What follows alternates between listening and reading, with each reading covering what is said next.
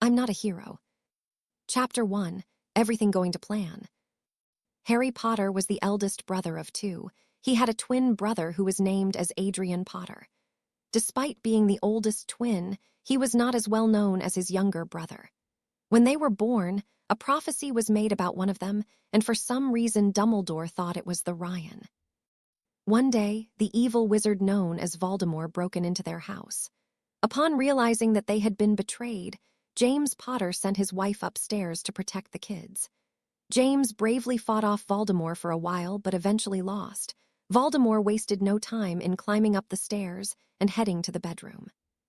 He quickly dealt with Lily Potter and turned his attention to the twins. The red-headed and brown-eyed Adrian Potter cried at the sight of him, whilst the black-haired and green-eyed Harry Potter just stared.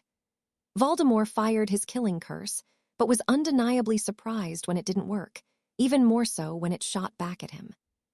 Sirius Black arrived moments later, cursing Pettigrew as he did.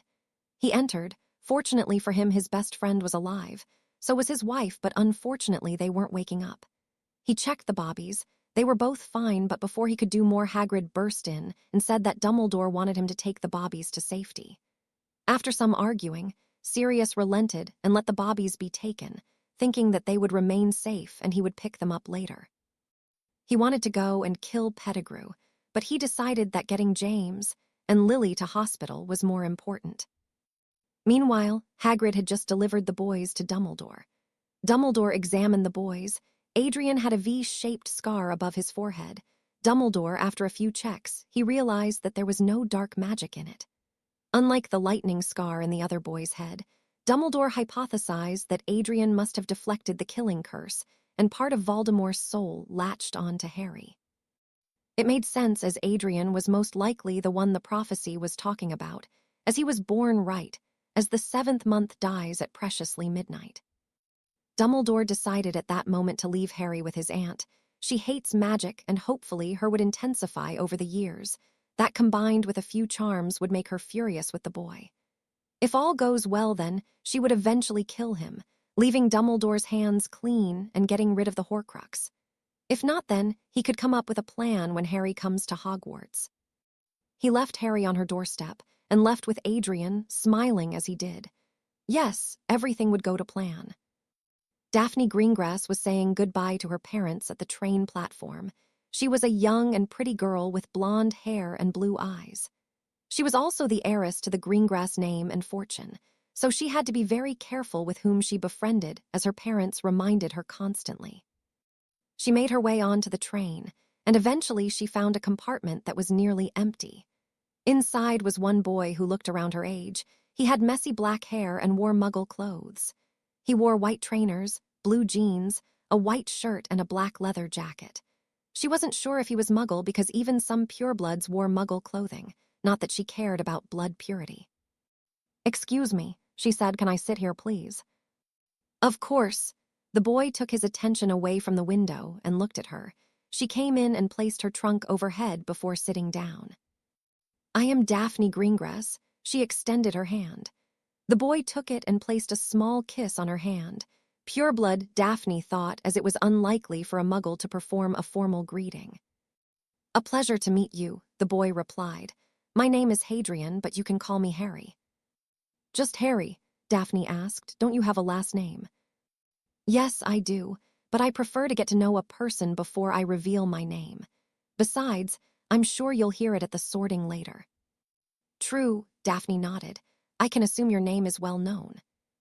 "Yes, annoyingly well known," Harry replied. "But enough about me. Are you looking forwards to Hogwarts?" "Yes, I am," Daphne replied. "I'm expecting to be sorted into Slytherin. What about you?" "If I had to choose, it'd be either Ravenclaw or Slytherin," he answered. "Although, I honestly don't care which house I'm in, but those two houses give you your own room. At least that way I have a place to go if anybody bothers me." "I understand what you mean. In Slytherin, there are always a few idiots. My father warned me that Lucius Malfoy's son is starting this year." "I'm guessing you're not particularly fond of him." Harry smiled. "I hate him," Daphne immediately replied. "Oh, I'm sorry, I shouldn't be ranting." "It's all right. I rather like the sound of your voice." Harry replied. Daphne blushed a little but hid it. Why don't you like him? Because if he's anything like his father, then he'll be an arrogant and cocky and annoying. His father is also trying to force a marriage contract between me and him. My dad is getting tired of fighting him off, but he won't let him make the contract. Before Harry could reply, the compartment door was opened. Standing in the doorway, looking like he was Merlin's gift to wizard kind, was one Draco Malfoy. Behind him were two boys who looked like they were his bodyguards. Greengrass, he smiled, and Daphne had to resist getting up and punching him in the face. I'm pleased to see you. Such a shame I don't feel the same way, Daphne said with fake sweetness. Now will you please leave and stop bothering me? Who are you? Draco turned to Harry. Judging by your clothes, I can assume that you're just another mudblood. Mr. Malfoy, was it?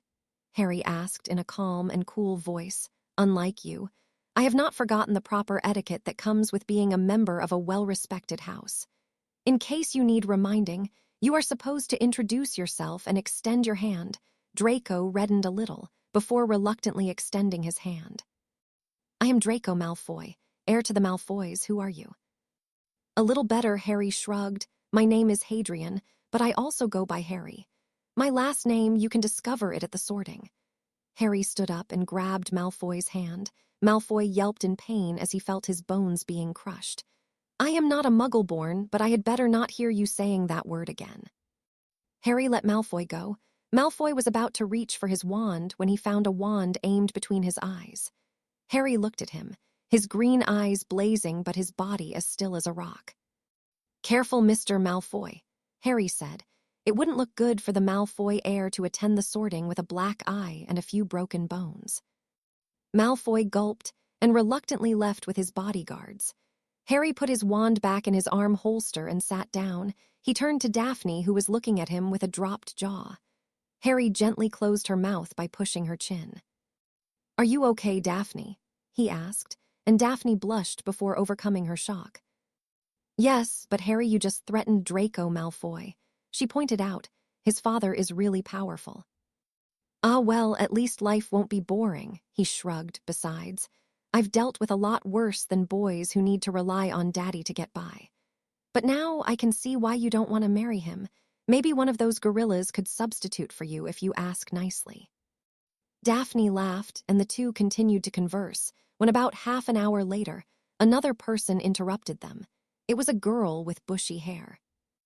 Have either of you seen a toad? A boy named Neville has lost one, she asked. No, they both replied. Are you doing magic? She gestured to Harry, who had his wand in his hand. Let's see then.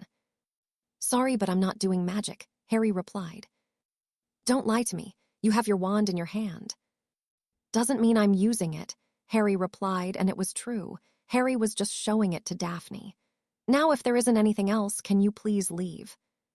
You're awfully rude, she commented. Says the girl who barged in here without permission. Daphne interrupted. We answered your question. You then called him a liar even though he wasn't lying. He was just showing it to me, and you haven't even introduced yourself. Fine, she sniffed. I'm Hermione Granger, and you are? Daphne Greengrass. Harry added. What's your last name? She asked. You'll find out at the sorting ceremony. Why don't you tell me now? She demanded. Because he doesn't want to, Daphne replied. I've been sitting with him the whole train ride, and he hasn't told me. You don't see me complaining and shouting like a harpy. I'm not a harpy, Hermione exclaimed before storming away. Thanks, Harry said. Not a problem, Daphne smiled. You saved me from one idiot, and I saved you from another. That sounds like a brilliant system, Harry commented. I guess that means that I have to handle the next idiot we come across. Obviously, Daphne smiled. And no sooner than she did, another idiot came in the form of a red-headed boy. Hey, he said, I just wanted to let you guys know that Adrian Potter is signing autographs if you all want one. What are you on about? Harry asked. Adrian Potter, I'm his best friend, the boy said proudly. My name is Ron, by the way, Ron Weasley. He wanted me to let everyone know that he's signing autographs. Brilliant, Harry said sarcastically. I appreciate you informing us, but I'm not interested, Daphne. Daphne shook her head. She is also not interested. Now, unless there is anything else, can you leave, please? Hey, you can't talk to me like that, Ron shouted. Why not? Harry asked. Because I'm the best friend of the boy who lived. You have to respect me. And I congratulate you for making a friend. Harry gave him a false smile, and Daphne tried not to laugh. But that does not give you automatic respect. Now leave, please. Slimy snake, Ron growled before leaving. How much do you want to bet he is in Gryffindor? Daphne asked. That's a losing bet, and you know it. Even if he isn't Gryffindor material, he'll beg just to be put there. Soon they arrived at Hogwarts. Daphne introduced Harry to her friend Tracy Davis, who seemed nice enough. She teased Daphne about if Harry was her new boyfriend, and the result was Daphne blushing whilst not looking at Harry, who was trying to hide a smile. As they were waiting outside the hall, Harry got a good look at a certain redhead. He saw his brother conversing with Ron Weasley. His brother was an inch or so smaller than him. He had bright red hair and brown eyes. He wasn't fat, but he was slightly chubby. Currently, Ron was whispering to him. Harry looked away. He wasn't sure what Adrian was like, though he had an idea. Hey, Adrian walked up to him. Do you know who I am? Adrian Potter, Harry replied, wondering where he was going with this. Exactly. According to my friend, you don't care enough to have one of my autographs. Maybe I don't. So what? Harry looked Adrian in the eye, but before Adrian could respond, another voice interrupted him. Forget him, Draco Malfoy said. He is nothing important. You don't want to be making friends with the wrong sort. My name is Malfoy. Draco Malfoy, Ron sniggered. Think my name is funny, do you? Draco demanded. Yeah, it is, Adrian interrupted. Now get lost, Death Eater. Malfoy turned red, but before he could respond, Professor McGonagall entered and took them all into the hall. Hermione Granger was telling whoever would listen about how she read that the ceiling was enchanted. Ron was sprouting some nonsense about thinking he had to wrestle a troll, while Adrian and Malfoy were strutting about as if they owned the place. Soon the sorting began, starting with a girl called Hannah Abbott. Hermione Granger was sorted into Gryffindor, Daphne was sorted into Slytherin, and Draco Malfoy was also sorted into Slytherin. Then it was Adrian Potter's turn. He sat on the stool, and he took a bit longer than everybody else. It looked as if he was actually arguing with the hat, who eventually sent him to Gryffindor. Everyone applauded before they decided to continue with the sorting. McGonagall looked at the list, and her eyes widened in shock. Harry Potter, she said. The crowd began whispering instantly, and everyone snapped their attention to the sorting. Harry sighed and decided to get it over with. He slowly made his way past the students and sat on the stool. After a few seconds, McGonagall placed the hat on his head. Difficult, very difficult. How are you, Mr. Potter? The hat asked in his head. As well as I can be, Harry mentally replied, little cold, but apart from that I'm fine. Yes, the hat chuckled, but I'm sure that a little bit of cold won't bother someone such as yourself. My goodness, I can't believe what I'm seeing in your head. Godric Gryffindor would kill to have you in his house. Adults wouldn't even do half the stuff you have done. But then again, I'm sure the other founders would be the same in their desire to have you. My, you're unusual. You're a hat, Harry pointed out. A talking hat whose purpose is to decide where children live while they're at school. It's a bit hypocritical for you to call me unusual. Fair point, the hat replied. Now where to put you? You don't want Gryffindor, and I agree with you. While you embody everything Godric would want from a Gryffindor, you just wouldn't fit in. Hufflepuff. No, you're loyal, but only to very few. So it's between Ravenclaw or Slytherin. Do you have a preference? Not really, but I would like Slytherin for no other reason than to irritate my brother. The hat laughed out loud. Surprising the hall, you're an unusual one. I see great things in your future, Mr. Potter. With that being said, I hope you enjoy your time in Slytherin. Silence fell throughout the hall as Harry removed the hat and made his way over to Slytherin. He sat beside Daphne, who was looking at him with wide eyes. As cute as you look now, you look better when you're smiling, he whispered into her ear, and she blushed, before composing herself. So, Harry Potter, she said, as in brother to the Gryffindor golden boy. Older brother, Harry nodded. And yes, I wanted to wait until I was at Hogwarts before anyone found out. Now I can avoid anyone who feels the need to ask annoying questions. What about me? Daphne asked. Yeah, Tracy decided to enter the conversation. Would you avoid Daphne? I see no reason to, Harry replied. It would be stupid to refuse such brilliant company. Harry smiled at Daphne, who was internally cursing him for constantly making her blush. He was ruining her Ice Queen look that he had planned to use. So, Harry Potter? A voice drawled. It was Malfoy, and he had attracted the attention of the rest of the Slytherins. A Potter in Slytherin. How does it feel being a disappointment? I don't know, Malfoy, Harry replied. But you seem to be an expert in the subject. How does it feel? How dare you? Malfoy exclaimed. I am the heir to the Malfoy family. Well, I congratulate you for being born, Harry said dryly. Though I must say I pity your father. He must have it bad when his son's only form of accomplishment is existing. A few of the Slytherins laughed at this.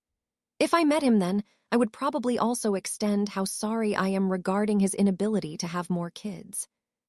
My father can have more children if he wanted. And he stopped at you. Harry raised an eyebrow.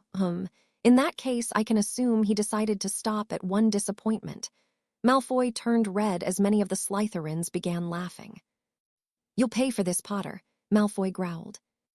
I was unaware that Malfoys had financial problems. Such a shame when money is the only reason your family is important. Never mind. If you ask nicely, then I will give you a galleon. If you're on your knees when you ask, then I will give you two. Daphne was using all of her control to not laugh at Harry's comments.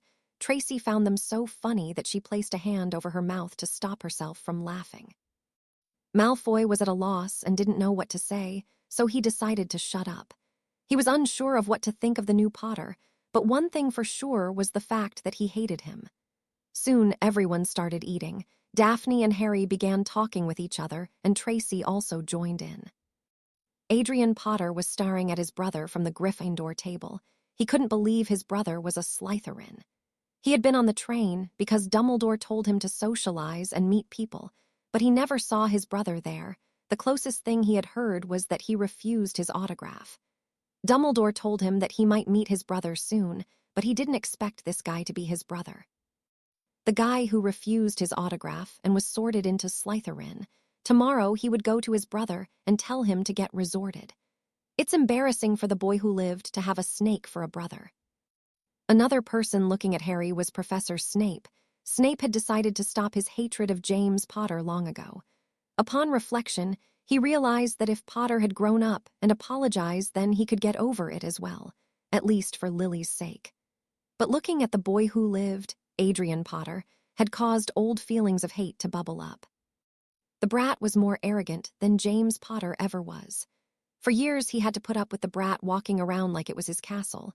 Throughout all the time he wondered why the elder twin wasn't living in the castle as well. He looked at the twin, and while he may look more like James Potter, he had the eyes of his mother. He didn't walk with arrogance, and he was sorted into Slytherin of all houses. Maybe this Potter was different. He would wait and reserve judgment. Dumbledore was also deep in thought. He couldn't believe Harry Potter had ended up in Slytherin. This was not what he expected. He figured that if Harry hadn't died, yet then Dumbledore could use him. He would appear as the kind and grandfatherly mentor who he could look up to. Then Dumbledore could eventually convince Harry to sacrifice himself for the greater good, but he wasn't sure if this would still work. Harry wasn't in Gryffindor, he was in Slytherin, and from the looks of it, he was getting along well with the other members of the house. He would wait and see. Hopefully, he wouldn't have to change too much of his plans. Chapter 2. Harry and Daphne had met in the common room the next morning. They both agreed to wait for Tracy to come down, and once she did, the trio made their way to breakfast. They sat at the Slytherin table. Not a morning person, Harry asked Tracy, who looked like she wanted nothing more than to go back to sleep. No, she rubbed her eyes. I don't get how anyone can be. I've just always woken up early, Harry shrugged.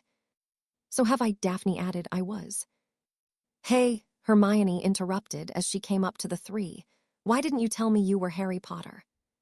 Simply because the result would have been me being stuck in an enclosed place while being bombarded with questions. Harry replied, "At least here I can escape if I want." "But Adrian Potter isn't supposed to have a brother," she said. "You're not mentioned in any of the books that mentioned him.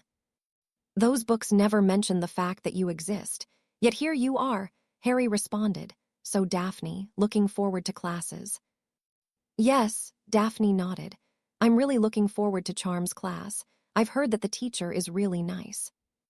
"Professor Flitwick, right?" Harry asked. "I've heard that he is a former dueling champion.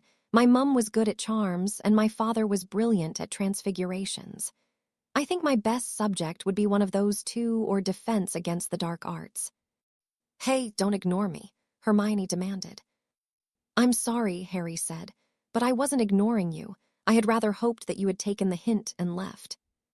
"Yes, please go," Tracy said. "It's the morning, and I am too tired to hear you shouting." Hermione huffed and walked off. "She's quite irritating, isn't she?" Daphne spoke once Hermione had left. "My mother did her best at school to make Muggleborns seem smart and likable," Harry sighed. "And that girl is going to throw all of her hard work down the bloody drain." Severus Snape had walked up to the three. He pretended not to hear what Potter said about his mother, but internally he agreed. "Here are your timetables." He handed them each a timetable. "Thank you, sir," the three said. With a nod, Snape left. Potter's words were still ringing in his ear. Soon it was time for transfigurations. Harry and his friends made their way into class. Harry stared at the cat that was sitting on the desk. A sudden realization came to him, and he nodded to the cat while mouthing the words, "Hello, Professor," resulting in the cat's eyes widening. Harry wanted to sit at the back, and fortunately for him, the other two did as well. Soon Hermione came in. She glanced at the three before turning her head and sitting right at the front. "You ever get the feeling that she thinks she is better than us?" Tracy whispered. "No, of course not," Daphne said sarcastically. "What are you three talking about?" Hermione turned her head to look at the three from the desk. "We were discussing an important question. Actually, maybe you have the answer to our question," Harry replied. "What question?" "How much wood would a woodchuck chuck if a woodchuck could chuck wood?" Harry answered, leaving Hermione a bit surprised. "Personally, I think it's about 5. What about you?" Hermione had started thinking of an answer when the rest of the classroom started arriving. Draco Malfoy saw Harry and his friends. "Hello, Potter," he drawled. "Hello, Malfoy," Harry drawled right back. "Can I help you?" "If you're not sure where to sit, then I'd advise one of the empty chairs, preferably one of the ones away from me." "Shut it, Potter. Do you think you're better than me?" "I think I'm me. If I happen to be better than you, then fine. If not, then I've got better things to do than try and one-up you." "You Potters think you're so important. You and your brother are nothing but stupid half-bloods that came from a filthy mudblood." Malfoy spat out the last word with disgust. Everyone who was in the class watched, wondering what Harry would do. What they did not expect was him to smile. "Oh, Malfoy," he said, "sweet, uneducated Malfoy. My mother may be a Muggle-born, but the Potter line is a family that can be dated back by thousands of years. Your family's origins are much more interesting. Let me see if I can remember. A few hundred years ago, your ancestors who were farmers, if my memory serves me right, came over to England. Then they gave birth to a squib who married another squib and produced a child. Then the marriages kept on coming, and your family kept on producing and earning money until they were rich enough that nobody cared or bothered to look up their ancestry. Your family only really started becoming famous once there were no Muggle-born or squibs left in your family. So I wouldn't badmouth Muggle-borns when your family wouldn't exist without them." "You're lying," Draco shouted. "Am I? Dear Merlin, I would have thought that someone who puts as much stock in blood as you do would at least look up your family history. Nearly any book on old magical families can tell you the same thing, Malfoy. Now I'd recommend you sit down, Malfoy." "Oh yeah, what are you going to do if I refuse?" he responded, and Harry looked to be in thought, when suddenly he came up with an idea. "I will tell your mother that you're misbehaving," he said with an evil grin. "My mother," Draco blurted out as a few people began giggling. "Yes, your mother," Harry nodded. who is descended from the Black family, which I am the heir of. I am the heir, Draco shouted. Yeah, slight problem with that, you're not. My godfather is the current head of the Black family. If he dies, then it passes to me. I could absolve the marriage between your mother and father, you know. He'd have to pay the debt, and well, you'd be embarrassed beyond all belief.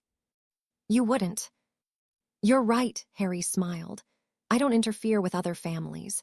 So unfortunately, that was a bit of an empty threat, as I have no intention of following through with it.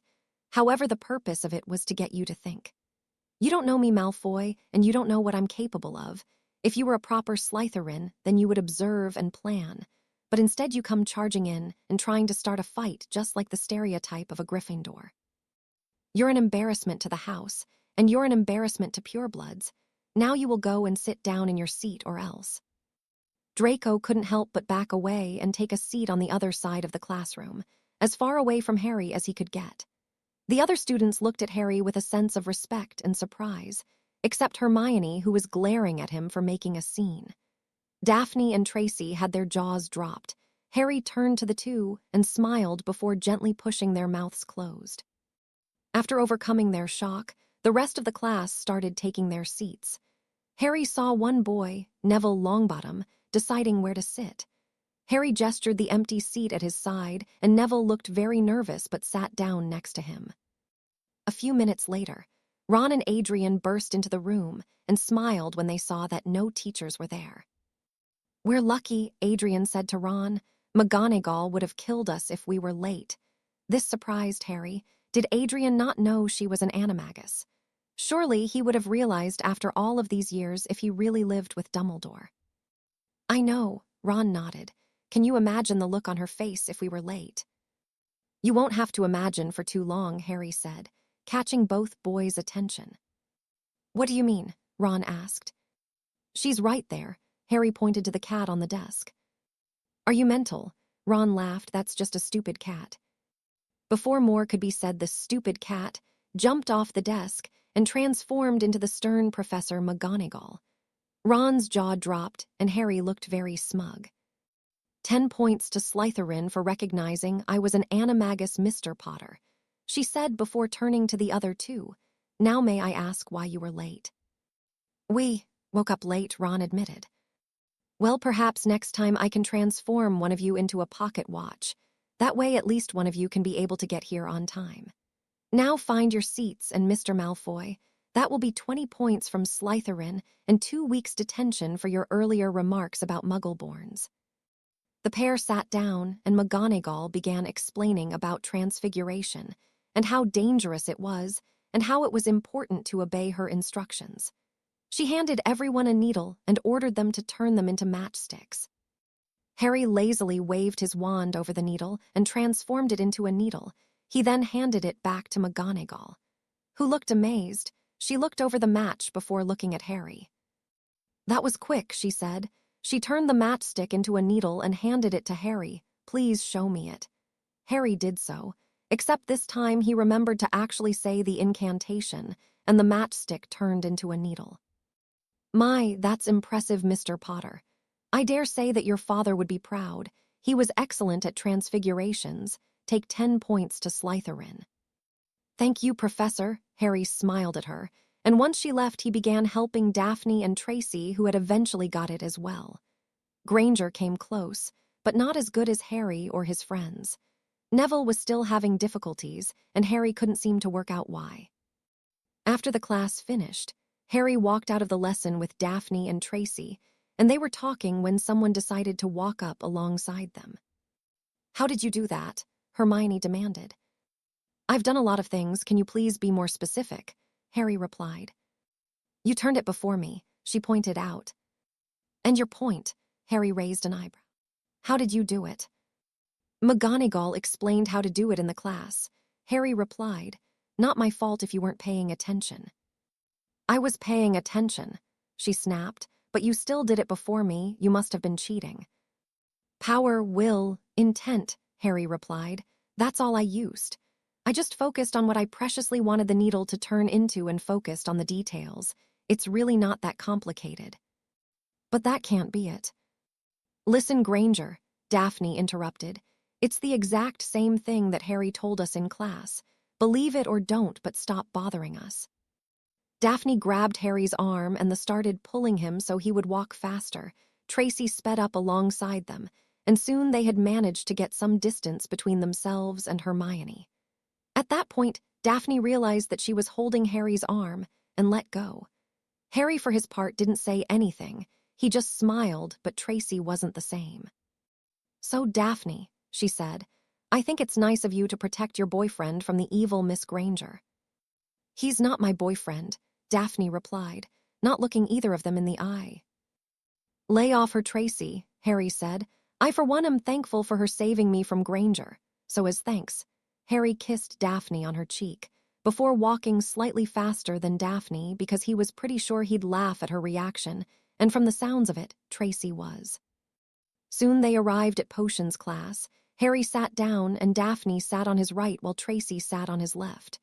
Soon everyone else came in and sat down. Snape walked in, his cape billowing as he did. He introduced himself and quickly talked about the class before looking around at everyone. "Ah, Mr. Potter," he said to Adrian, "our new celebrity. Tell me, what would I get if I added powdered root of asphodel to an infusion of wormwood?"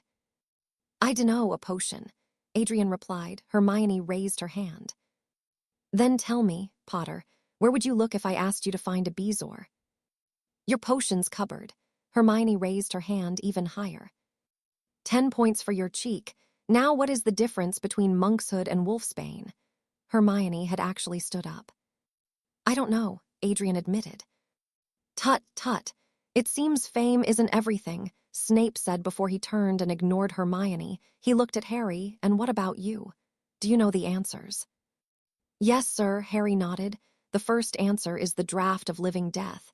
You can find a bezoar in the stomach of a goat, and there is no difference between the monkshood and wolfsbane.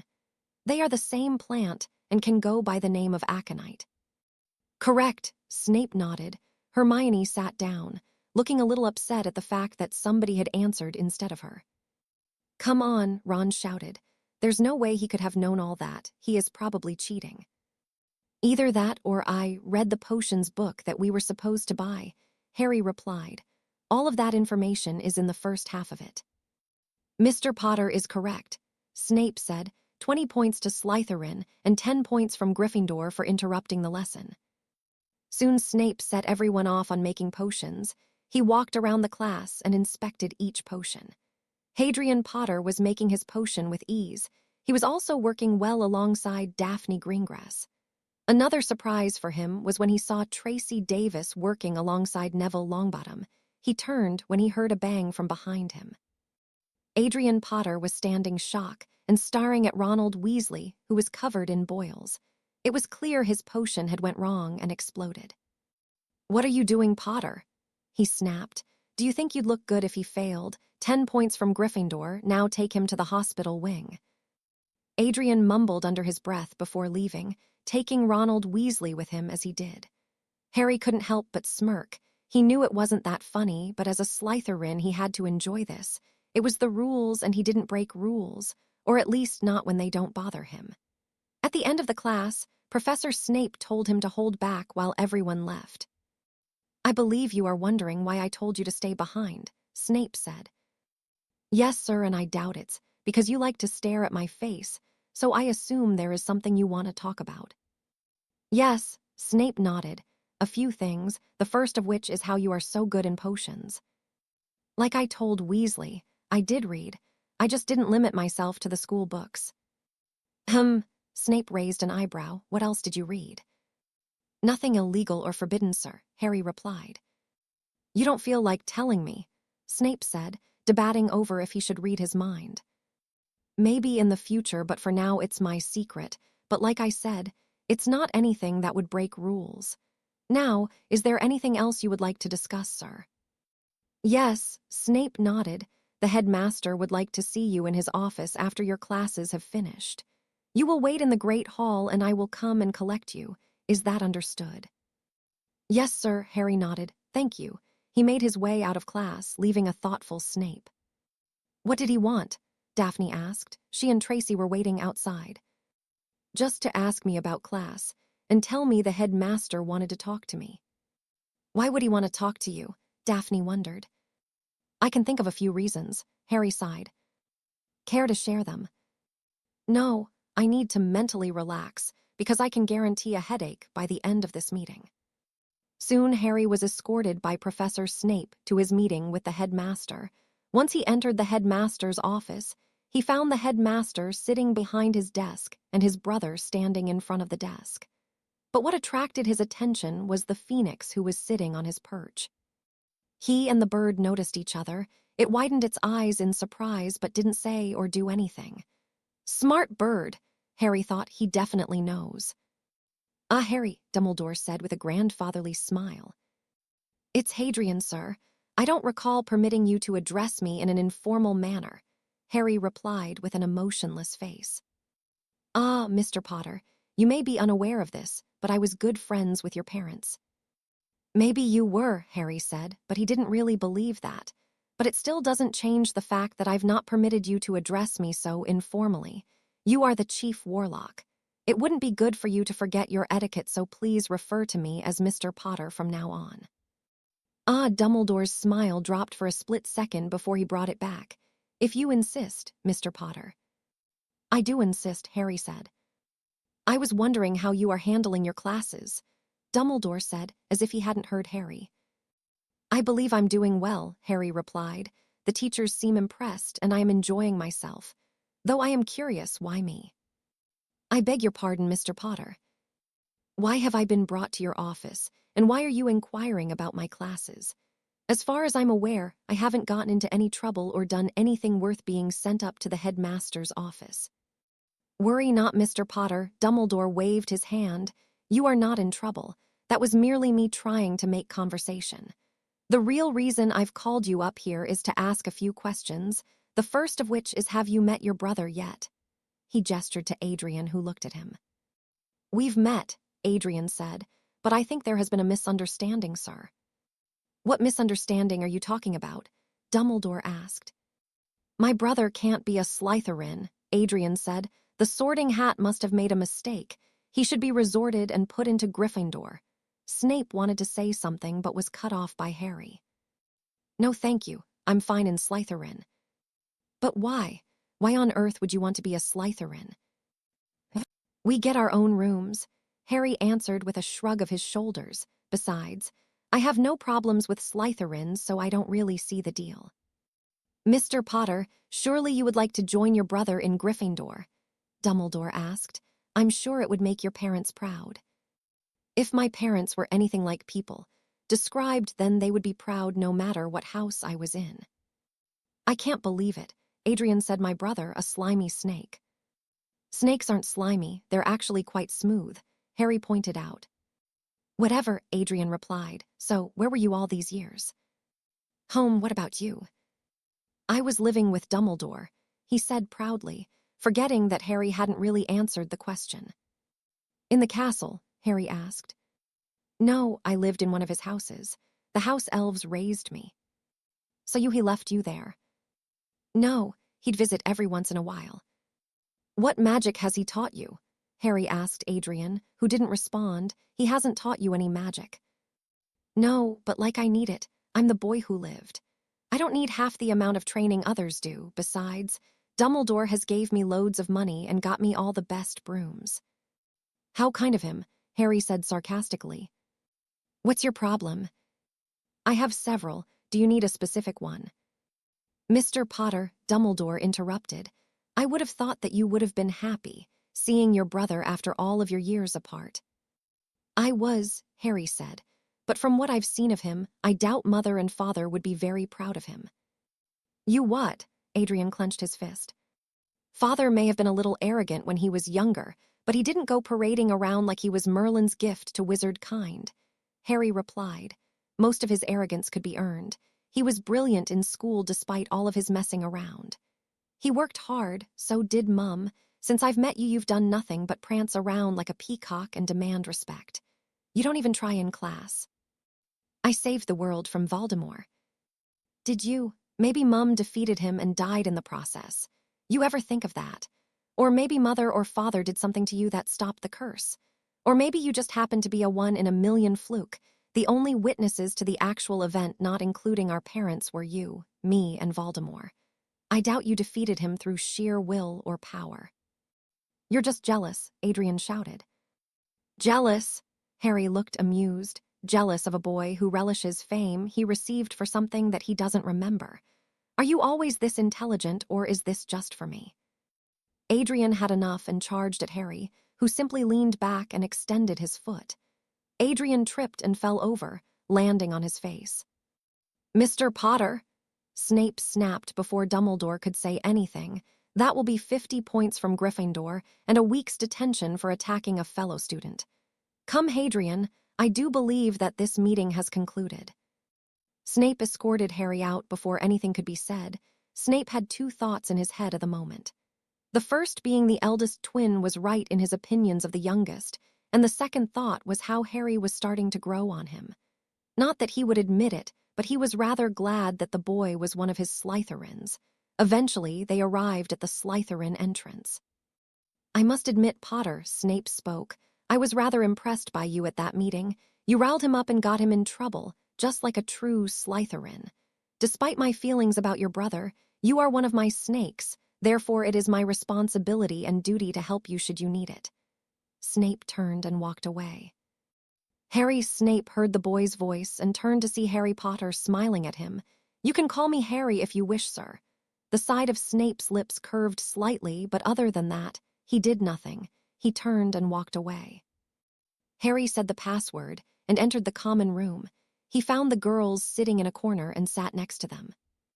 "How was your meeting?" Daphne asked. "All right, Dumbledore annoyed me, and so did my brother who tried to attack me," Harry said casually. "What?" Tracy shouted. "Yeah, I annoyed him enough for him to try and throw a punch at me, right in the headmaster's office." "Bloody lion," Daphne sighed. "What happened?" "I tripped him up and he fell on his face," Harry yawned. "Then Snape took away points from him and gave him a detention before I left. What about you guys? Anything interesting happened while I was gone?" "Just Malfoy being an idiot." Tracy waved a hand. "What's he been doing this time?" Harry sighed. "He keeps bothering Daphne," Tracy replied. "It's fine," Daphne said. "I can handle Malfoy." "Fine," Harry nodded. "But the second he gets too much, then say the word and I'll help." Daphne smiled. Most boys would have gone off on some rampage. It's nice to have someone who could believe that she could take care of herself. "Greengrass," a familiar voice drawled. "Malfoy," she spat. "Come now, is that any way to talk to your future husband?" "I'm not marrying you." "Of course you are," he laughed, "like you could do any better than me." "I don't know about that," Harry spoke. "I've heard that the giant squid in the lake is single again." Daphne smiled at Harry's comment while Tracy started laughing. Malfoy glared at him. "Nobody was talking to you, Potter." "The girls were," Harry pointed out, "before you came and disrupted our conversation like an attention-seeking child." "Stop insulting me. You're not half as smart as you think you are, Potter." "Maybe, but if that was true, then I'm still twice as smart as you are on your best day. Now, if you don't mind, I was having a lovely conversation with two lovely ladies before you interrupted. Off you go, Malfoy." "You can't dismiss me like I'm some kind of house elf." "Fine," Harry sighed. "I'll dismiss you like some kind of dog instead. It's more accurate, I suppose. Now shoo." "Off you go, shoo, go away." Daphne had placed a hand over her mouth while Tracy was trying to suppress her laughter. "This isn't over," Potter Draco spat. "Of course it isn't. We're living in the same dorm for the next 7 years, you imbecile." Harry pointed out, "Human years, by the way, Draco. Not dog years," Harry added. Draco growled before turning on his feet and storming off. "Harry," Daphne smiled at him, "you do realize that now me and Tracy are definitely not letting you go." "Yeah," Tracy nodded. "You're like our very own anti-Malfoy spell." "Well, I am quite magical," Harry said, as he pretended to wipe dust off his shoulders. "But if we're being honest, I do it just as much for my own entertainment as I do it for yours." "Our hero," Tracy grinned. "Nah," Harry shook his head. "I'm not a hero." Chapter 3, Flying Lessons and Duel with Drake.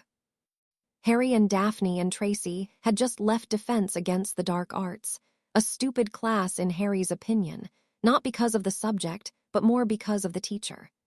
Professor Quirrell couldn't really do more than stutter and teach theory, but something felt off about him. The first question that came to Harry's mind is why he kept stuttering. There were potions that could cure that. Stuttering may be an annoyance to muggles, but it could mean death for wizards as it could ruin their ability to use spells and could cause injury or death in a duel. The second was the story about how he was attacked by a vampire. If that was true, then how did he survive? Vampires can be dangerous, and if Quirrell was half as pathetic as he acts, then no way in hell would he be able to survive a singular vampire attacking him. There was also something about Quirrell that felt wrong. All of Harry's instincts were telling him to neutralize him. That brought Harry to another question. Why did Dumbledore hire him? Surely he could have gotten a former Auror to teach, but instead he chooses the former Muggle Studies teacher with a stutter and fear of everyone and everything. Soon it was time for the first flying lesson. Harry stood next to Daphne and Tracy. Malfoy and Adrian came soon. Both were bragging to anyone who would listen about their skills on a broom, which caused Harry and his two friends to roll their eyes. Soon Madame Hooch came along and the lesson started. They were told to hold their hands over their broom and say up. Harry's immediately shot up to his hand. Draco and Adrian took a few tries, as did Daphne and Tracy. Ronald Weasley and Hermione Granger weren't doing as good. Ron's eventually flew up but stuck him in the face. Then they were told to mount the brooms, and they did as they were told. Harry couldn't keep the small smile off of his face when it turns out that both Adrian and Draco had their grips wrong. But before any more could be said, Tracy's broom started flying up on its own with Tracy still on it. "Help!" Tracy screamed as she flew high into the air. "Tracy!" Daphne screamed, but before she could do anything, Tracy's broom started flying around in the air, screaming as she did. Harry's eyes narrowed with focus. He shot off from the ground and began chasing Tracy, who was flying towards the castle. Harry sped up and reached Tracy and extended his arm. "Grab on!" Harry shouted. Tracy screamed again but reached out for Harry. Unfortunately, she slipped off and fell from the broom and fell from about 50 feet. Harry quickly shot after her and grabbed her hand a few moments before she would have hit the ground and pulled up while still holding her. Tracy was slowed down enough for her to land on her feet without injuring herself. Unfortunately, she did hurt her shoulder. Harry quickly hopped off his broom and sat Tracy down. "Are you all right?" he asked as everyone ran over to them. "Why, yeah, I think I might have dislocated my shoulder, but apart from that I'm fine." "Oh, is that it?" Harry asked calmly. "What do you mean, is that it?" Daphne hissed. "She dislocated her shoulder." "And," Harry shrugged, "could be way worse. Now, Tracy, stay still and I'll pop it back in." "No," Tracy screamed, and Harry held his hands up in surrender. "Fine," Harry sighed, "but let me at least take you to the hospital wing." "Don't argue, Tracy." Daphne interrupted Tracy, who was about to argue. "I'm coming with you as well." "Very well," Madame Hooch said. "You three are excused. Take Miss Davis to the hospital wing, and I'd like to talk with you and your head of house later, Mr. Potter." "Yes, miss," Harry said, when suddenly he noticed something out of the corner of his eye. "Harry, what is it?" Daphne asked. "Nothing," Harry shook his head. He knelt down and picked Tracy up, carrying her bridal style, and walked over to the hospital wing with Daphne following alongside him. "You don't need to carry me, you know," Tracy said with a slight blush on her face. "Yes, I do, Tracy," Harry replied. "Your shoulder might be what hurts, but it's possible you've also hurt your legs. You don't want to risk it." "Noble idiot," Daphne shook her head. "Tracy, are you blushing?" "No," Tracy screamed. "You totally are," Daphne laughed. "I can't believe it. Tracy Davis is actually blushing. Not so funny when you're the one who is turning red." "I hate you." "No, you don't," Daphne smiled. "Am I supposed to pretend I can't hear any of this?" Harry asked. "That's up to you," Daphne shrugged. "Though I'd recommend it," Tracy added, "unless you'd like me to hex you." "Oh, so I can save your life and carry you to the hospital wing, but I get hexed for remembering a conversation that I didn't start or take part in." Yes, Tracy nodded immediately, and a silence fell over the three. Good to know, Harry said eventually. Soon they reached the hospital wing, and Harry placed Tracy upon one of the beds. Soon Madame Pomfrey came over. Hello, Madam, Harry greeted her. Miss Davis has had an accident in flying class. She appears to have injured her shoulder. It's probably dislocated. She may have possibly hurt her legs, and I wouldn't worry about any mental trauma or shock, as she is still her usual cheeky self. As if to prove his point, Tracy stuck a tongue out at Harry, who just rolled his eyes as Daphne giggled, but Tracy quickly retracted her tongue when Madame Pomfrey told her off. Madame Pomfrey looked her over and found that, apart from her shoulder, there was no problem with her. Tracy had to stay inside the hospital wing for the day, but would be released in the evening. Personally, Harry thought that that was overkill with how easily magic could heal physical problems, but wasn't going to argue with Madame Pomfrey. If Harry was going to die then, he was going to make sure that it wasn't because he decided to argue with the dragon nurse of the hospital wing. Daphne and Harry had eventually exited the hospital wing. The two were walking and talking as they made their way to the common room. There was still most of this period left, so they figured that they would relax for a bit, and they would use the excuse of Pomfrey kicking them out if anyone asked why they had not stayed in the hospital wing.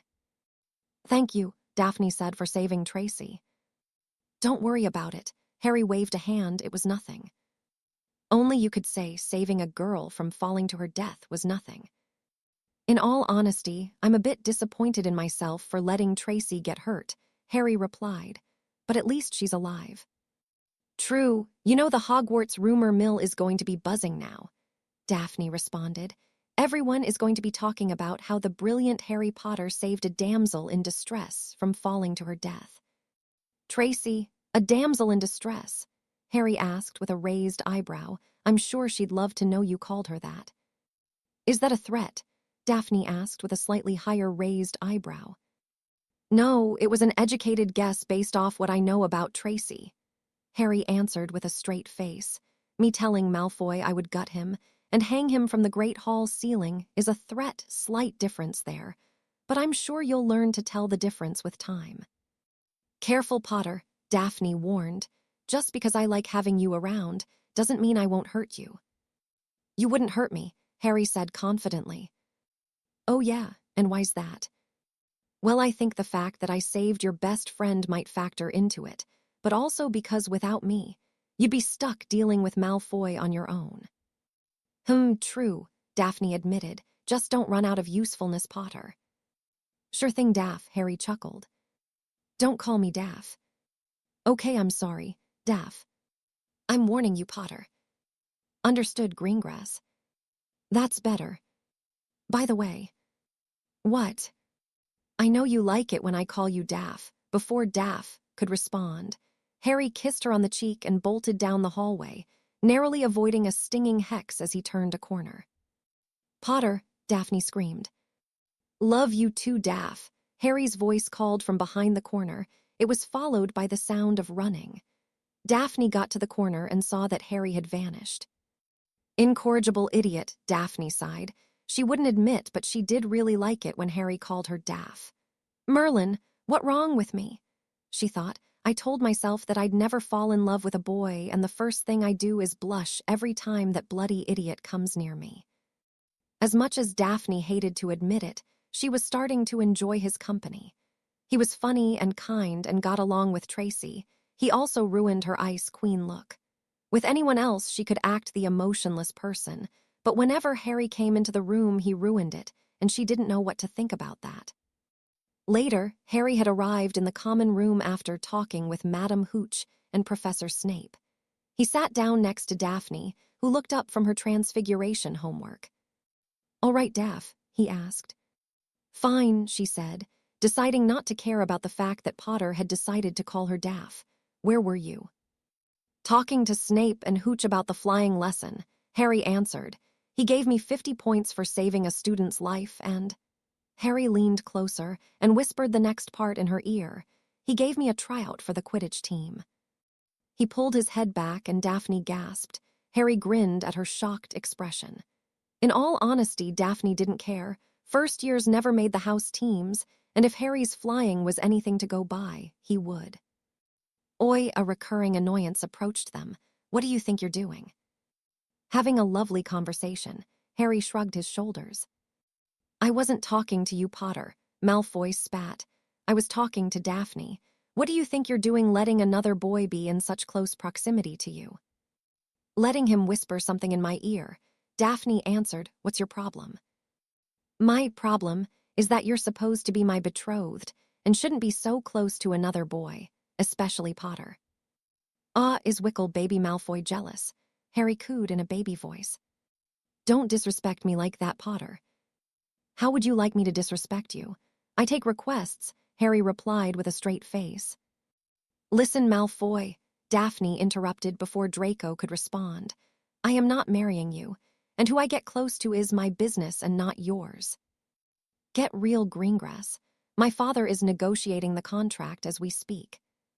Good Merlin, you're pathetic, Harry shook his head. What did you say? What kind of boy tries to court a girl by relying on his father's name? Harry replied. I could have courted nearly any girl I wanted by saying I was the brother to the boy who lived, but I didn't. When I chose to court a girl, it would be using my intelligence, looks, and personality. However, seeing as you lack those qualities, it makes sense that you need to rely on your father. That's it, Malfoy pulled out his wand. I've had it with you, Potter. I challenge you to a wizarding duel tonight at... No, Harry stood up right now. What? I said right now. Harry stood right in front of Malfoy and flicked his own wand out of its holster. If you want a duel. Then it will be right now, not later when you can run off. Fine, Malfoy growled. He was hopping to trick Potter into getting in trouble with Filch later. Let's duel. If I win, then you'll have to stay away from Daphne. Harry didn't answer. Instead, he looked at Daphne. Scared Potter, Malfoy sneered. No, you blonde idiot. I'm requesting permission. Permission for what? If Daphne is involved in the stakes, then I request her permission to involve her in the stakes. Daphne, may I make stakes for my duel that can involve you? Fine, at least you asked. Unlike a certain blonde idiot, Daphne would gladly admit that she liked the way that Malfoy's face had reddened. She was also glad that Harry had thought to ask her permission before just involving her in his little spat like any other man would have. Very well, Harry nodded before turning back to Malfoy. If I win, I get to punch you in the face, and Daphne gets to hex you, and you don't get to complain to anyone, apart from Madame Pomfrey, but that's only if you need medical help and you won't tell her that we're the ones who hurt you. Do you accept, or would you like to ask your father first? I accept, Potter, Malfoy growled. The two made their way into the center of the common room, and everyone else watched on. Malfoy went first and tried an extremely weak cutting cure, which Harry blocked. Not that he needed to, as the cure wouldn't have done much more than slightly ruin his clothes. Harry quickly responded with 3 spells, the first being a tickling spell, which was followed by a disarming spell which led to a body-bind curse. The result was a laughing Malfoy, on the floor while not being able to move his body and his wand in Harry's hand. I think it's safe to say that I've won, Harry said to the common room, before he unleashed Malfoy. Now, Malfoy, I've won so many last words before I knock out a few of your teeth. That's not possible. There's no way I could have lost to a half-blood. Wow, nice words to say to the guy who gets to punch you in your face, Daphne said with an unimpressed look on her face. Internally, she was trying to decide what hex to use, and was gleeful at the idea of Harry punching Malfoy. Now, Malfoy, Harry said with an evil smile, you accepted the terms of the duel. You can't back out now. After all, how would it look if the Malfoys back out of deals that they make? It'd look bad for your father. Now you have a choice. You can uphold your end of the bargain, or you could cause problems for your dad because people begin to doubt the trustworthiness of the Malfoys. Many Slytherins, including Daphne, smirked. That was truly a tactic that Salazar Slytherin would approve of. If Malfoy backed out now, then it'd make his family look untrustworthy, and this could cause problems in any future dealings. If not with the elder Malfoy, then they would definitely occur when Draco was older. Draco growled and cursed Potter under his breath before he stood up. He looked right at the smirking, green-eyed boy in front of him with a look of complete hatred. He composed himself and looked right at Harry. "Very well," Draco sighed. "Get it over with, Potter." "Get what other with?" Harry asked, feigning innocence. "You know what?" Draco snapped. "Go ahead and punch me." "Oh no, Malfoy." Harry shook his head with amusement. "I'm not going to punch you. Not yet, at least." "What?" Malfoy spoke with a confused face. "The deal was I got to punch you in the face while Daphne was allowed to hex you, but when and where were never specified." Harry had a truly evil look on his face. "I'm not going to punch you now, Malfoy. I'm going to take a rain check. Know this, when the time is right, I will find you and I will punch you. In your stupid, stupid face, but until then I want you to remember that I will do it eventually." Malfoy paled at this. Many of the Slytherins appreciated Harry's genius even more. Harry could strike Malfoy at any place and any time, and Malfoy couldn't complain. It could be tomorrow or even 7 years from now, but Malfoy would live in fear until then. "Daphne," Harry spoke softly, "what about you? You want to wait as well?" "Nah," Daphne shook her head and fired a low-powered freezing spell at Malfoy's bits. Malfoy fell to the floor screaming and with his hands in between his legs. "Just a little freezing spell that Mum taught me. It'll be fine in an hour or so." "Brilliant," Harry said with admiration in his voice. "You've got to teach me that." "Maybe one day," Daphne said with a smile. What about him?" One Slytherin pointed at Malfoy. "Put a silencing spell on him if he makes too much noise," Harry instructed. "Personally, I don't really care what you do as long as you don't bother me." "Crab Goyle," Daphne spoke. "Take him up to his room and keep him there." The two boys nodded and picked him up and took him to his room. "Nicely done," Harry nodded to Daphne before sitting down next to her. The two talked for a while after everyone else had gone back to minding their own business. The next day they met Tracy at breakfast and informed her of everything that had happened. She was amazed by the fact that Harry got a tryout. She was impressed by what had happened in the duel, and she was laughing by the time they got to Malfoy. In fact, after telling her what happened with Malfoy, Malfoy chose that moment to walk into the Great Hall, although he looked quite awkward as he did so. Tracy and Harry suppressed laughter, while Daphne failed at trying not to look proud. At that point, Harry saw Snape at the head table. He quickly excused himself and ran up to the professor. Fortunately for Harry, there was nobody else at the table, and he could talk to Snape without being overheard. "Excuse me, Professor," Harry said. "I'd like to ask you for a favor." "What is it?" Snape asked. "I'd like your permission to leave this weekend for a few hours," Harry replied. "What for, Potter?" "I'd like to go and see my parents," Harry replied. "I understand that they're currently at St. Mungo's and I'd like to see them." "What do you mean? Are you telling me you never knew where your parents were?" Snape asked, his voice filled with curiosity. "No, sir. I had assumed they were both dead until recently when I found out they were in a coma," Harry answered honestly.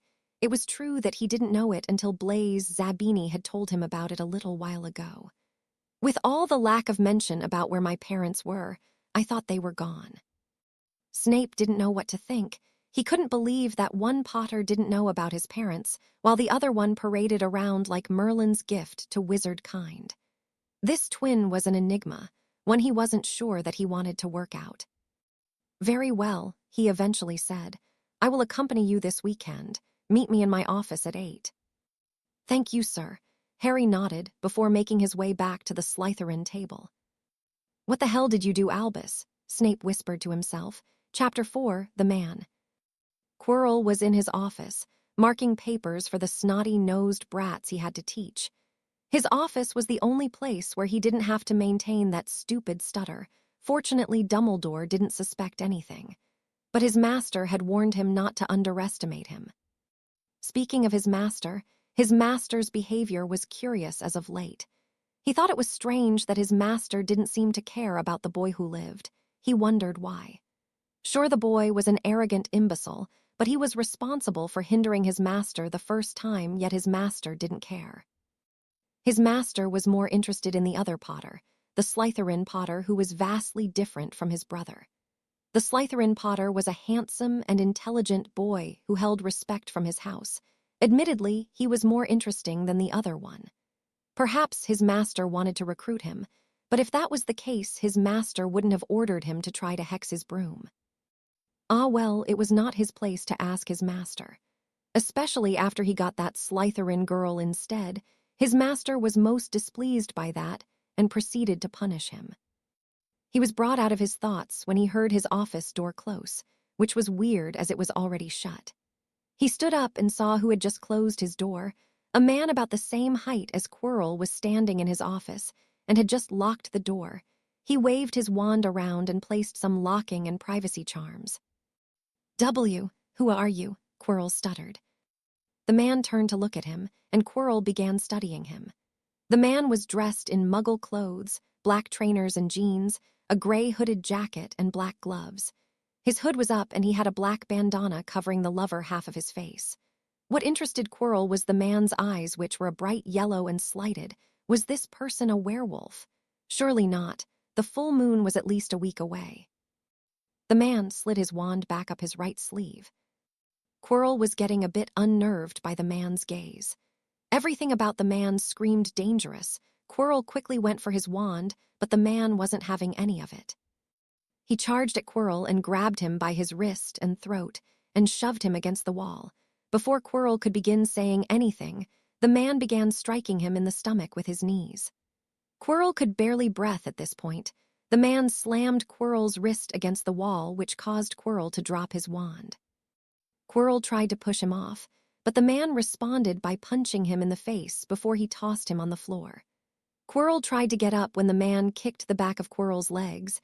Then he grabbed Quirrell and tossed him so he was sitting back in his chair. Had enough? The man asked in a deep voice. Who are you? Quirrell breathed, forgetting about his stutter. No one of consequence, the man replied. Why are you doing this? I've done nothing to you. Not yet, at least, the man replied. Tell me, Quirrell, why did you try to curse that broom? It wasn't me, Quirrell immediately responded. Do not lie to me, the man said calmly. Were you aiming for the girl? I didn't do anything, Quirrell maintained. The man responded by pulling out his wand and firing a cutting curse at Quirrell's left leg. I said don't lie to me, the man spoke as Quirrell cried out in pain. Were you aiming for the girl? Quirrell, after a short pause, shook his head to say no. The boy, then? You were aiming for Harry Potter, weren't you? Quirrell didn't respond. I can take that as a yes. You know nothing, Quirrell growled. I know that there should be a cell in Azkaban with your name on it, the man replied. But one thing I really don't know is why. Why do it, Quirrell? Do you care for the boy? Quirrell asked. I don't care if either of the Potter twins die, the man responded. What I do care about is why you did it. Let me speak to him. A raspy voice spoke. The man looked around to find the source of the voice. Master, you're not strong enough, Quirrell said. I have strength enough for this, the voice continued. The man narrowed his eyes at Quirrell, who went about removing his turban. Quirrell rose and the man stepped back, preparing to attack and defend himself. Quirrell turned around. The man's yellow eyes widened when he saw a face on the back of Quirrell's head. Who are you? The man asked. I am the Dark Lord, Voldemort, the face spoke. Who are you? I haven't chosen a name yet. The man answered, perhaps in the future. For now, I'd like to ask a few questions. The main one is why the most dangerous Dark Lord of all time is currently living in this pathetic fool's body when he was supposed to be destroyed by the Potter boy. Destroy me. Voldemort laughed. Nobody can destroy me. I am immortal. That doesn't answer my question. How dare you interrupt my master? Quirrell shouted. Quiet, the man ordered. You are irrelevant now, so tell me, what are you doing here? Why should I tell you? Voldemort sneered. Because I'll figure it out either way, the man replied. You could save me the time. In fact, I believe I know what you're after. Do you? Voldemort asked slowly. Yes, the man nodded. That old fool is hiding something in the third-floor corridor. That's what you're after, isn't it? Yes, Voldemort admitted. I must say, you intrigue me. You seem to have no love for the Potter boys or the headmaster. The headmaster, the man snorted. is a tired, old, delusional fool who believes he knows best. As for the Potter boys, one is an arrogant and talentless brat while the other is unimportant. Oh, Voldemort chuckled. How wrong you are, how incredibly wrong you are. Before the man could reply, a large sound was heard outside. It seemed that somebody was trying to open the door. We should talk more, another time perhaps, the man said. Yes, Voldemort smiled perhaps. Quirrell quickly began putting his turban back on. By the time he was done, the door burst open. Standing in the doorway with their wands drawn were Albus Dumbledore, Professor McGonagall, and Professor Flitwick. Hedam, Master Quirrell stuttered. Who are you? Dumbledore demanded. The figure slowly turned to face the headmaster. He slowly raised both of his arms. The three kept their wands on him. Soon his hands were up in the air. You were asked a question, McGonagall spoke. Who are you? Nobody of consequence, the man answered. I insist you tell me who you are, the headmaster demanded. Very well, the man drawled. I am escaping. A wand shot from his sleeve into his right hand. He turned it, and a high-pitched scream echoed in the air. Dumbledore quickly shot off a stunner before he began covering his ears.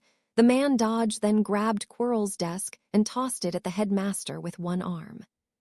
The headmaster blasted the desk, and all three teachers were about to fire when they heard a sound of glass smashing. It seemed that the man had jumped out of the window. The professors quickly rushed to the window and looked out of it. They saw nothing, not even a bird. Are you all right, Professor Quirrell? Professor Flitwick asked. Why, Quirrell got out, but think he be, broke some ibs. Ribs, Professor McGonagall shouted. There's a cutting curse on your leg. What other spell did he hit you with? He attacked me, physically. Physically? Dumbledore asked. Why, yes, Quirrell stuttered that annoying stutter. He strangled me, need me repeatedly, and punched me. My goodness, McGonagall exclaimed. Why would he do that? I don't know. Very well, Dumbledore said. Could the two of you escort him to the hospital wing? Yes, of course, headmaster, Flitwick nodded. McGonagall and Flitwick gently guided Quirrell out of his office and towards the hospital wing. Dumbledore was left deep in thought. Who was this mysterious stranger? Why did he attack Quirrell? And why did he attack him physically? The man clearly had his wand with him, yet chose to resort to physical violence. Dumbledore wondered if the man knew about Voldemort residing in Quirrell Head. Dumbledore had worked it out a long time ago. The only reason he didn't do anything about it was because it was a good test for Adrian. He hoped that this new man wouldn't ruin his plans. Adrian still had to discover the third-floor corridor and the mirror. At breakfast the next day, Harry sat with Daphne and Tracy, as he usually did. The three looked around and saw a huge number of people gossiping and talking with each other, along with the occasional glance at the teacher's table. Do I even want to know? Harry asked. Yes, Tracy nodded. Fine, why is everyone gossiping? Well, Tracy replied, apparently Quirrell was attacked yesterday. By who? Daphne asked. Probably his own shadow, Harry sighed. Or maybe an overly enthusiastic fly. I swear I don't know what Dumbledore is thinking, hearing him as a teacher. Well, Tracy continued, from what I've heard it was a person who apparently hurt the professor, then escaped Dumbledore, McGonagall, and Flitwick. How the bloody hell do you know all this? Harry raised an eyebrow. I have my ways, Tracy smiled as she continued eating. So I'm guessing this means that we missed defense, Daphne spoke. Unless they get a replacement, Harry pointed out. True, Daphne nodded, but who would be the replacement? Might be Dumbledore, Tracy suggested. I hope not, Harry sighed. I can't listen to a word that man says. Why not? Daphne asked. Too distracted by his horrible dress sense, Harry gestured to the teacher's table where Dumbledore was wearing a purple dress, as that was what Harry was willing to describe it as. That's mean, Tracy said. To my eyes, Harry replied. Weren't we talking about Quirrell? Daphne pointed out. Fine, Harry sighed. So let's say Quirrell was attacked, big deal. How does it affect us? So you really don't care what happens to Quirrell? Tracy asked with a disappointed look. Hey, it's not like he died. Harry defended himself. Besides, like I said, not much we can do about it. True, Daphne agreed. Let the adults handle it. Yeah, Harry nodded.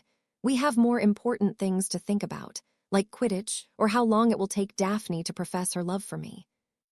I don't love you, Daphne glared at him. No, you don't love me yet, Harry smiled playfully. I would never say I love you. My mum said the same thing to my dad, Harry pointed out, and they're married. By the way, Daph, summer wedding or winter? Tracy giggled, and eventually Daphne lightened up. You're not funny, Harry, she smiled. Besides, knowing me, I'll probably get forced into a marriage contract by some pure-blooded arse. I'm being forced into a contract, Harry casually spoke. What? Daphne and Tracy screamed. Could you say that a bit louder? I don't think the America has heard you yet. Harry put up some privacy wards so they wouldn't attract attention. You're in a marriage contract, Tracy exclaimed. Daphne looked visibly upset, even though she tried to hide it. I am for now, Harry replied. Daphne perked up at this. For now, she asked. Yeah, I went to Gringotts a while back and found out that some old relative of mine had made a marriage contract between me and another family. I couldn't find out which family, as I could only learn if my parents told me, or if I was of age. So you have to get married into some random family? Tracy asked. No, Harry shook his head. By the age of 14, I can claim head of house if my parents haven't woken up yet. What? Tracy was confused. If the head of house can't perform their duties, then it gets passed to the next eldest member, Harry explained. As Mum and Dad can't perform their duties, it passes to me, and the earliest I can claim the position is at 14. Until then, I either put a proxy in place or don't do anything. The proxy isn't allowed to make any big changes like the contract. I do, however, have a person who I've been sending letters to act as my proxy. He'll deal with all the financial and legal stuff until I'm of age. But once I have become 14, I can take the position and cancel the contract. Wow, Daphne breathed. I know, sad part is Dumbledore knows as well. Why is that bad? Daphne asked. Because he'll want me to give the position to his golden boy or assign himself as proxy, Harry answered. Either way, he'd have total control. I expect he'll come and talk to me about it soon. Why? Daphne raised an eyebrow. Probably because the goblins are taking money from his vault to compensate for the money he took from the Potter's vault without permission. Harry shrugged, and the girls went wide-eyed. In fact, I think that's the letter that would inform him. At this point, a Gringotts owl had flown into the hall and delivered the letter. It then flew off before Dumbledore could even open it. Dumbledore opened his letter, and he went a little red at reading it. He stood up and walked out, as calmly as he could. Told you, Harry smirked. He's been taking money from your accounts. Daphne couldn't believe it. Believe it, Harry replied. I don't know if my less-than-handsome twin knows about it, but I was very unimpressed when I found out that the old man had been digging his fingers into the hard, earned gold of my ancestors. That's illegal, Tracy hissed. You could take him to court. A court full of Dumbledore supporters. No thanks. If I wanted to waste my time, I'd teach the boy who eats and his red-headed friend about table manners. The rest of Harry's day went as normal. Hermione shot him death glares whenever he did better than her in class, which was all the time. Adrian and Ron shot him death glares whenever he breathed, which was all the time. Draco shot him death glares whenever he did both, which was all the time. He also flirted repeatedly with Daphne, who blushed as Tracy alternated between laughing, snickering, and giggling throughout the day, along with the occasional snort. Dumbledore had taken over the defense against the dark arts lesson for the day, which pleased Adrian, Hermione, Ron, and the rest of the Gryffindors. Not the Slytherins, though, especially not Harry. He noticed that while Dumbledore didn't openly discriminate against the Slytherins, he did it subtly by doing things such as missing one who put his hand up in favor of a Gryffindor and looking a ton more happy when Gryffindors answered the questions. Soon the lesson ended. Harry was about to make his way out when he heard his name called by the headmaster. He gestured his friends to continue, Once they left, Harry turned around and saw his brother standing with the headmaster. "Yes, sir," Harry asked politely. "How may I help you?" "I would like to have a little discussion with you, Mr. Potter," Dumbledore answered. "Clearly, sir, but may I ask what the topic of this discussion is?" "Today I have received a letter from Gringotts," Dumbledore spoke. "It was a letter saying I had to refund all that I had taken from the Potter accounts. You can imagine my shock. I was most surprised." "As was I, sir," Harry replied. "Really?" Dumbledore raised an eyebrow. "Yes," Harry nodded. "I thought they were going to take way more time than that. Say what you want about goblins, but you have to admit the little buggers are efficient." "You actually did this," Adrian exclaimed. "No, little brother, the goblins did this," Harry replied. "I just asked them to do it." "Harry," Dumbledore spoke. "It's Hadrian, sir, or Mr. Potter," Harry reminded him. "Yes, Mr. Potter," Dumbledore amended. "Can I ask why you did this?" "You can," Harry replied. The room went silent for a few seconds when Dumbledore realized that the boy actually wanted him to ask. "Why did you do this?" "I thought it was simple." Harry raised an eyebrow.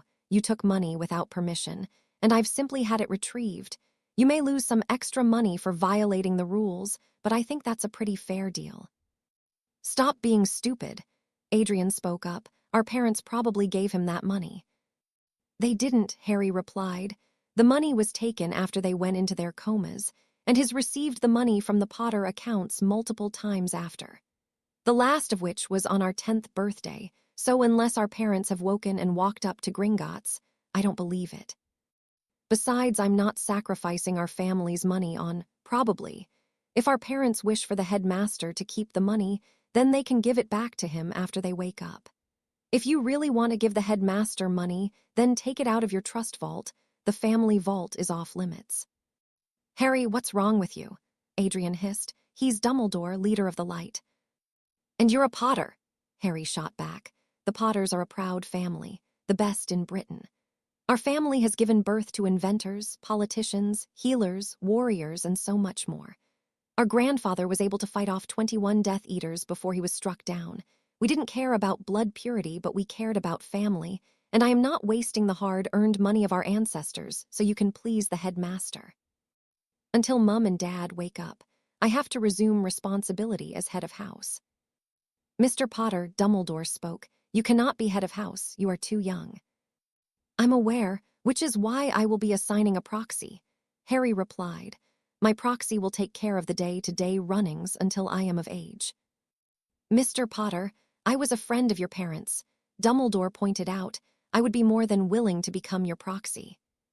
"No, thank you," Harry refused. "I already have someone I want to assign as a proxy." "Who is this person?" Dumbledore asked calmly. Internally, he was seething.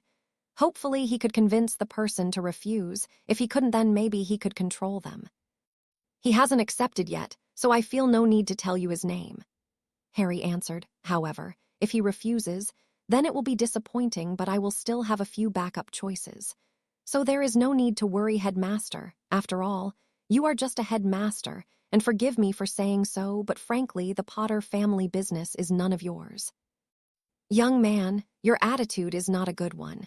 Your parents would be most disappointed." Dumbledore put on his best grandfatherly look of disappointment. "No, sir, my parents would be James and Lily Potter," Harry retorted. "And I don't know either of them enough to know how they would feel, but whatever it is they do feel, I'll discuss it with them if they wake up. Now, good day to you, sir and brother. Stay out of trouble." Harry turned on his feet and walked out of the classroom, leaving a shocked boy who lived and headmaster. Neither could believe that the young boy had just refused Albus Dumbledore, the leader of the light, and had just walked away from him. Chapter 5. Assigning Proxies, Punching Malfoy and Two Girls. Dumbledore entered the next Wisengamot meeting. He took his seat as Chief Warlock. Other noticeable people were there: Greengrass, Longbottom, Bones, the Minister of Magic, and a few others. "I call this meeting into session," Dumbledore spoke. "Before the meeting starts, is there anything that needs to be brought to attention?" Chief Warlock, Augusta Longbottom, raised her hand. "Yes, Lady Longbottom." "Thank you, Chief Warlock. Augusta Longbottom stood up. I have a young lord who had asked for my assistance. He's here today and would like to make a statement. The doors opened, and in walked Harry Potter, looking every bit the young lord. He wore expensive-looking robes with red trimmings. His posture demanded respect, and the only thing he hadn't managed to do was tame his hair. "Mr. Potter," Dumbledore spoke, "what are you doing here?" "You should be at school." "It has come to my attention that I needed to be here," Harry replied. "You see, my mother and father are in a coma, and I need to fulfill my duty as they cannot. I would like to assign a proxy for the Potter family." "Mr. Potter," Dumbledore spoke in his signature grandfatherly voice, "I appreciate your concerns, but there is really no need for this." "I disagree," Harry interrupted, "because it turns out that you've been using the Potter votes without the consent of me or my parents." The crowd began whispering.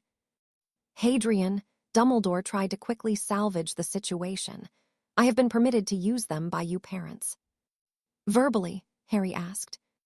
"Yes," Dumbledore nodded. "Well, I'm sorry, sir, but that's not enough for me. I'd like written proof." "Is my word not enough?" Dumbledore plastered a hurt look on his face, obviously going for some sympathy. "I don't know you well enough to completely trust your word," Harry responded, and the whispering grew. They couldn't believe how the young boy was talking, and he was doing it to Albus Dumbledore of all people. "I would also like to assign a proxy to the Peveril family, which is another family that I'm head of and another family whose votes you have been using." Dumbledore paled. How did Harry know about the Peveril family? He couldn't believe this. The Potter and Peveril votes were important. He couldn't just lose them. But it turns out that Harry was not done. "It's also come to my attention that you've been voting on behalf of the Black family. I would like to assign a proxy for that family as well." "Mr. Potter," Dumbledore replied. "Heir Potter," Harry interrupted. "I am Heir Potter." "Heir Potter," Dumbledore amended. "You cannot assign a proxy for the Black family." "I think you'll find I can," Harry said in a confident voice. "You see, the current Lord Black is Sirius Black." Dumbledore paled even more. How did Harry know about Sirius?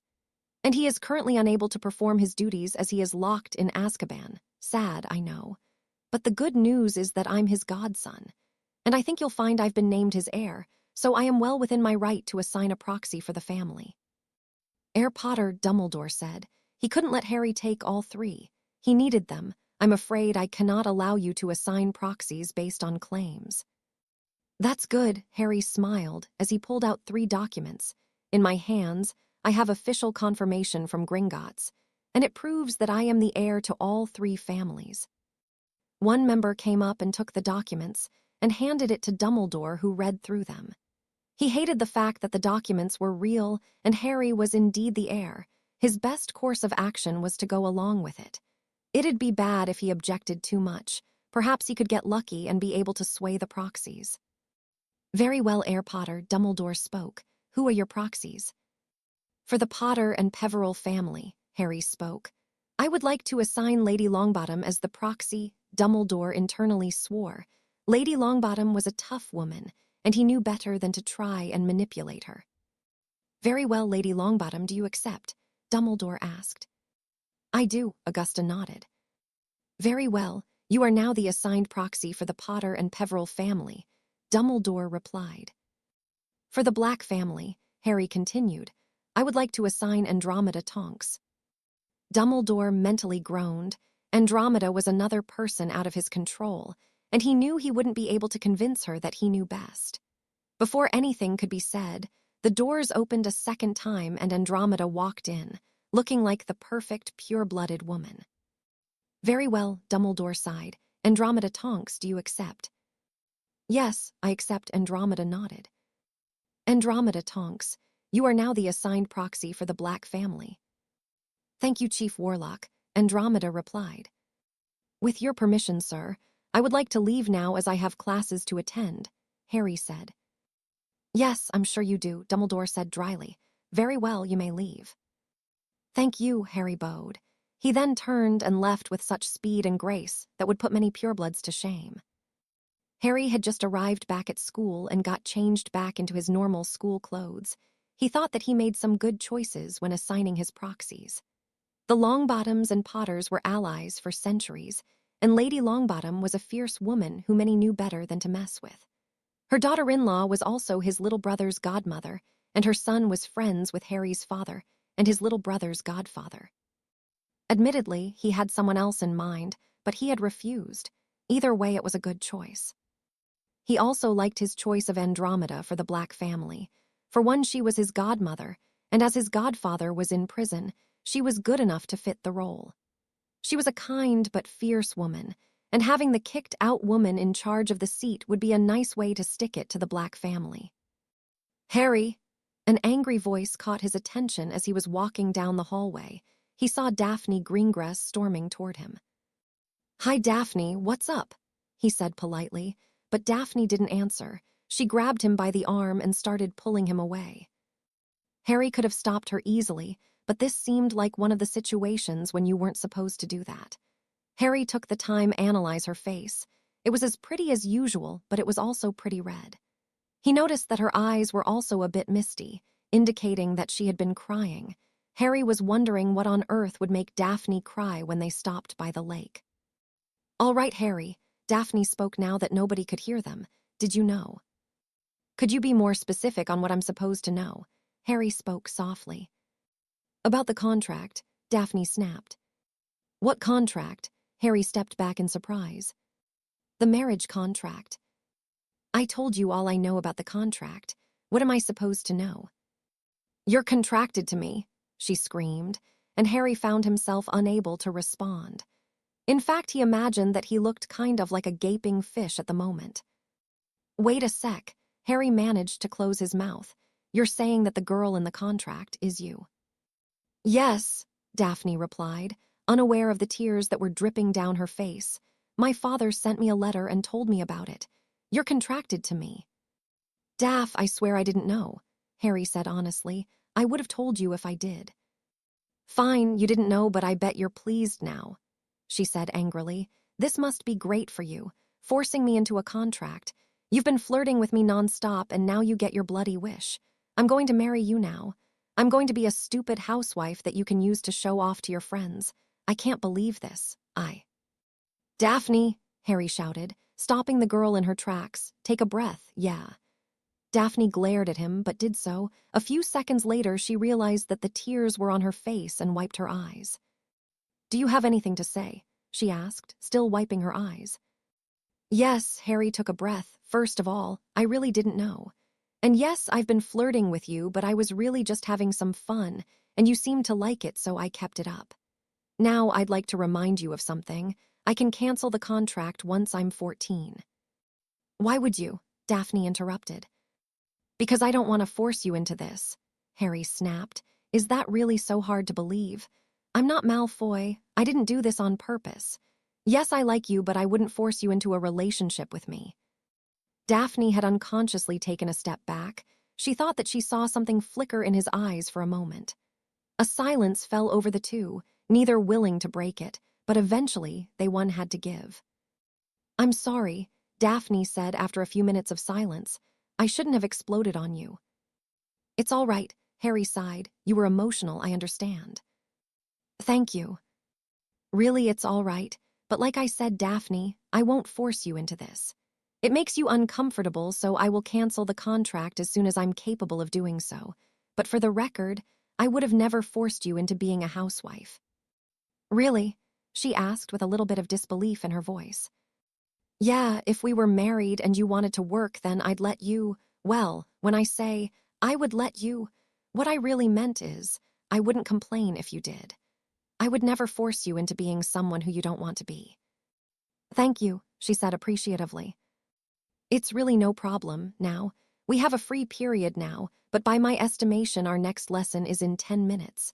So, should we walk back up?" "Yes," Daphne said softly. "Okay, then let's go, Daph," Harry replied. He was then startled when Daphne charged at him and hugged him. Daphne hugged him tightly. Harry couldn't help but tense a little. He placed his arms around Daphne, hoping she didn't notice. Daphne rested her head on his shoulder. Harry placed his on top of hers. He wasn't very experienced in hugging, but he felt that this wasn't so bad. Of course, that might just be because it was Daphne, but he wasn't sure, although he'd definitely break Dumbledore's nose if that old man had tried to hug him. Harry had waited patiently for Daphne. He couldn't help but admit that he liked the hug. Soon Daphne let go. She gave him a small smile, and he gave her one as well. Another surprise for Harry came when she placed her hand in his. She looked a bit embarrassed, so Harry decided not to say anything. The two walked back up to the castle, and to their lessons with Daphne's right hand in Harry's left. As they made their way down to the dungeons, they were stopped at one staircase by Draco Malfoy, who was walking up the staircase towards them, attracting the attention of the students that were at the bottom, including Adrian Potter and his friends. "Greengrass," he shouted, "why are you holding Potter's hand? You're supposed to be betrothed to me. Why is that so hard to understand, you stupid?" Draco was cut off by Harry's right hook to his face.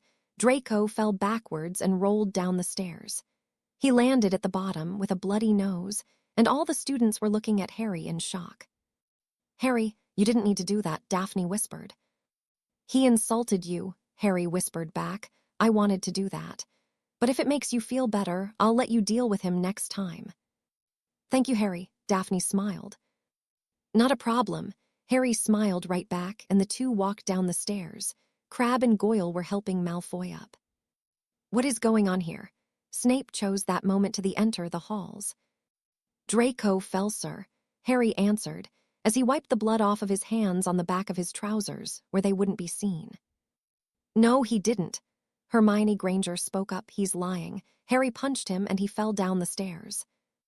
"Well, technically, we both said he fell, so I'm not really a liar," Harry replied. "But before you make accusations, let's ask Draco. Draco, did I punch you?" Harry smirked at Draco, who realized what had happened. Harry was allowed one free punch, and he had chosen moment to use it. Under the terms of the duel, Draco couldn't tell on him, and Draco hated that fact. He was tempted to do it anyway, the duel be damned, but then that would ruin his reputation even further. Daphne was also impressed by Harry, not just for his punch, but also for his timing and chosen area to use it. Firstly, it caused Malfoy more pain as he fell down the stairs, but it was also in front of a lot of students, which gave Harry a reputation in front of them. Malfoy couldn't complain unless he wanted to ruin his own reputation amongst Slytherin house. And when Malfoy doesn't complain, the Gryffindors will lose points for being liars, while also increasing Harry's reputation even more. "No," Malfoy coughed, "he didn't punch me." "See," Harry gestured to Malfoy. 20 points from Gryffindor for lying, Snape said to Granger before turning back on Malfoy. "Mr. Goyle and Crabbe, take Mr. Malfoy to the hospital wing." The two gorilla children nodded and took Malfoy away. Malfoy was glaring at Harry the whole time until he was out of sight. Snape saw Harry and Daphne holding hand, but decided not to say anything about it. "Enter," Snape ordered as he made his way into the classroom. The entire class entered, and everyone took their seats. Tracy Davis paired with Neville again, and Harry paired with Daphne once more. Not that any of them were complaining. Professor Snape gave them their instructions, and they set off to work. But before they did, Harry discreetly got his wand out and vanished away the blood from his trousers and hand before he put his wand back in his holster. As they were working, Adrian Potter glanced at his brother. When he saw Snape look away, greasy old bat. He couldn't believe his brother punched Malfoy in the face, not that he had a problem with it. He was actually quite jealous of the fact, to be honest, and it would have been perfect if Gryffindor hadn't lost points for it. Hermione Granger was furious. Not only did Harry Potter punch a fellow student and cause him to fall down some stairs, he also lied about it to a teacher, and got her in trouble to boot. She really couldn't stand him. He would always do better than her in class, and she didn't know how. She was the smartest person in her year. There was no way he would be able to do better than her. He was probably cheating, yes, that would be the only logical explanation. Daphne worked well with Harry.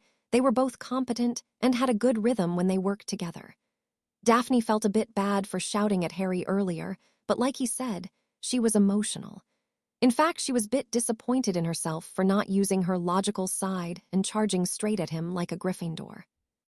Daphne noticed him tense when she hugged him, and she didn't know what to make of that. He did hug her back, and he seemed to really like it, so she wasn't sure why he felt uncomfortable at first. Perhaps he didn't have much experience with hugging. Now that Daphne thought about it, Harry was always the one to initiate contact, and it was always quick and light. She decided that she wouldn't think about it too much now. She was a Slytherin and would definitely find out eventually, but she'd wait for him to tell her when he was ready. Soon the lesson ended. Harry quickly made his way to Snape after the class was dismissed. "Excuse me, sir," Harry said politely. "I just wanted to confirm if you'll be able to accompany me tomorrow to St. Mungo's." "Worry not, Mr. Potter. Meet me at 8 in my office and I will take you there," Snape replied. "Yes, sir, thank you," Harry nodded. He then turned and walked away. "Mr. Potter," Snape called once Harry was halfway across the room. Harry stopped and looked at the potions master. "Have you truly not known where your parents were all these years?" "No, sir," Harry shook his head. "Well, I always thought they were alive, and I believed they were alive, but I didn't have confirmation until shortly after I started Hogwarts. I had talked with Blaise Zabini, and the conversation came up and he mentioned it." Snape said with a thoughtful expression. "Very well, I shall see you tomorrow." "Yes, sir. Thank you, sir," Harry replied and left the potions room and a very depressed potions master. "What's up, Harry?" Tracy asked. She and Daphne had waited for him outside. "Nothing much. Just talked with Professor Snape about if he'd still be able to take me to see my parents tomorrow," Harry replied. "I have to meet him in his office tomorrow at 8. 8, Tracy said, horrified. "The only reason anyone should go anywhere before 9 is if they need to go and eat breakfast." "Let's go," Daphne shook her head in amusement, and the trio walked to their next lesson. Daphne had out her hand in Harry's again, but this time she put her left hand in his right. "Oh," Tracy raised a suggestive eyebrow. "Holding hands with Mr. Potter, are we?" "Shut it, Tracy," Daphne replied. "I'm only stopping him from punching someone again." "Would this be a bad time to point out that I'm ambidextrous?" Harry asked. "Are you?" Daphne asked. "Yeah," Harry nodded. "I favor my right because right-handed people are more common, but I can use my left when I want." "Well, in that case," Tracy wrapped her hands around his arms. "What are you doing?" Daphne narrowed her eyes. "Well, you want to stop him from punching people." Tracy smiled at Daphne. "I thought I'd help." "Fine." Daphne let go of Harry's hands and wrapped her hands around his arms in the same way that Tracy did. "Oh, copying me, are we?" Tracy grinned. "No, I've just decided that this was a better way to keep him restrained," Daphne replied. The two argued until they eventually got to their next class. The class and Professor Flitwick were a bit surprised to see an amused Harry enter with a girl on each arm. The three took their seats, and the lesson started. Adrian Potter was having mixed thoughts about his brother. His brother had punched Malfoy and gotten away with it while also entering class with a girl on each arm. But on the other hand, the girls and him were Slytherins, and Harry was stupidly refusing to obey the headmaster. Hermione Granger huffed at the behavior the three were showing. It wasn't enough that Harry and that Greengrass girl always had to do better at her in class, but they also had to act so inappropriately. In her eyes, Harry was an arrogant boy who probably cheated his way through class. Hermione thought that he was probably trying to attract attention because he was jealous of his brother. Luckily for Daphne, Draco was still in the hospital wing, but now she had a new annoyance in the form of her best friend, who had suddenly decided to start hanging on to Harry. Daphne knew that Tracy was doing it to annoy her, and despite that knowledge, it still annoyed her. Harry reflected on what had happened so far and ran it through his head. At the end of the day, he had basically given the headmaster the finger and appointed his own proxies. He had found out he was betrothed to Daphne. He had done great in classes as usual and annoyed Granger by doing so. He punched Malfoy down the stairs and installed a little fear in the other students. And even though he knew Tracy's reasons, he now had two girls fighting over him. All in all, not a bad day. Chapter 6. Meeting Parents, Misinterpretation. When Harry got back to the common room with Daphne and Tracy, the former still holding onto his arm, they found Draco Malfoy sitting there. When he saw the trio, he immediately jumped to his feet. "Greengrass," he shouted, attracting the attention of the whole common room. What do you think you're doing? Wondering why I haven't chopped off your tongue yet, Daphne answered. Don't disrespect me, Draco demanded. Why are you holding Potter's arm? Because I like holding it, Daphne answered with a straight face. It's really strong but feels comfortable in my hands. You know my father is making a marriage contract between me and you, Draco replied. You shouldn't be hanging on Potter. I'm your future husband. That's where you're wrong, Malfoy, or at least one more thing which you're wrong about. We should probably add it to the list, Daphne replied. Tracy, Harry whispered to Tracy. She's gotten sassy. I think I've been a bad influence on her. True, but with that being said, I am not letting you get away from us too now, Tracy whispered back. You see, Malfoy, Daphne continued. I'm already in a marriage contract with someone else. I just found out earlier today. Right before we went to potions class and Harry punched you in the face. Do you remember that? Who? Malfoy turned bright red in anger. That be me, Harry spoke up. I only just found out today as well. Funny how that works. Potter, you stole my girl, Malfoy shouted. I don't see your name on her. Harry looked at Daphne. A good thing, too. It'd be a shame to taint such perfection with your name. Watch it, Potter, Draco warned. Or what? Harry scoffed. You can't beat me in a duel, as evidenced by the redness of your face from when I punched you. If you like, we can have another duel. Thought I should warn you that if we do, I will punch a lot harder than last time. You think you're so brilliant, Malfoy growled. You're just a pathetic loser who shouldn't be in this house. Says the boy, throwing a tantrum like a 5-year-old. Harry retorted.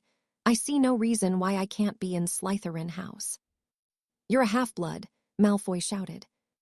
Slytherin has had many half-bloods over the years, Harry responded. Some have even made prefect and head boy.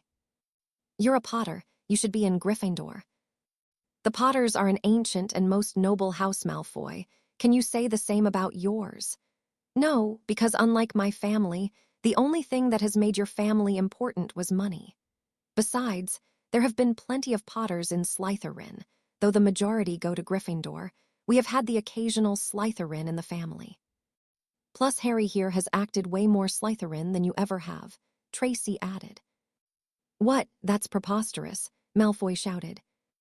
Says the boy, screaming like a child. Daphne looked at Malfoy with disgust.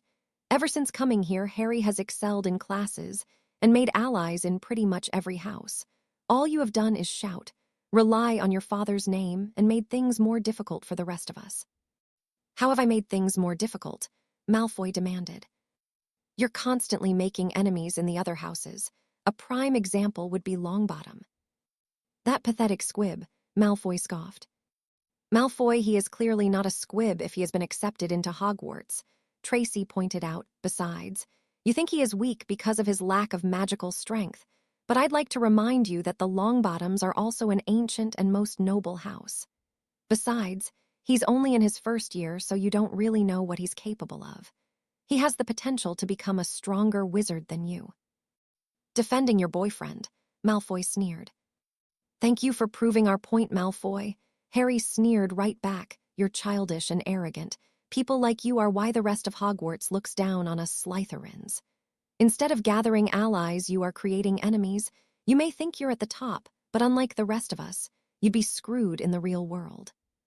It's true, Daphne agreed. Without your daddy, you're nothing. How dare you insult me? Malfoy drew his wand, but then he found it flying out of his hand and landing in Potter's left hand, whilst his right hand had his own wand. No, go on. You were saying, Harry said as he absent-mindedly tossed Malfoy's wand up and down in the air. Give me back my wand, Malfoy demanded. What wand? Harry asked as he dropped the wand in question on the floor. You'll pay for this, Potter. You'll pay in blood if you threaten me again. Harry warned, be appreciative, I haven't snapped it yet. Now, Draco, you're a bit thick, so I'll say this slowly. Stay away from me and my friends if you want to keep what little is left of your dignity. Daphne is my fiancée, so if you bother her, then you bother me. And that is a bad idea if you want your face to stay to not be covered in blood. Are you threatening me? No, it was a greeting, Harry said sarcastically. What the hell did you think it was? One day, Potter, Malfoy said slowly. One day I will make you suffer. That day is every day I have to see your ugly mug. Harry responded as he picked up Draco's wand. Now, unless you have anything else to say, take your pathetic twig back and stop bothering me.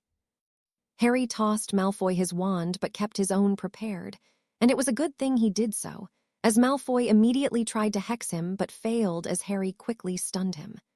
Malfoy dropped like a sack of potatoes. Harry looked to Crabbe and Goyle. Boys, Harry said, would you mind taking this idiot upstairs? The two nodded and carried the unconscious Malfoy up to his room. Our hero, Tracy sighed dramatically. The three took a seat as everyone else went back to minding their own business.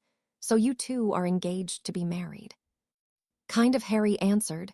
We really did just find out today. Apparently the contract was made between our two families. But I don't want to force Daphne into a marriage, so I will cancel it on my 14th birthday. Really? Tracy looked at Daphne, who was still holding on to his arm. I'm sure she wouldn't mind. Well, I did it first, Daphne admitted. But I figured that if we're contracted, we could get to know each other.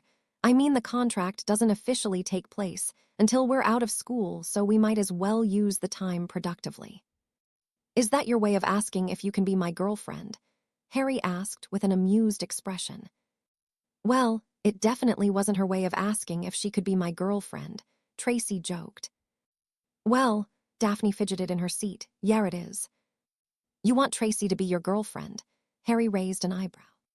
No, Daphne turned red. It's my way of asking if I could be your girlfriend. Hell yeah, Harry exclaimed in joy. Wow, he didn't even pause, Tracy commented. Well, I got to accept before some other idiot takes her, Harry explained. Yeah, now she only has to deal with one idiot, Tracy remarked. Yeah, but I'm her idiot, Harry grinned and Daphne blushed. I'm going to regret this, aren't I? Yes, but no take-backs. You're stuck with me, Daph. Oh, Merlin, Daphne sighed. Oh, don't start calling him. He can't help you now, Harry smiled. It's going to be a long stay at Hogwarts. Daphne looked at Harry with an amused expression. A memorable one, though. Harry stared back at her. Tomorrow came quickly, and Harry was in Snape's office, right on time. The two of them fled over to St. Mungo's. Snape led him to the ward where his parents were staying. Harry, Snape stopped him before they entered. I will leave you alone here. How long would you like to stay?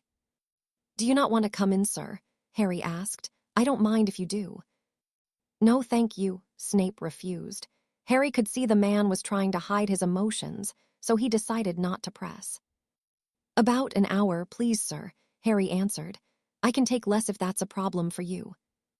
No, Snape shook his head. It's not a problem. I will return in an hour. Snape turned around and left, his cape billowing as he did. Harry took a deep breath before he entered through the door. He made his way to two beds at the far right corner of the room. Opposite the two beds were two other beds. Harry read the names and saw that they were the Longbottoms. His sympathy went out to them and Neville. He should probably talk to him later. He made his way to where his parents were resting and looked at his parents, who were both under stasis charms, taking them both in. His father was a tall man. He had brown hair, and he looked remarkably like Harry, or Harry looked remarkably like him if you wanted to be accurate. He then looked at his mother. She was a beautiful woman with red hair. A little shorter in height than his father, but she looked like a sleeping angel in Harry's opinion. Harry took a chair and sat in between the beds. Hi, Mum. Hi, Dad, Harry said softly. It's good to see you. I'm Harry, your son. I don't know if you remember. I don't even know if you can hear me, but if you can then know that I love and miss the both of you. Let's see, I suppose I should tell you a little bit about me. I'm in Hogwarts in my first year. I'm also a Slytherin. I hope that's not a problem. My twin brother is a Gryffindor, but he's also an idiot. I'd rather not talk about him if we're being honest. I'm top in my class, all of my classes, except herbology, but the top of herbology is Neville Longbottom, your godson Mum. He's all right, a bit shy, and for some reason he's not as strong as I thought he'd be, but he's all right. There's this one girl in my class called Hermione Granger, and she's really annoying. Like, she's made it her life mission to beat me, and when she doesn't, she calls me a cheat, as if I don't have the right to be smarter than her. Oh, and there's this prat called Malfoy. He thinks he's Merlin's gift to wizard kind. He mouths off, but I put him in his place every time. In fact, one time I punched him and he fell down some stairs. I know you'd probably disapprove of that, but I maintain that it was well-deserved and worth it, especially as I didn't get in trouble. Apart from those two and a couple of other people, I really enjoy Hogwarts. McGonagall and Flitwick are still there. They're really nice and know their stuff. Did you know Severus Snape is the potions teacher and head of Slytherin House? He seems all right to me. My brother annoys the hell out of him, though. Understandable, in my opinion. Oh, and good news. As of yesterday, I have got a girlfriend. Her name is Daphne Greengrass, best-looking Slytherin in the school. Scratch that, best-looking girl in the school. Anyway, apparently we're both under a marriage contract, and we decided to give it a go and see if it works. She won't admit it, but I think she's falling for me. Can't really blame her. I've got the legendary Potter charm on my side. You'd like her. She's blonde and has lovely blue eyes and is really pretty. She's also pretty funny and nice once you get past the Ice Queen mask that she puts on, though I think I've been a bit of a bad influence on her. Thanks to me, she's discovered sass and sarcasm. Merlin help us all. I suppose I probably should talk about my brother. The wizarding world sees him as a hero. They're calling him the boy who lived, a stupid name, and I'd like to point out that I also lived. Anyway, everyone says that he's responsible for defeating Voldemort. But that's not the part that irritates me. He's become spoilt and arrogant. I know I probably sound like a whining child, but it's true. He doesn't put effort into anything and thinks he can get through life just by saying he's the boy who lived. Dumbledore is ridiculously biased in his favor, so he thinks that he can do whatever he wants. He treats everyone else like they should be lucky to be in his presence. I don't have much hope for him, to be honest. I hope you can wake up and sort him out, but enough about him. Let's see, what else should I tell you? Oh, I'm on the Quidditch team. Youngest seeker in a century, youngest player in a century, actually. I hope you're proud, Dad, oh, and Mum. My favorite subject so far is charms. Professor Flitwick makes it so enjoyable. I can see why you like him. Harry lost count of how long he talked to his parents. He told them about school and his friends. He also told them everything he did so far at school. He checked his watch and saw he had about 2 minutes left. Shoot, Harry exclaimed. He stood up and looked around. Fortunately, nobody was there, apart from the Longbottoms, but they weren't really in a state to recall anything. Harry removed a vial from his pocket and walked up to his father. Sorry about this, Dad. Harry removed a needle and pricked his father's fingers, causing a little bit of blood to drip out. Harry caught it in the vial. He corked the vial, then took out a different vial and did the same to his mother. Sorry, Harry said as he out the vials in his pockets and wiped the blood off of their fingers. I'll be back to visit you again. Not sure when, but I will. Love you guys. Harry wiped his eyes and exited the room. He found Snape waiting outside for him. With a nod, THW2 started walking to the nearest flue exit. Soon they returned back to Hogwarts and into Snape's office. Thank you, sir, Harry said as he made his way to the door. Mr. Potter, Snape's silky voice stopped him just as he opened the door. Did you enjoy your time today? Yes, sir, Harry nodded. May I ask, what did you do in there? I talked, Harry answered. Some studies have shown that coma victims can hear and understand everything that is going on around them, so I talked and hoped that they listened. I assume you would like to go again, Snape responded. Yes, but I do not wish to bother you if you are busy, Harry responded. I plan to visit them during the holidays. Very well, Snape replied. He was in no hurry to go back there. Thank you again, sir, Harry said as he made his way out. He walked over to the Great Hall and sat at the Slytherin table with Daphne and Tracy. Hi, Harry, both girls greeted him. Hi, guys, Harry replied. He gave Daphne a quick kiss on the cheek as well. Where were you? Tracy asked. Went to see my parents, Harry answered, with a look and tone of voice that said, move on. Do you have any plans today? Daphne took the hint, and to Harry's delight changed the subject. Not really, Harry shrugged, unless you have something you'd like to do. Well, I was thinking of quickly doing homework, then spending the rest of the day relaxing, Daphne replied. Yuck, homework, Tracy groaned. Seems like a good idea to me. Harry interrupted before the two could start arguing. I'd rather get it out of the way now. You see, Daphne looked smugly at Tracy, another person who agrees with me. He is your boyfriend, Tracy responded. Of course he's going to agree with you. Doesn't change the fact that he does, Daphne pointed out. I hate you too, Tracy groaned. No, you don't, Harry and Daphne said at the same time. They looked at each other before bursting out laughing. Oh, good God, there's two of them. Tracy placed her hand in her heads. And what's wrong with that? Harry smirked. Later, after breakfast, Harry and Daphne made their way to the library to do their homework. They had just gotten finished with their potions assignments when Hermione Granger entered. She made her way over to a nearby bookshelf, then she looked at Harry and Daphne. What are you two doing here? She asked, clearly just noticing the two. Making passionate love on top of a flying white saber-toothed tiger that is soaring above a rainbow in Ireland, whilst consuming large quantities of fire whiskey. Harry gestured to his homework. We're in a library with homework on our desk. What do you think we're doing?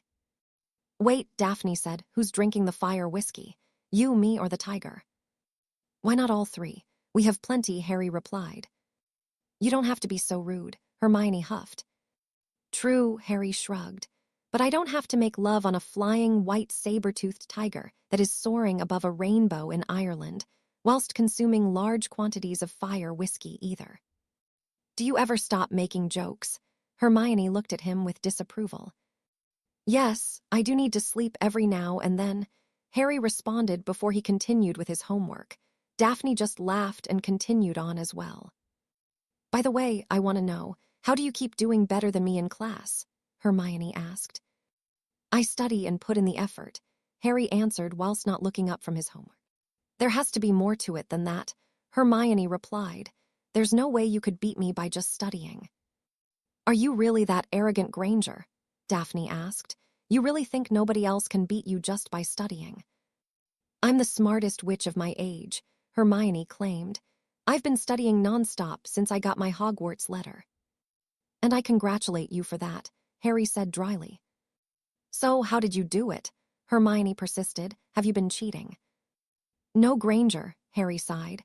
I don't cheat, at least not in something as trivial as school classes. Trivial? Hermione looked at him like he said something blasphemous.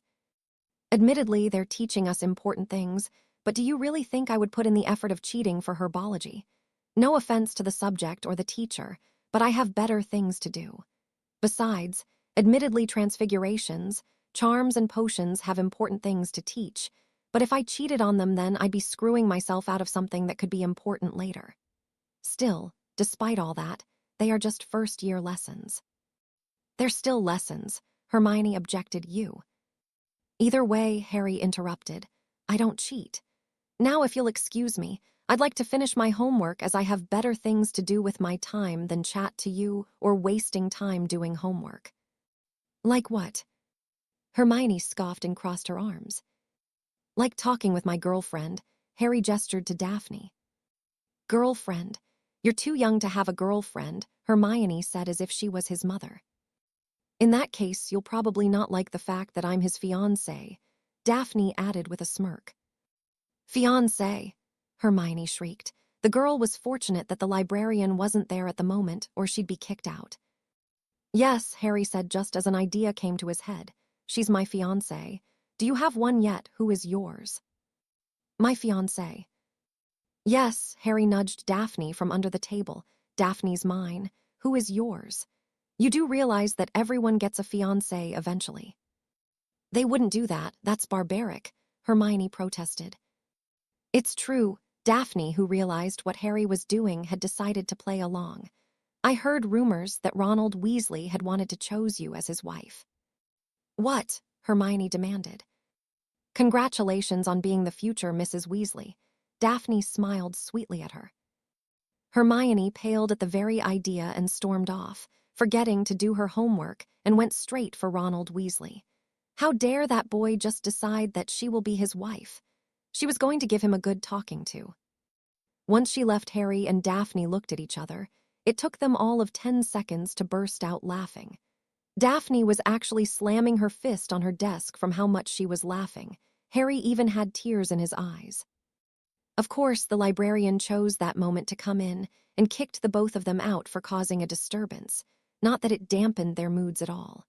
In fact, they were still laughing all the way back to the common room where they told Tracy what had happened, and the girl ended up clutching her sides form, laughing too much. Later at lunch, Harry sat with Daphne and Tracy as usual. He and Tracy were chatting about Quidditch. Both appreciated Daphne's attempt to try and join in, but it's clear that she didn't like Quidditch. Mr. Potter, a smooth voice, brought his attention out of his conversation. "Yes, Professor Snape," Harry asked politely. "You and Miss Greengrass will accompany me. Right now," Snape ordered. Harry and Daphne stood up. They waved goodbye to Tracy and followed their head of house's orders. They followed him all the way to Professor McGonagall's office. When they entered, they found Hermione Granger standing next to the deputy head teacher, who was sitting at her desk with a stern expression. "Mr. Potter and Miss Greengrass," McGonagall spoke. "Miss Granger has made a complaint against you. According to her, you have been rude and have tricked her into thinking she was going to be forced to marry Mr. Weasley. What do you have to say for yourselves?" "Didn't do it," Harry responded. "Mr. Potter," McGonagall looked at him. "I apologize, I meant I did not do it," Harry replied, and neither did Daphne. "Professor," Daphne spoke, "perhaps we could give you our version of what happened." "Very well," McGonagall nodded. "Let's hear it." "Well, Professor," Harry spoke, "me and Daphne were in the library. We had just completed our potions assignment and had just started our transfigurations assignment when Miss Granger entered the library. She then asked us what we were doing there. I thought that 2 students in a library with homework was self-explanatory." "Miss Granger said you were rude when she asked," McGonagall pointed out. "She asked what we were doing, and I sarcastically said we were making passionate love on top of a flying white saber-toothed tiger that is soaring above a rainbow in Ireland whilst consuming large quantities of fire whiskey. I admit I was sarcastic, but you can't deny me that. I was tired, and she had just asked what I was doing in a library with homework. Sarcasm is all I have at this point. Do not take that away from me." "Very well," McGonagall sighed. "What happened next?" "Granger accused Harry of cheating in class," Daphne said. "She said he must be if he's doing better than her." "Well, he must be," Hermione argued. "He always beats me. He must be cheating." "Miss Granger, control yourself." Snape snapped 10 points from Gryffindor. "Yes," McGonagall agreed, "control yourself. If Mr. Potter is doing better that does not mean he is cheating." "Anyway," Daphne continued, "Harry mentioned that I'm his girlfriend, and she then told him off for having a girlfriend. She was acting like she had a right to tell him what to do. Harry then mentioned that I'm also his fiancé." "Miss Granger did mention that," McGonagall spoke. "It's true," Harry said.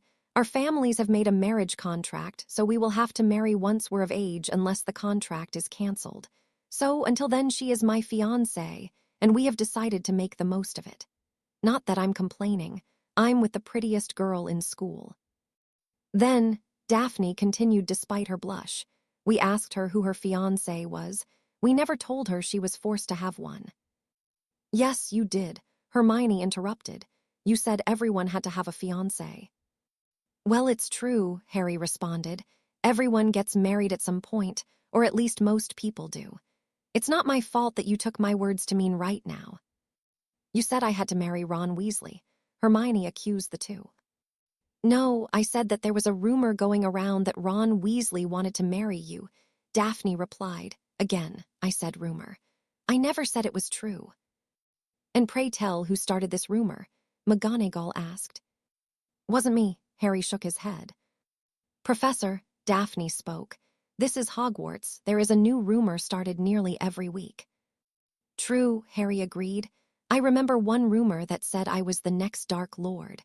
I remember a different one that said Adrian Potter is a direct descendant of Merlin and the Founders, and there are also a few about teacher romance." "I beg your pardon," Snape raised an eyebrow.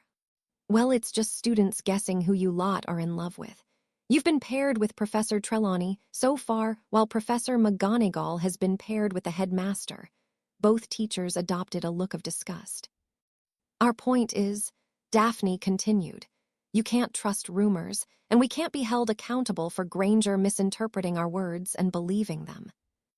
Oh, that is ridiculous, Hermione exclaimed. I know, Harry said. The headmaster is definitely not Professor McGonagall's type.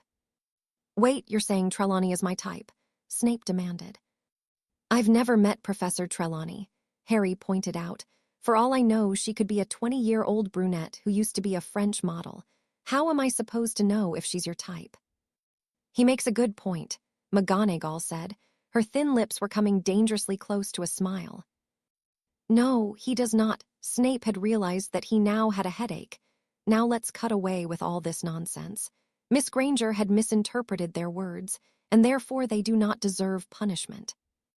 Yes, McGonagall sighed. Very well, the two of you may go now, but I'd advise you to choose your words more carefully in the future. Yes, Professor, the two chorused before Professor Snape lead them out. Is that really it? Hermione asked. He's not getting punished. I'm sorry, Miss Granger, McGonagall apologized. But you have no proof of your claims, and those two have provided a valid reason for their actions. You misinterpreted their words. But, Professor, they did it on purpose. They knew I'd misinterpret it. That's as maybe, but I cannot punish them for that. They likely did know, but I cannot prove that they did know you'd misinterpret it. I'm sorry, Miss Granger, but there's nothing I can do. Yes, Professor. Hermione grabbed her stuff and sulked as she made her way out. Sweet Merlin, McGonagall said out loud. Once Hermione had left, a fine prank. James Potter would be proud. Chapter 7, Troll. Harry and Daphne sat with Tracy at dinner on the Halloween feast. Draco wisely sat on the opposite end of the table, and none of the trio could be bothered to complain. Harry, Tracy said, when we get back to the common room, can you help me with my charms homework? I would, Tracy, Harry replied. But Daphne's sister's father's wife's eldest daughter needs to talk with her breathtakingly handsome boyfriend, and I have to be there. Oh, okay, Tracy responded. Give her a minute, Harry whispered to Daphne, who watched as realization hit Tracy's face. Oh, you utter prat, Tracy punched Harry in the arm. Guilty, Harry smiled. And yes, I will help you with your homework, even though it's due in tomorrow, and I think you should suffer the consequences of not doing it. Thank you, Tracy sighed. Troll, Quirrell burst into the hallway, catching everyone's attention in the dungeon. Troll in the dungeon. Thought you ought to know, he then fell flat on his face. What happened to his stutter? Harry whispered. And who faints like that? Before he could receive his answers, the whole hall burst into panic. Harry could hear tons of girls screaming. The most annoying scream turned out to be Malfoy's, who Harry had genuinely thought was a girl. Silence, Dumbledore shouted, and the whole hall stopped. Everyone will please not panic. Prefects will lead the younger years to their dormitories. The prefects did as they were told and began leading the students to their dormitories. Okay, listen up. One of the Slytherin prefect said, the headmaster has seemed to forgotten that we stay in the dungeons, so we're going to the library instead. The Slytherins followed the prefects to the library. As they were walking, Daphne had put her hand in Harry's, while Tracy had taken a hold of his sleeve, much to Draco's annoyance. Greengrass, Draco said as they walked, wouldn't you rather stay by my side? I'd be much more capable of protecting you than Potter. Oh, says the boy who screamed like a girl, Daphne spat. I wouldn't hold your hand for a million galleons. We really doing this right now, Draco? Harry sighed. A troll in the castle, and you're actually trying to do this right now. Draco's response was cut off by a loud scream. Everyone stopped and looked in the direction of the scream.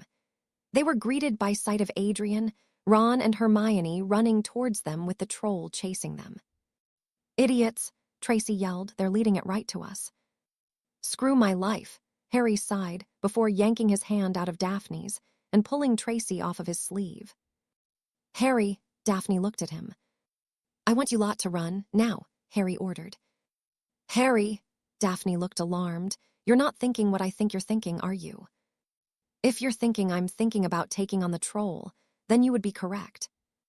Harry, that's suicide, Daphne screamed. Only if I die. Harry took a breath and started running. Harry, Daphne was held back by Tracy. Harry, get back here. Harry tossed off his robes and started running straight at the golden trio and the troll. The trio had just caught sight of Harry running at them and were beginning to think that he was mad. Harry ran closer to the wall on his right. He jumped up in the air and kicked off the wall and soared over their heads. He landed on the floor and ran straight at the troll, who had just noticed him. The troll raised its club and prepared to smash him.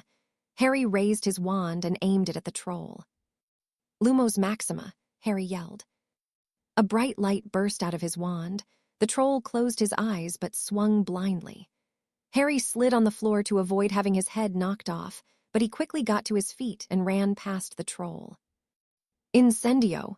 Harry shot a burst of fire at the back of the troll's head. Stupefy, Harry added a stunning spell to the same spot. Harry knew they wouldn't do anything to hurt the troll much, but it would serve his purpose of annoying and distracting the troll. And it appeared to have worked as the troll turned to him with a furious expression on his face. Harry just smirked and began running.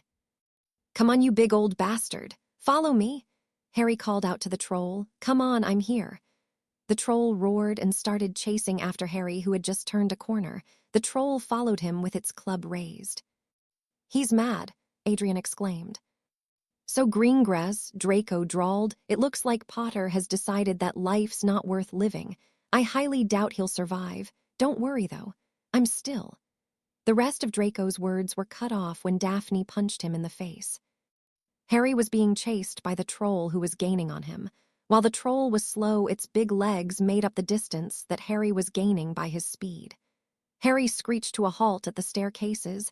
He looked around and nobody else was there. Though, the paintings were still there, so Harry had to be careful with what he did. The troll's club tried to smash him, but Harry quickly rolled out of the way and narrowly avoided death. He quickly ran up the stairs. The troll followed and kept swinging at Harry, who narrowly avoided getting hit each time. It was at this point Harry wondered how he kept getting into life-threatening situations. He was then a bit surprised to realize that this was his first life-threatening situation since entering Hogwarts. However, if the troll was the first, then he wasn't sure he wanted to have more. Harry had gotten up 4 flights of staircases with the troll still behind him. The troll was panting, however, as it was getting out of breath. Harry looked down and decided that it was probably high enough, so after dodging another troll's swing, he sent a stinging hex which hit the troll right in the eye. The troll cried out in pain, but didn't get to do much before Harry sent another stinging hex at the other eye. It covered both eyes, and in its pain had begun moving about a lot. The staircase was getting damaged. Harry fired a reducto curse in between the troll's feet. The staircase was damaged more, but not enough, it seems. Daphne's going to kill me, Harry sighed as he took a few steps back. He shook his head, and in a moment of bravery and stupidity ran. He jumped off a railing and soared through the air towards the lower staircase. He managed to grab hold of the railing and dangled there. He climbed up and took his wand and fired another reducto cure. This time at the underbelly of the staircase and right under where the troll was standing. It caused a lot of damage, but still not enough. Harry fired another one. Now the troll had regained its sense of sight and began looking around. Upon seeing Harry, it roared and held its giant club high in the air. Harry decided to get a move on. He took a big breath and aimed his wand at the same spot. Bombarda Maxima, Harry screamed, and the spell went flying. It hit the same spot under where the troll was standing, and the staircase began crumbling.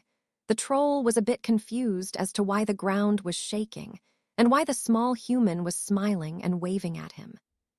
Suddenly the staircase broke and the troll fell, Harry still waving and smiling as he did. The troll screamed as gravity pulled him all the way down to the floor. Harry had counted to 5 before he heard a big bang, which signaled the troll's landing. He wiped a bit of sweat off of his forehead and sat down. Wow, Harry chuckled, a bloody troll. Harry was slightly aware at how mad his laughing made him look. I killed a bloody troll. Not much point in surviving the troll when Daphne's going to kill me. Harry stood up and began walking down the staircases. Eventually, he reached the bottom where he discovered the troll. He wasn't going to go anywhere near it on the off chance that it wasn't dead. What is going on here? Harry turned to find Dumbledore, Snape, McGonagall, Quirrell, Daphne, Tracy, and the Golden Trio along with the 2 Slytherin prefects staring at him.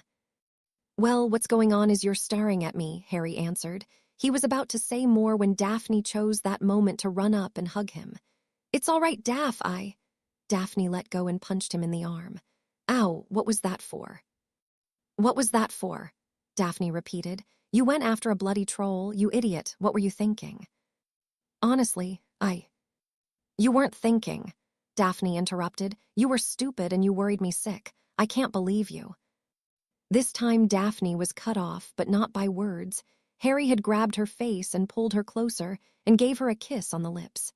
It lasted all of 5 seconds before Harry stopped and let go. Harry said softly, I promise you I'm fine. Mr. Potter, Snape spoke up. What happened? Well, sir, Harry answered. Me and the rest of the Slytherins were all making our way to the library. The library? Dumbledore asked. I had instructed you to make your way to the dormitories. Yes, you did, sir, Harry nodded. But you forgot one crucial thing. What's that? The troll was supposed to have been sighted in the dungeons, which coincidentally is where the Slytherin common room is, Harry pointed out. He's right, sir, one prefect spoke. We had decided to go to the library instead. Very well, 10 points for quick thinking, Snape said. Now what happened? Well, sir, apparently the troll was no longer in the dungeons. Perhaps the Gryffindors would like to give their version of what happened first, Harry replied. Well, Snape looked to the Golden Trio. What happened? Hermione wasn't in the hall, Adrian answered. We heard about the troll and went to look for her. When we got there, the troll was already there. My goodness, McGonagall said. What happened next? They helped me escape, Professor, Hermione spoke. We had started running and then the troll followed us. And you lead it right to us, Tracy interrupted. What do you mean? Snape asked. The troll followed those 3, and they were running straight at us and the other Slytherins, Tracy answered. If it wasn't for Harry, we would have gotten in a lot of trouble. What did Mr. Potter do? Dumbledore asked curiously. Professor, Daphne spoke after regaining her senses from the kiss. He saw the troll coming and told the rest of us to run. He then ran towards the trio and the troll. He got past them, and then the troll tried to hit him. He avoided it and got behind the troll after he had blinded it with a Lumos spell. He then shot it in the back of the head with an incendio and a stunner. That was very foolish of you, McGonagall admonished. Did you truly believe you could stop a troll like that? No, Harry shook his head. I thought I could get its attention with that. And he did, Daphne added. The troll chased him and he led it away from the rest of us. I don't know what happened after that. Mr. Potter, Dumbledore spoke. What happened? I led the troll up the staircases, Harry answered. I think it was around the 4th staircase where I stopped and shot it in the eye with a stinging hex. I then did the same with the other eye and shot a reducto curse under its feet. After that, I jumped off the staircase and... You what? Several voices said at the same time. I jumped off the staircase, Harry repeated, and I grabbed the railing of the staircase below that to stop myself from plummeting to my doom. I then shot a few more reducto curses at the underbelly of the staircase, and then I used Bombarda Maxima to destroy the staircase, and the troll fell to right where it is right now. Are you insane? Adrian exclaimed. Little bit, Harry admitted. Mr. Potter, you've caused immense damage, Dumbledore said. Mr. Potter has saved lives. McGonagall interrupted. Forget the staircases. They can be repaired. But Minerva... I am also in agreement, Snape responded. Mr. Potter has saved the life of many students today at the risk of his own. Yes, McGonagall nodded before turning to the Golden Trio. You would have received 5 points for each for attempting to rescue Miss Granger. She then turned to Harry. Firstly, I would like to gift you 10 points for advanced spell knowledge, 20 points for saving your friends and fellow students, and 20 more for defeating a troll. Thank you, Harry smiled. You are welcome, McGonagall replied. Now I would like you all to go back to your dormitories. Yes, ma'am, Harry nodded. One prefect went back to the library to tell everyone what had happened and to tell them to return to the dormitories, while the other had decided to lead Harry, Daphne, and Tracy back to the common room. You're mad, you know that, right? Tracy said to Harry. And an idiot, Daphne added. In my defense, I actually did know that, Harry replied. You are one crazy kid, Potter, the prefect chuckled. All Potters are crazy in some way or form, Harry replied. It's just a shame that your type of crazy is the one that could get you killed, Daphne responded. Nah, Harry shook his head. Nah, Tracy asked. I'm going to live a long life, Harry said confidently. How'd you figure that? Daphne asked. I've done a lot of crazy stuff over the years, Harry yawned. If I was going to die, then I would have done it by now. Do I even want to know? Not really, Harry answered honestly. Fine, but you will tell me one day, Daphne ordered. Yes, ma'am, Harry saluted. So, anything interesting happened while I was off defeating the troll? Yes, Tracy grinned. Yes, something very interesting happened. Something funny, Harry asked. Hilarious, Tracy replied. Okay, I'll bite. What happened? Your girlfriend punched Malfoy in the face. I beg your pardon. A wide smile appeared on Harry's face as he looked at the blushing Daphne. Daph, did you actually punch Malfoy in the face? Yes, she did, Tracy answered before Daphne could say anything. Once you left, Malfoy was saying you were going to die, and basically told Daphne that he was still here. Daphne didn't like that, but punched him in the face. Awesome. Harry looked like Christmas had come early. Daph, we are definitely getting married now. It was nothing, Daphne insisted. Wait a sec. Harry grabbed the hand that Daphne used to punch Malfoy. We should probably get your hand looked at. You fought a troll, but you want me to get looked at. Daphne, Tracy, and the prefect looked at Harry with disbelief. Troll didn't hit me. Harry pointed out. All I got was a bit tired. You're unbelievable, the prefect shook his head. And don't worry, I had already checked your girlfriend's hand after you left. She's fine. Oh, good, Harry smiled. Mad, Tracy whispered, utterly mad. But not deaf, Harry whispered to Tracy, who stuck her tongue out at him. Soon everyone had gotten back to the common room. Harry somehow ended up in the middle of the common room, where all the Slytherins were questioning him. Quiet, Harry yelled. Now listen up. I distracted the troll and led it up the staircases. I destroyed the staircase it was standing on and it fell to its death. The end, finished, thank you. Yeah, right, Potter, Malfoy interrupted. Harry was about to respond, but burst into laughter upon seeing Malfoy with a plaster over his nose. What? Oh, Daphne, Harry chuckled, brilliant punch. You think this is funny? Malfoy demanded. I think your face is funny, Harry responded. And that was before it was broken. I think it's an improvement, actually. I can see less of it. What is going on here? A silky voice caught everyone's attention, and they turned to see their head of house enter. Sir, Malfoy spoke. Potter is spouting lies about defeating the troll. He says he blasted the staircase it was standing on, and it fell to its death. They are not lies, Snape responded. Me and the headmaster and deputy headmistress have talked with the paintings around the castle, and they have confirmed that Mr. Potter did indeed defeat the troll by destroying a staircase. A lot of the students gasped and looked at Potter, who merely shrugged. That can't be true, Malfoy exclaimed. Are you calling me a liar, Mr. Malfoy? Snape narrowed his eyes. No, sir, Malfoy quickly took a step back. Good, and Mr. Malfoy, what happened to your nose? Snape asked. Harry coughed, while Tracy placed a hand over her mouth and Daphne looked away. A few of the other Slytherins snickered and a few were trying not to laugh. I fell, Malfoy fibbed. No way was he going to say a girl hit him. That'd be embarrassing. You seem to be doing a lot of that, Snape said dryly. Now, I want to make it clear that there had better not be any fighting or conflict once I leave, or you shall all suffer my displeasure. Snape turned and left, his cape billowing as he did. So, Malfoy, how incompetent do you have to be to fall onto a girl's fist? Harry asked with a straight face. Shut up, Potter, Malfoy demanded before storming. Temper, Harry looked back at Tracy and Daphne, who looked undeniable amused. The next day, Harry had spent the entire morning being looked at by others and gossiped about. Some were claiming he used dark magic. Others were saying he destroyed the troll with lightning. There was even one rumor about him throwing the troll with one arm.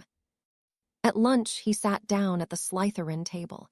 He was waiting for Tracy and Daphne, who had decided to go to the owlery, as they both needed to send off letters. Harry, a voice called once he had finished eating. Harry looked up to see his brother, Ron Weasley and Hermione Granger, standing next to the table. Yes, can I help you? Harry asked politely. We just wanted to say thank you, Adrian said. What for? Harry asked. What for? Ron blurted out. You defeated the troll. Yes, I did, but why are you thanking me for that? Harry asked. We wanted to thank you for saving our lives, Hermione explained. Oh, well, you're welcome. I guess, but I didn't do it to save you lot. What do you mean? Adrian asked. You didn't do it to save us from the troll. You were leading the troll right to me and the other Slytherins. Harry reminded them. I did it to stop it from mass killing all of us, not just you three. Yeah, Adrian looked at Harry awkwardly. Fair point. Actually, Harry turned to his brother. You said yesterday that you went to go look for Hermione. First of all, I'd like to say well done for your bravery. Thank you, Adrian looked proud. Second of all, I'd like to ask why you were looking for her. Harry spoke slowly. Adrian looked at his brother, who was looking at him like he was an idiot. Well, Hermione was crying in the bathroom. Why? Harry looked at the girl. Well, Hermione fidgeted. I was a bit upset after what you and Daphne did with the marriage contract thing, and I overheard Ron saying stuff about me, and I went there to cry. Sorry again, Hermione, Ron whispered to the girl. But it's all okay now, Adrian said. No, it's not, you're an idiot, Harry said calmly. What? Why didn't you tell a teacher? Harry asked, or a prefect. It would have taken you all of a minute to do it, and Hermione could have been rescued by some qualified wizards.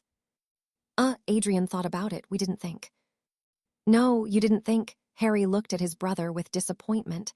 I couldn't think of a plan in time because the troll was right on top of us, and I had to get it away from everyone else. What's your excuse? From what I understand, one of the older Weasley brothers is a prefect. You should have told him. Look, we get it, Adrian sighed, and we're sorry. Why are you so upset? Other than the fact that you led a troll to us, Harry asked sarcastically. Do you know how worried my girlfriend was? You have a girlfriend? Ron asked. Daphne Greengrass, Harry replied. She was worrying the whole time because I had to go and fight a troll. Gave me an earful about it as well. But forget that. I want to know something. Why the change of heart? You three hated me yesterday. What's changed? Well, you did save us from a troll. Adrian looked down. Plus, I thought that we could try to get to know each other. You are my brother. I thought I was a slimy snake. Harry looked between the three. Look, why don't you try to work with me here? Adrian growled and looked at his brother. Why do you have to make everything difficult? You couldn't have just been sorted into Gryffindor like all the other Potters. Harry let out a short laugh.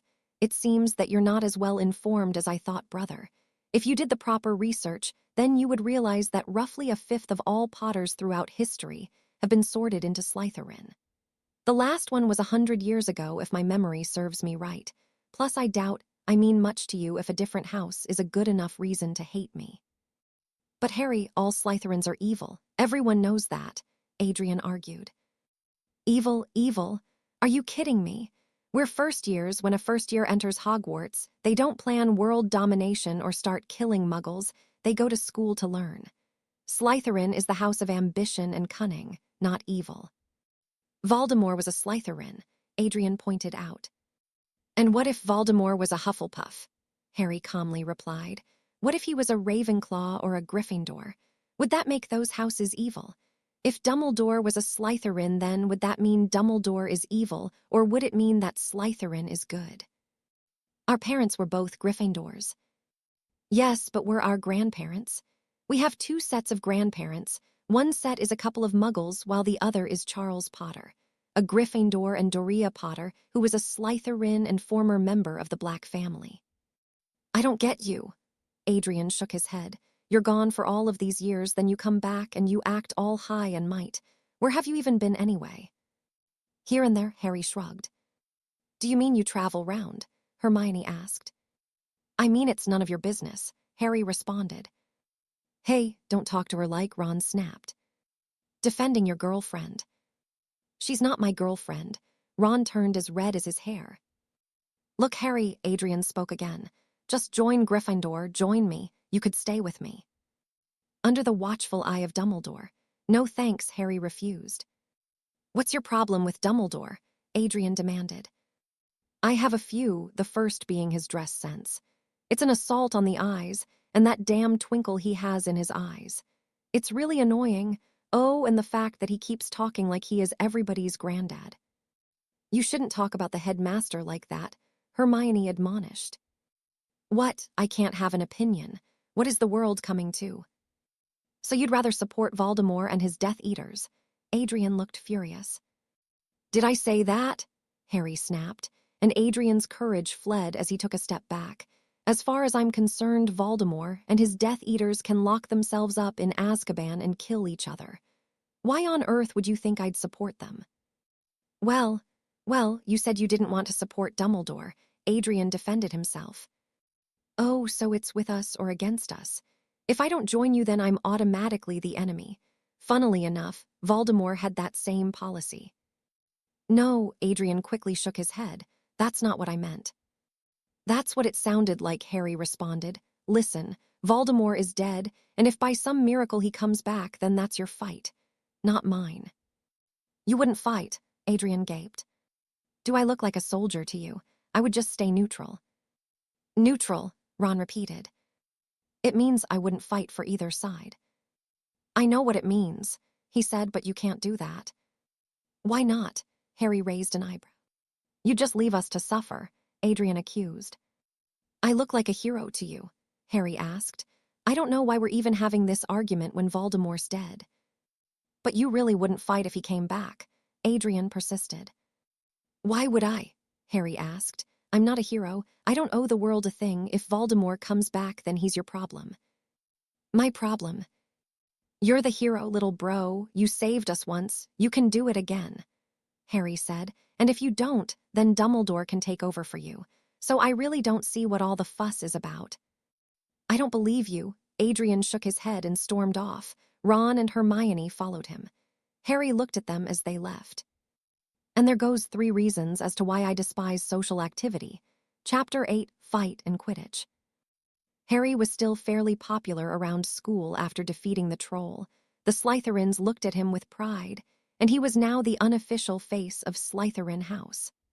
Plenty of rumors were spread about him, some saying he summoned lightning to destroy the troll, and even one that said he befriended the troll and it fell as he was escorting it out of the castle. The teachers had begun giving him respectful looks. Professor Flitwick was particularly interested in talking to Harry. He asked Harry to show the spells he used when fighting the troll, and after Harry had showed them, Flitwick had complimented his perfect technique and offered to teach him more spells. An offer that Harry quickly accepted. Flitwick was a former dueling champion, and it would be foolish to refuse to learn from him. The man bounced with excitement at the idea of teaching Harry, who had become his favorite charms student.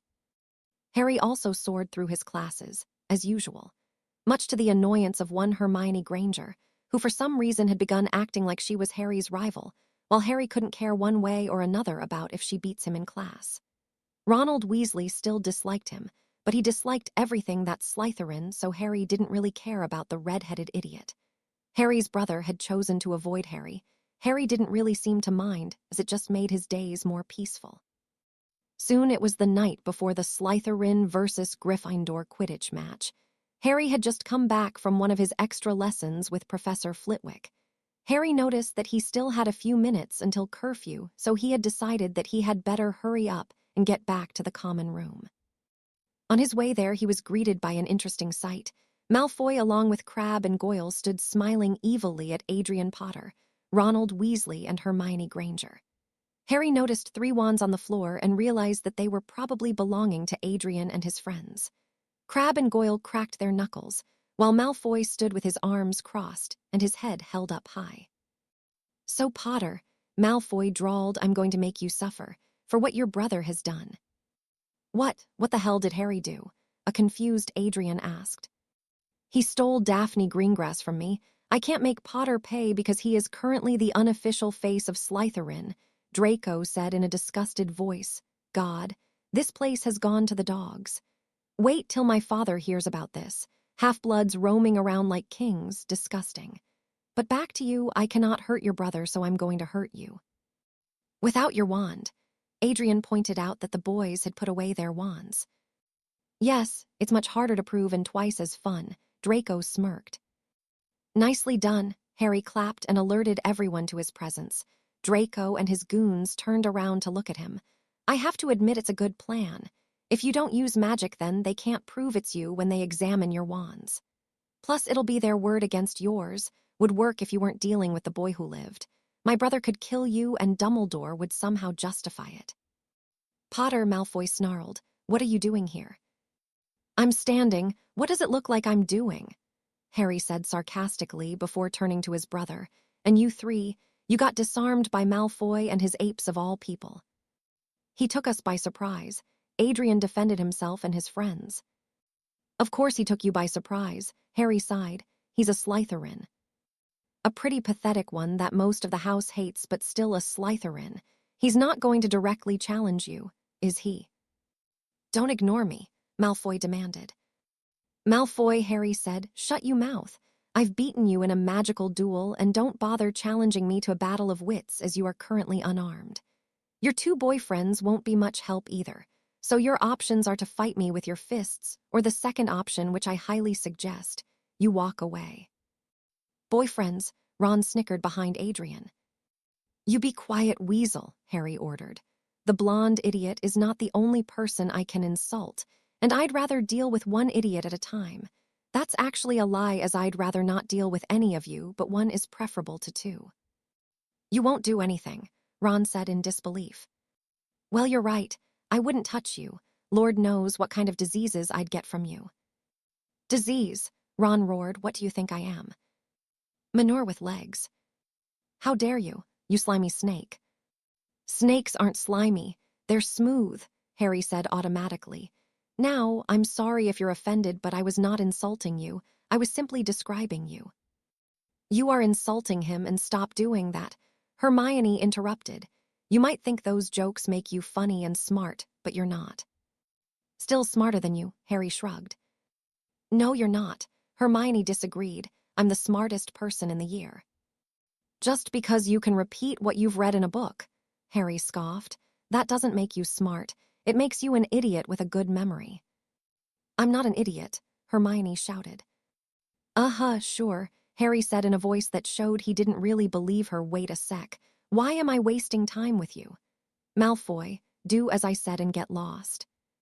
"You can't tell me what to do. You think you're so brilliant, Potter," Malfoy responded. "Let's see how you do without magic." Goyle charged at him. He pulled his right arm back and threw a punch at Harry. Malfoy smiled. He was hopping to see Potter lose a few teeth. Ron had no sympathy for Harry at all. Hermione had a little and would have had more if Harry had not insulted her. Harry ducked Goyle's punch and responded with his own punch, which hit Goyle in the stomach. Harry followed this up with a punch from his left hand, which hit Goyle in the face. Harry grabbed Goyle's head and slammed it against the wall on his left. Harry rushed forwards. Malfoy removed his wand, but before he could fire off a spell, Harry had ran past him and struck Crabbe in the face, causing him to stagger back a little.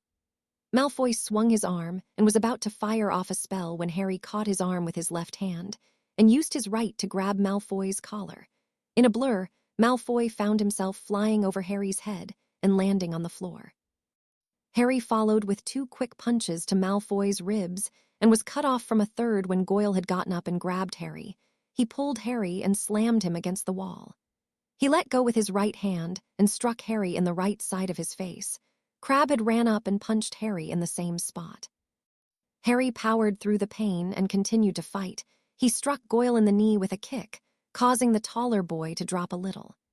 Harry took the opportunity to punch Goyle in the face. The sound of a broken nose echoed before Goyle had reached the floor. Crabbe hit Harry in the face once more, in the exact same spot. Then he grabbed Harry by the neck and pushed him against the wall. Harry responded by poking Crabbe in the eye. He wasn't afraid to fight dirty, and it worked as Crabbe's grip had loosened a little. Harry grabbed Crabbe and moved his head to the side before quickly pulling the boy's head forward so his face struck the wall that Harry was pressed against. This had the effect of causing Crabbe to let go. He moved back and turned around. His hands came up in an attempt to alleviate some of the pain in his face. Harry didn't want to give him a chance to rest. Harry ran at the opposite wall and jumped on it. He pushed off and was in the air for about 2 seconds before he kicked Crabbe in the face. As Harry landed on his feet and Crabbe landed on his back, the Golden Trio were looking with astonishment and amazement, while Malfoy had a regretful look on his face. Malfoy was struggling to get up. His ribs still hurt. Adrian was looking at his brother with amazement in his eyes. His brother, who was top of his class and had defeated a troll, could also fight. "What is the meaning of this?" A voice snapped, and they turned to see Snape rushing towards them. Malfoy smirked. He could use Snape to get the rest in trouble, but Harry beat him to the punch. "Professor," Harry spoke quickly. "Malfoy was threatening my brother and his friends when I arrived. I told him to stop. Goyle then tried to attack me. I fought him and Crabbe off and struck Malfoy twice before you arrived." "Tell me exactly what happened," Snape ordered, eyeing the other 3 Slytherins. "Yes, sir," Harry nodded. "Goyle tried to punch me, but I ducked and punched him once in the stomach and a second time in the face before I slammed his head against the wall. I then punched Crabbe. Malfoy tried to get a spell off, but I took him to the floor and punched him twice in the ribs before he could do anything. Crabbe and Goyle then pinned me to a wall. They got about a punch each before I started fighting back. I kicked Goyle's leg and punched him in the face when Crabbe punched me again. I poked him in the eye slightly so he'd loosen his grip. Then I slammed his face against the wall and he let go. I did a run-up and jumped off the other wall before kicking him in the face. Then you arrived, and that's about it." "That's about it," Snape repeated slowly. "Oh, and I got to insult everyone here before the fight. So silver linings," Harry responded. "You 3, Snape said after shaking his head and looking at the Golden Trio. "Is what Mr. Potter says true?" "Yes, sir," Hermione answered. "Draco disarmed us. Then they were about to attack us when Harry appeared. Harry did insult us before he was attacked, and he fought them off until you arrived." Snape looked at Goyle, who had a bleeding nose and a black eye, before he looked at Malfoy, who was clutching his side, and Crabbe, who had a bruise on his face and a bleeding nose. He then looked at Harry, who had nothing other than a bruise on his right cheek. "Come with me. You will all accompany me to the hospital wing," Snape commanded, and the students followed. The trio were at the back. Draco and his goons were taking the time to glare at everyone, while Harry was just yawning as he walked alongside Professor Snape. "What happened?" Madame Pomfrey asked as they all entered the hospital wing. "Hogwarts walls and Mr. Potter's fists, apparently," Snape replied. "I'd like you to check them all over, and then once you have time, check the Gryffindors. They were not involved in the incident, but it might be prudent to check anyway." "Yes, I agree," Pomfrey quickly nodded and went about firing diagnostic spells and giving each student a checkup. A few minutes later, she and Snape were in her office. "Well," Snape said, "Mr. Malfoy has a broken rib, Mr. Goyle has a black eye, and Mr. Crabbe has swelling on his face. Both have broken noses, and the 3 lions are fine." "What of Mr. Potter, the Slytherin one?" "Just a little bruise on his right cheek. His hand is undamaged, which is good. Malfoy, Goyle, and Crabbe will have to stay overnight, but Mr. Potter and the lions can go." Very well, I will inform them." Snape turned and left. He then made his way over to the students. "Potters, you both, along with Miss Granger and Mr. Weasley, may leave. You 3 will expect your head of house to talk to you about this incident, and I will do the same for you, Mr. Potter, soon." "Yes, sir," Harry nodded. "Good. Now leave." Snape turned and walked away as they left. Thanks," Adrian said to Harry. "Where did you learn to fight like that?" "I had a few different teachers," Harry shrugged. How long have you known how to fight? Hermione asked. Most of my life, Harry answered slowly. Hopping the tone of his voice would discourage more questions, but Hermione continued. Do you have a black belt? My dad has one in karate. He was thinking of trying boxing as well, but I was never interested in that sort of stuff. I don't approve of violence, Look, Harry interrupted, I'm tired, and am in no mood to answer 20 rapid-fire questions or learnt more about your personal history. Now take a breath because you will run out with the way you're going. Hermione blushed in embarrassment. Why did you help us? Ron asked. You're a Slytherin and Malfoy is a Slytherin. House has nothing to do with this, Harry replied. Draco wanted to hurt you guys, so he'd get to me, because he's upset that Daphne likes me more than him. I helped you because it would give Draco something to think about the next time he gets another scheme in his head that involves me. You didn't do it just because I'm your brother, Adrian asked. Please, Harry scoffed, the brother who hates me because I wear green instead of red. You want me to risk myself for the brother who doesn't like me because he can't see past a schoolhouse. Hey, Slytherins are evil, Adrian argued. I'm a Slytherin, and I just saved you from Malfoy and his goons, Harry pointed out. Besides, it may surprise you to know that Malfoy is not very popular in the Slytherin common room. What? Adrian blurted out his surprise. Why? Because he's a stupid idiot who keeps going on about his name and his father, Harry answered. To you guys, he's a spoilt brat. To the Slytherins, he's a spoilt brat that makes things difficult for the rest of us. Do you know how hard it is to be in a house when everyone else thinks you're exactly like Malfoy? What? You're not, Ron said with about as much tact as a piece of rotting wood. No, my mother is a Muggle-born, so why would I care about blood purity? I'm proud of our family history, but not to the point where I'm willing to use it to lord over everyone every day. So you don't hate Muggles? Adrian asked.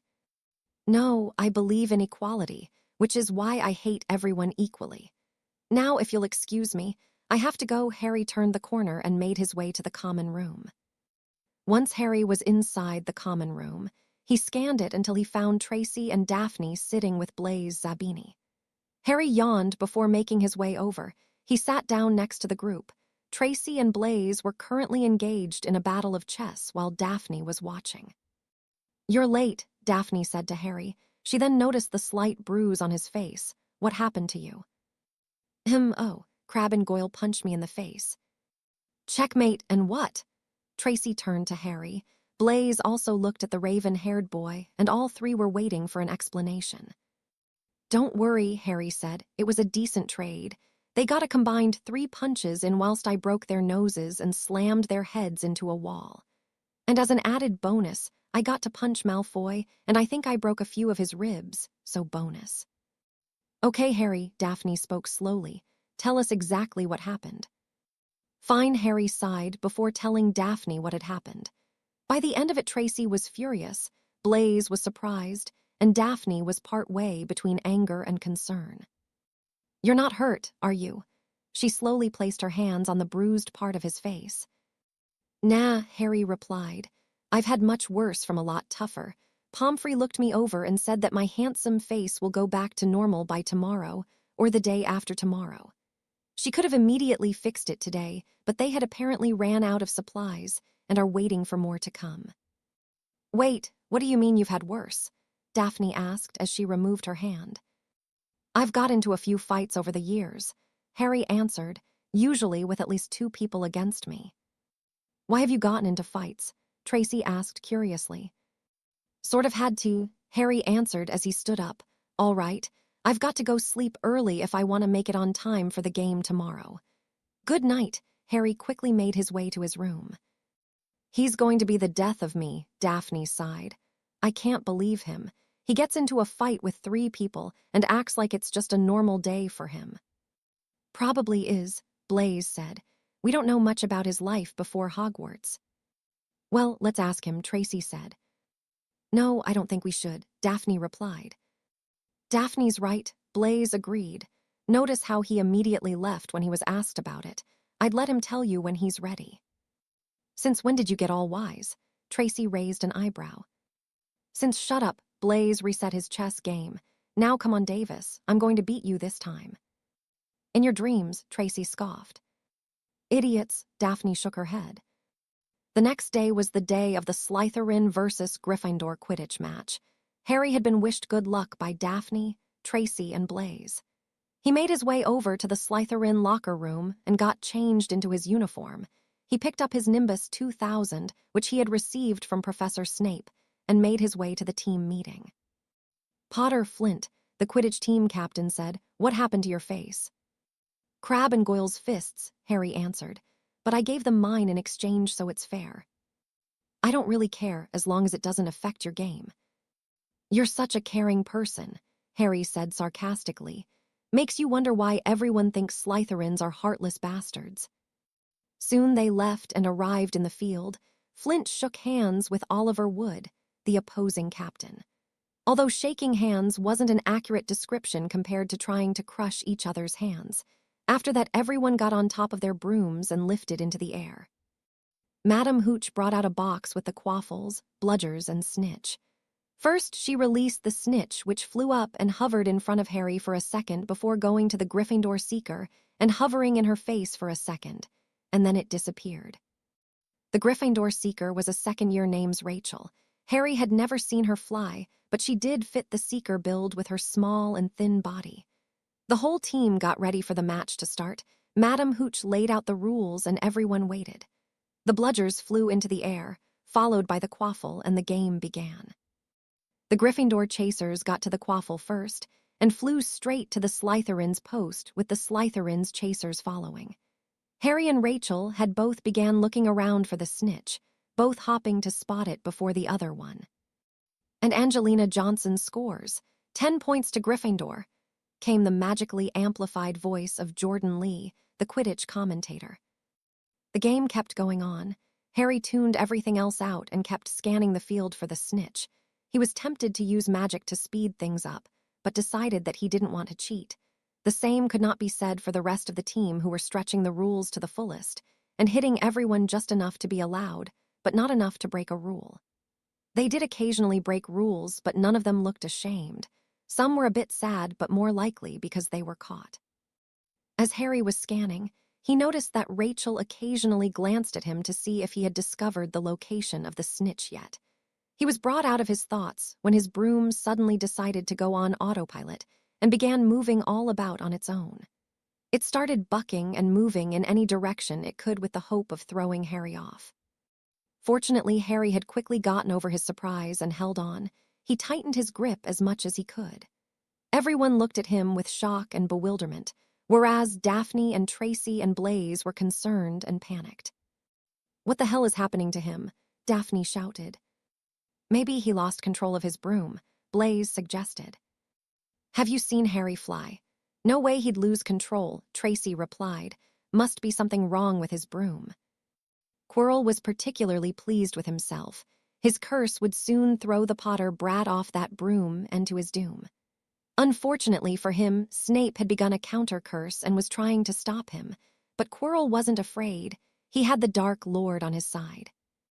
He was brought out of his thoughts when Snape's cloak had caught fire. Snape jumped to his feet in an attempt to put it out and knocked Quirrell over, breaking his eye contact. Quirrell looked up and saw Potter had regained control of his broom. This was bad. His master would be angry. Harry had no time to think about what happened to his broom as he saw Rachel going for the Snitch. He zoomed after her and flew right next to her. They both began racing for the Snitch. They were neck, and both were getting closer. Harry was tempted to hit her like the other Slytherins would have done, but he decided not to. He'd win this game with skill, not violence. The two dived when the Snitch did. They looked at each other before focusing on the ground. They sped up slightly, but then the ground got closer. Rachel decided to pull up. Unfortunately for her, Harry decided to keep going. He continued chasing the Snitch, and Barley pulled up in time to avoid crashing into the ground. He was flying straight after the Snitch and had opted to go for a standing position on his broom. He was getting closer. He reached out. In a second or two, he would have caught the golden ball. He reached and he fell. He landed on the ground. His broom rolled away. Every eye was on him. He got back to his feet when he began coughing. "I think he's going to be sick," Tracy whispered to her friends. Harry opened his mouth and the snitch popped right out and into his hands. Harry held it high up and the cheers began. The Slytherin crowd cheered and screamed. Tracy, the resident Quidditch fan, had jumped to her feet and began clapping. Blaze shook his head in amusement and also began clapping. So did Daphne, even though she vowed to make Harry pay for worrying her. After the Quidditch match, Harry had to endure much praise from his house. Daphne and friends had asked him what happened to his broom, and he told them he didn't know, and he would ask somebody about it. The next day, Harry was cornered by Hermione Granger, Ron Weasley, and Adrian Potter when he went to the library so his homework. Harry mentally groaned when the three came over. They walked right up to him and were looking particularly pleased with themselves. "Hey, Harry," Adrian said. "Why do you look so happy?" Harry asked, "Found a damsel that needs rescuing." "We wanted to talk to you, in private. It's important. Can we go somewhere else where we won't get overheard?" "Fine," Harry sighed. "Meet me by the lake in 10 minutes. "Why 10 minutes?" Ron asked. "Because I estimate it will take 2 to 3 minutes for me to finish my homework, and 2 to 1 minutes to pack everything away, then 4 or 5 minutes to get to the lake. Plenty of time for you, though. Now go on." The three didn't look particularly happy at being dismissed, but left the library. Harry got to the lake 10 minutes later and looked at the three who looked back at him. "Now," Harry said, "what do you want?" "Well, we wanted to thank you again," Hermione spoke, "for saving us from Malfoy and his goons." "Lovely, but I doubt you wanted a private conversation just for that." "No," Adrian shook his head. "We wanted to let you know that Snape was the one jinxing your broom." "Snape?" Harry raised an eyebrow. "Yes, Snape," Adrian nodded. "It's true," Hermione said. "We saw him. He was making eye contact with your broom. I know a spell when I see one, and he wasn't blinking." "What proof do you have that it was him?" Harry asked. "Didn't you hear her?" Ron interrupted. "She just told you that Snape was using a spell to kick you off your broom." "No, she told me that Snape was using a spell," Harry replied. "For all we know, he could have been using the counter curse to whoever did use the spell." "No," Hermione shook her head. "When we set him on fire, it stopped and—" "Wait," Harry interrupted. "You set him on fire. And you actually just admitted that." "Look, we were saving your life. Adrian said you should be thanking us." "Fine, thanks. Now you actually set him on fire. What kind of lunatics are you?" "Would you have preferred to have died?" Hermione glared at him. "I would have preferred you tell McGonagall or someone else and they could have confirmed it. But look, I appreciate the effort and your honesty. I don't think Snape did it, however, but thanks again." Harry turned around and began walking away. "Hey," Adrian called out, and Harry stopped and looked back at them. "That's it." "Yes," Harry nodded, "unless you have anything else you need to tell me about." The three all began looking at each other. "I'm guessing you do have something to tell me. What is it?" "It's Snape," Adrian said eventually. "We think that he's trying to break into the 3rd-floor corridor." "May I ask why you think that?" Harry asked. "The day of the troll attack, Snape had a limp. We think he'd gotten it from when he tried to get past Fluffy," Adrian said. "Fluffy?" Harry raised an eyebrow. "It's a giant 3-headed dog," Ron said. "A Cerberus. Dumbledore's put a Cerberus in a school. He really has lost it. Wait, how do you know? Did Dumbledore tell you?" "No," Hermione shook her head. "We ended up there by accident." "Of course you did," Harry sighed. "There was no way that the Gryffindor golden boy and boy who lived just happened to stumble on it. How did you stumble up on a 3-headed dog?" "We was walking, then the staircases changed," Hermione answered. "Then Filch came, and we ran so we didn't get in trouble. We ended up hiding when we realized where we were."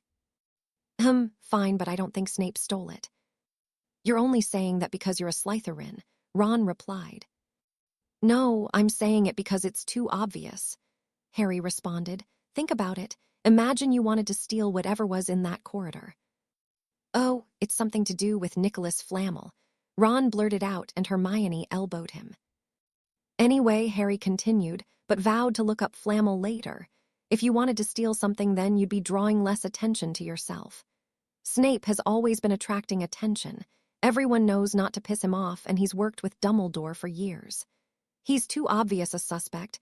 Don't you lot ever read books or watch TV?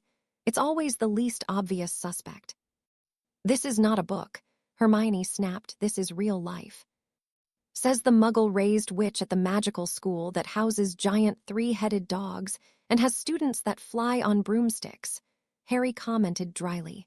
Either way, believe what you want. Now I'm going unless you want anything else. Actually, the headmaster wants to talk to you, Adrian said.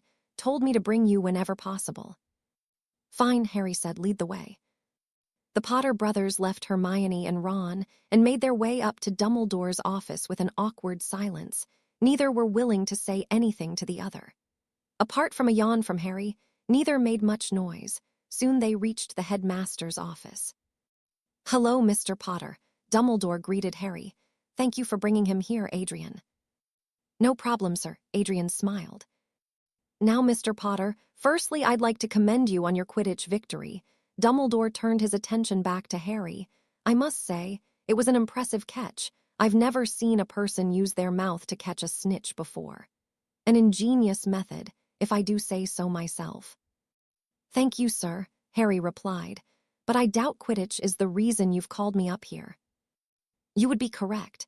Firstly, I was made aware that you are contracted to marry Miss Daphne Greengrass. I don't see how that is your concern, sir, Harry said calmly, but he was clenching his fists as he spoke. I'm simply worried about you, Dumbledore said in his grandfatherly voice. Such a huge responsibility for one so young. I can understand if you are upset, and if you wish, then I can help you get out of the contract. Dumbledore hoped that this would help get Harry on his side. No, thank you, sir, Harry refused. No, are you sure? Dumbledore asked. I'm sure, sir. I already have a way out of the contract should I choose to take it. Should you choose to take it? Dumbledore repeated. Are you saying that you're considering marrying Miss Greengrass? Not this every second, but yes, I am. Don't you think you're a bit too young to be worried about these type of things? Dumbledore asked. I'm only young in physical age, sir, Harry said slowly. I am more than willing to accept responsibility for my actions. Dumbledore thought on Harry's words. It sounded to him like Harry may have had some traumatic experience in his life. It would have likely caused him to grow up faster. That would explain the boy's attitude. Is there anything else, sir? Harry asked. Yes, there is, Dumbledore said. After your incident with the troll, I had confirmed that your story was true by asking the portraits. I must say that was an impressive story and achievement. I would like to know where you've learnt those spells. They should not have been taught in your year. Library and older students, Harry answered. I looked at spells in books. Sometimes I asked older students to show me them. Other times I practiced just based off theory. Plus, I ask the teachers for help sometimes. Impressive, Dumbledore said, not entirely convinced that the first year in front of him could already perform such advanced spells from just simple studying. May I ask what spells you have learnt so far? The disarming spell, Harry answered, which I practiced on Daphne. Her book flew right out of her hand. I've learnt some random spells such as cleaning charms and pretty much anything I could get my hands on. You seem to have an incredible thirst for knowledge, Dumbledore replied. May I ask why you feel the need to learn these spells? A combination of things, sir, Harry responded. Curiosity is one reason. Interest is another, as is boredom. Ah, of course, Dumbledore chuckled. Are those your only reasons? There's also value, Harry said. Value? Dumbledore asked. My education is paid out of my trust vault, Harry began explaining, and that is just a small portion of the Potter vault. Money is valuable, and a lot of it has been spent on my education. I don't intend to waste it. I want to make the most of my limited time here. My dear boy, there are more important things than money, Dumbledore said benignly. Tell me that when you don't have any, Harry responded coolly. Now, I don't intend to be rude, sir, but unless you have anything else to say. I'd like to go and rest. Ah, but of course. However, I have one more thing I'd like to say. I've noticed that you occasionally sound like a much older person, Adrian. Why is that? Some of us had to grow up early, sir, Harry replied emotionlessly. Now, goodbye. Harry turned and left, leaving behind a confused Adrian and a thoughtful Dumbledore. Chapter 9. Cloak, Battle of Minds, Yellow Eyes. Harry had just gotten out of the headmaster's office when he remembered something. He turned back around and made his way back. He entered the office. Dumbledore and Adrian looked surprised to see him. "Harry," Dumbledore said, "did you forget something?" "Yes," Harry nodded. "I'd like the cloak, please." Dumbledore tensed a little, while Adrian looked confused. "Cloak? What cloak?" Adrian asked. "Our father's invisibility cloak." Harry answered. "Dumbledore has it, and I'd like it back." "Mr. Potter, your father gave me that cloak," Dumbledore pointed out. "And you promised to give it back," Harry replied. "In fact, you gave a magical vow that said you would give it back when asked by a member of the family." "How did you know that?" Dumbledore asked, narrowing his eyes slightly. "I know a lot of things. For example, I know that I want that cloak back." "Mr. Potter, I had planned to give this to your brother at Christmas." "I don't care," Harry responded. "I'm the eldest son, and therefore it's my property until Dad wakes up and claims it." "Wait, you can't do that," Adrian objected. "I can and I will. Now the cloak, please." "Mr. Potter, really there is no need for this," Dumbledore said. "Look, Dumbledore, I want that cloak back, and I'd like it now. Unless you like the public to know that you are keeping a valued possession of the Potter house from its heir." "Very well," Dumbledore sighed and moved to get the cloak. He didn't want to give Harry the cloak, but he couldn't risk getting more bad publicity. He would have to change his plans and find another way to get Adrian to see the mirror. He picked up the cloak and gave it to Harry. "Thank you." Harry took the cloak. "See, that wasn't so hard." "Now, goodbye." Harry turned to leave. "Mr. Potter," Dumbledore said just before Harry had gotten out of the door, "how did you know about the vow and the cloak?" "You see, Dumbledore, that's a secret." Harry smiled at the headmaster. "If you want to learn my secrets, you need to give me some of yours, and I don't think you want to do that. Goodbye." Harry left the room for the second time. Dumbledore didn't know what to think. Somehow Harry had knew about the cloak and his vow. He only made that vow so James Potter would let him have that cloak. Who told Harry about it? What else did Harry know? Perhaps next time they see each other, Dumbledore could look into Harry's mind and see what makes him tick. Harry took his cloak back to the common room and placed it in his room. He exited his room and came back down to the common room. "Potter," a voice called. Harry found Malfoy and his two goons glaring at him. Harry glanced around and saw Daphne sitting with Blaise and Tracy, preparing to get up and help. "Ah, Malfoy," Harry said, "how are your ribs?" "Shut it, Potter," Malfoy snapped. "You'll pay for what you've done." "Very original, Malfoy," Harry commented. "Look, I'm tired, and I have better things to do than deal with you." "When my father hears about this," Draco threatened, "he'll be disappointed in you," Harry interrupted. "First you lose a wizard duel, then you try to attack the boy who lived the Muggle way. Then you and your goons lost against me during what was basically a Muggle fight. Tell your dad, go on, I dare you." Malfoy paused. He realized that Potter had a point. His father would be furious. Especially if he heard that he was fighting like a Muggle, he'd have to get Potter another way. "This isn't over," Malfoy said before he turned and left with Crabbe and Goyle following him. "You okay?" Daphne asked as Harry walked over and sat beside them. "Yeah," Harry nodded. "Malfoy being a git is nothing new." "True," Daphne agreed. "Where were you anyway?" "In a meeting with the headmaster," Harry answered. "What did he want?" Tracy asked. "Well, first, he congratulated me on my Quidditch victory," Harry replied. "Then he asked me about the marriage contract." "He what?" Daphne asked. "He asked me about the contract and said he'd help me get out of it if I wanted, but I told him that I didn't need his help to get out of the contract. Then he asked me about the troll. I answered a couple of questions, then I left." "By the way," Blaise said, "Snape wants to talk to you about the Malfoy incident. Told me to tell you to come as soon as possible." "I can't catch a break," Harry groaned as he stood up again. Harry had made his way to Professor Snape's office.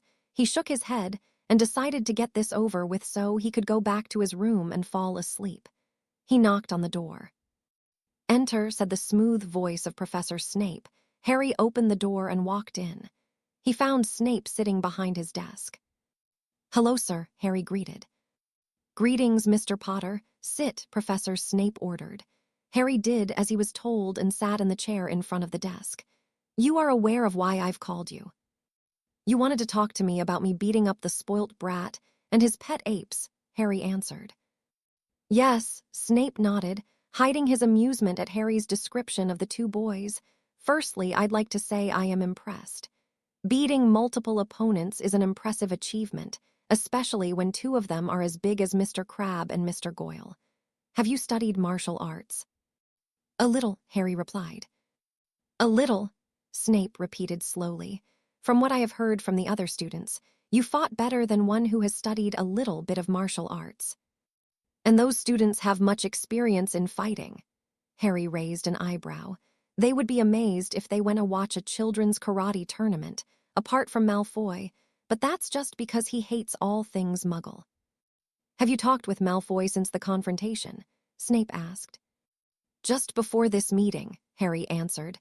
"Malfoy tried to confront me in the common room. He threatened to tell his father like a child. I reminded him that his father was probably going to be more angry at him than me." "What makes you think that?" "Simple. He tried to attack the boy who lived at Hogwarts.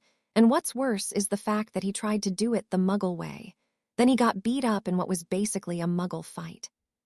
Impressive," Snape said with approval in his voice. "That's a very Slytherin tactic." "Well," Harry shrugged, "when in Rome." "Indeed, but I have to ask, is there anything about the fight that you wish to tell me?" Immediately after saying this, Snape looked into Harry's mind. Harry had no defenses as far as Snape could see. Snape viewed the memory of the fight. He had to admit that Potter was impressive. His movements were quick, but powerful. He would be a great dueler if he trained up. He picked up on Harry's surface thoughts. The boy was starting to realize something was happening. Snape decided that the best course of action was to leave before Harry realized what was happening, and he did so. "Not really, sir," Harry said. Snape nodded. He was about to say more when he felt a probe on his shields. He quickly deduced that it had to be Potter, as there was nobody else in the room. He stopped the probe with his occlumency shields, and it retreated. He looked at Potter, who had the tiniest signs of amusement on his face. It was barely noticeable, but Snape saw it. "If that is all, then can I go?" Harry asked. "Yes," Snape replied, "you may go, but I'd advise controlling yourself in the future. Just because you were in the right does not mean that you can go and fight whenever you feel like it. Am I understood?" "Yes, sir." Harry stood up. Snape quickly decided to fire one more legilimency probe to see what Potter was thinking, but was surprised when Potter had blocked him. "Goodbye, sir." Harry left the room. Snape didn't know what to think. At first, Mr. Potter had no shields at all, but all of a sudden he sprouted shields capable of keeping him out. Did Potter try and trick him? Even if he did, it was still impossible. Those shields were strong and far beyond what a child his age should be capable of. He wasn't sure, but he pretty much decided that he wanted to avoid looking into Potter's mind again. The rest of the year went by. Draco had chosen to ignore Harry for the moment, and Harry didn't feel like complaining about it. Their lessons went by as normal, and soon came time for Christmas. Harry had given Daphne some jewelry. He gave Tracy a book on Quidditch, and he gave Blaise some sweets. Harry had received a broom polishing kit from Tracy, a wand polishing kit from Blaise, and a book on hexes and curses from Daphne. All three of his friends were a bit surprised by the tears that became present on Harry's face, but he quickly wiped them off, and they made an unspoken agreement near to mention it again. One day, Harry and Daphne were in the library doing homework. They had just finished their charms homework, which was perfectly not too hard and not too easy. They had decided to complete their transfigurations homework before they left. "Have you done number 5 yet?" Daphne asked. "Yeah, the answer is weight over size," Harry replied. "Thanks." Daphne scribbled the answer down. "Which one are you on?" 6. I'm guessing that you're on 5 now." "Yes, I am." Daphne nodded. "Where's Tracy?" Harry asked. "She's off playing chess with Blaise," Daphne answered. "Again?" "Yeah, they're both competitive and both keep demanding rematches." "Do you want something after we're done?" Harry asked while writing down the answer to his question. Like what? I don't know, anything really. Well, I didn't really have any plans for today, other than read a book or something. Daphne was about to say more when she was interrupted by a large sound. Harry's wand flicked to his wrist, and they both looked towards the origin of the sound. It was the Golden Trio. Apparently Hermione Granger had decided that it was a good idea to slam a large book on the desk. "Oi, Granger," Harry called. "Could you slam that thing down any harder? I don't think everyone in Hogwarts has heard you yet." "What?" Hermione turned to them. "I didn't slam it down that hard, it's just heavy." "It weighs less than you. That's not heavy," Harry argued. "Harry," Daphne said, "leave it." "But..." "Look, just leave it." Daphne said, "We'll finish up our homework and we'll go." Fine, Harry went back to his work, but he did keep an open ear towards the trio. He picked up a couple of words. He heard flammel, stone, and immortal. He glanced over and made a note of which book they were reading. Eventually, the trio left the library. Harry had finished his homework, so he got up and went towards the book that Hermione put back. He was glad to be proven right when he said it was not heavy. "What are you looking at?" Daphne asked him. "The book that Granger was reading. I want to see what all the fuss is over," Harry replied, "and apparently it's about the Philosopher's Stone." Philosopher's Stone. I've heard about that. I thought it was called the Sorcerer's Stone. That's stupid. Don't know why anyone would call it that. Harry looked back down to his book. Okay, it makes an elixir of life. That's handy. Turns led into gold, made by this famous alchemist called Nicholas Flamel. Apparently the guy is like 600 plus in age. Wow, Daphne whistled. That's impressive. It'd be worth a lot. Why were those three looking at it? Apparently they think that it's what Dumbledore is guarding in the third-floor corridor. If he is, then I think he's an even bigger idiot than I estimated. People would kill for this, and putting it in a school would be incredibly stupid. With that being said, he probably did do it. Later, Harry had come out of his room when he heard the sound of Malfoy, leaving the common room. He followed because knowing Malfoy, he'd probably end up causing problems for Harry. Harry had taken his invisibility cloak, though he had made sure it didn't have any charms on it before he used it. It didn't have any, which led Harry to believe that Dumbledore didn't have any time to put it on. Probably because Harry took the cloak before Dumbledore could do anything. Harry followed Malfoy to Hagrid's hut. Harry didn't have that many interactions with Hagrid, mostly because he was such a Dumbledore fan, but Harry believed that he was a nice guy. Too much of a Dumbledore supporter, but a nice guy, yet Harry could understand why. Dumbledore was powerful, and Hagrid wasn't likely to get a job anywhere else, so it made sense that he worshipped Dumbledore. Malfoy looked into the window, and suddenly he began running. Harry leaned against the hut and heard the voices of the Golden Trio and Hagrid inside. Harry couldn't be bothered with being subtle and just took his cloak off and knocked on the door. He hid the cloak just before Hagrid opened the door. "Harry," Hagrid asked, "what are you doing here?" "I followed Malfoy," Harry answered. "He came all the way here and looked into your window, then he quickly ran off, looking extremely happy. Now that worries me. What did he see?" Nothing," Hagrid fibbed. "Hagrid, Malfoy knows, and that means that everyone will probably know eventually. You might as well tell me now, because I know for sure that Malfoy will be bragging about it in the common room tomorrow." "Fine," Hagrid reluctantly moved aside and let Harry in. Harry entered and found the trio sitting and looking at him. "What are you doing here?" Adrian demanded. "Knitting," Harry said sarcastically before he noticed the small dragon on the table. "A dragon? You've got a dragon on the table. That's high on the list of things that I was not expecting." "What are you going to do? Tell everyone," Ron accused. "Nah, Malfoy's got that covered." Harry turned to Hagrid. "Hagrid, why do you have a dragon? Last I checked, it was illegal to own a dragon." "He's just a baby," Hagrid argued. "He can't do much harm." "Hagrid, dragons are famous for breathing fire, and you've brought it into a hut made of wood, which is famous for being burnt. They also grow quickly, so someone will have found out eventually." "Well, when you put it like that," Hagrid looked at the floor. "Anyway," Harry continued, "we need to find a way to get this dragon out of here." "What, you're helping us?" Adrian asked. Yes, Harry said as he examined the little dragon. Why? Hermione asked. Why would you want to help us? I'm not helping you, Harry responded as he looked at the dragon's wings. If Malfoy tells everyone, then Hagrid will get in trouble, and I have no problem against Hagrid. Thank you, Hagrid looked up slightly. Not a problem, Harry replied. Plus, if Malfoy's plan is ruined, it will annoy him a lot, and making Malfoy suffer gives me life. Impressive dragon Hagrid. It's a Norwegian ridgeback, Hagrid said proudly.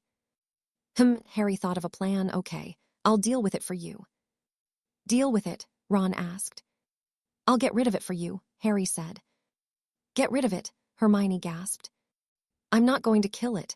Harry snapped before looking at the dragon. He extended his hand. Come on, you're coming with me.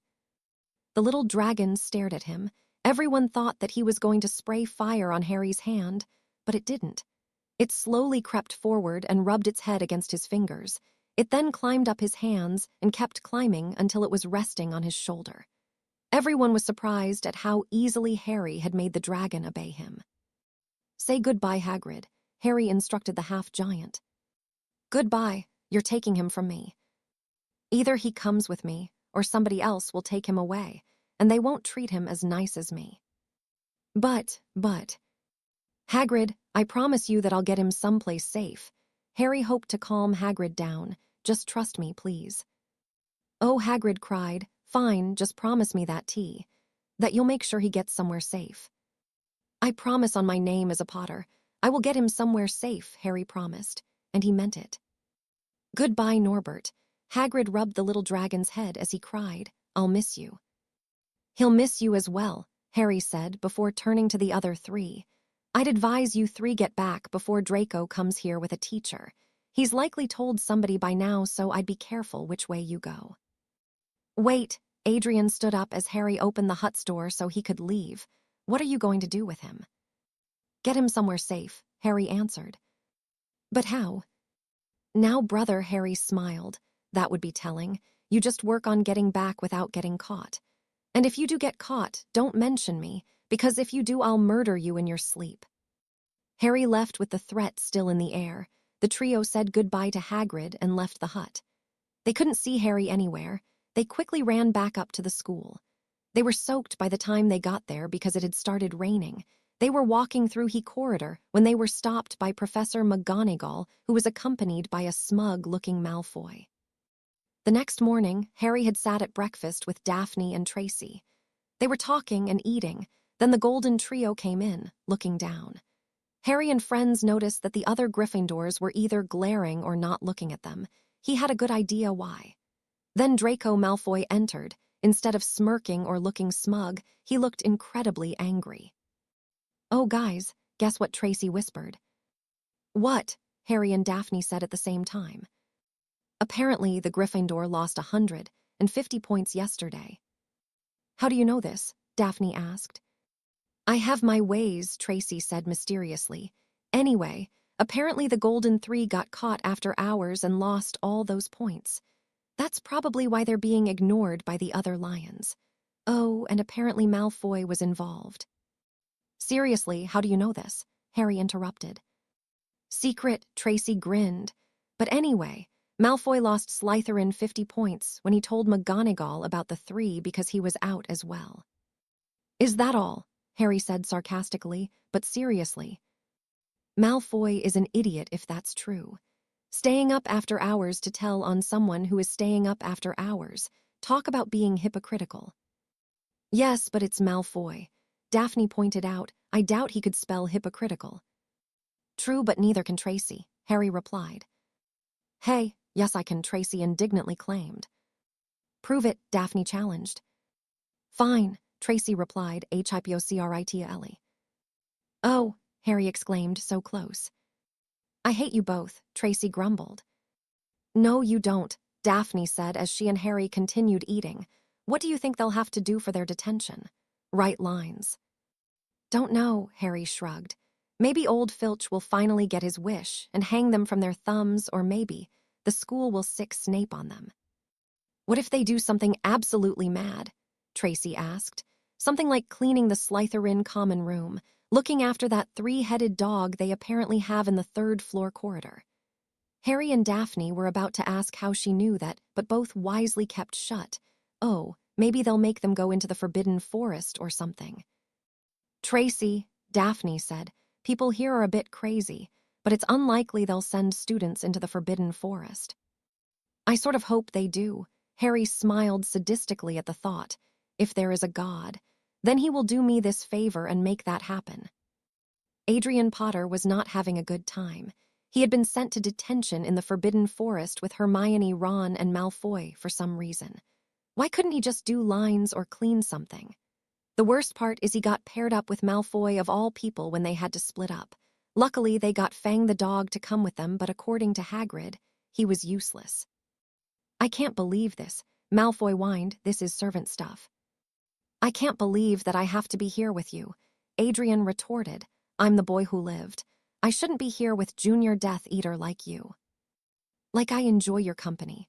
Why on earth would I want to be next to an arrogant half-blood like yourself? I may be a half-blood, but I'm still 2 times better than you. Please, that mudblood is better than you, Draco scoffed. Don't call her a mudblood. Or what? You going to go run to Dumbledore or your brother? Like I need Dumbledore to deal with you, and why on earth would I run to Harry? Adrian asked. Your brother is the only one who annoys me more than you, Draco said with venom in his voice.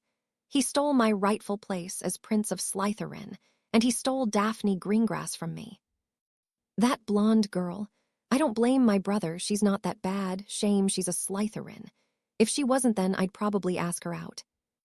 You, don't make me laugh, you're the only choice worse than your brother.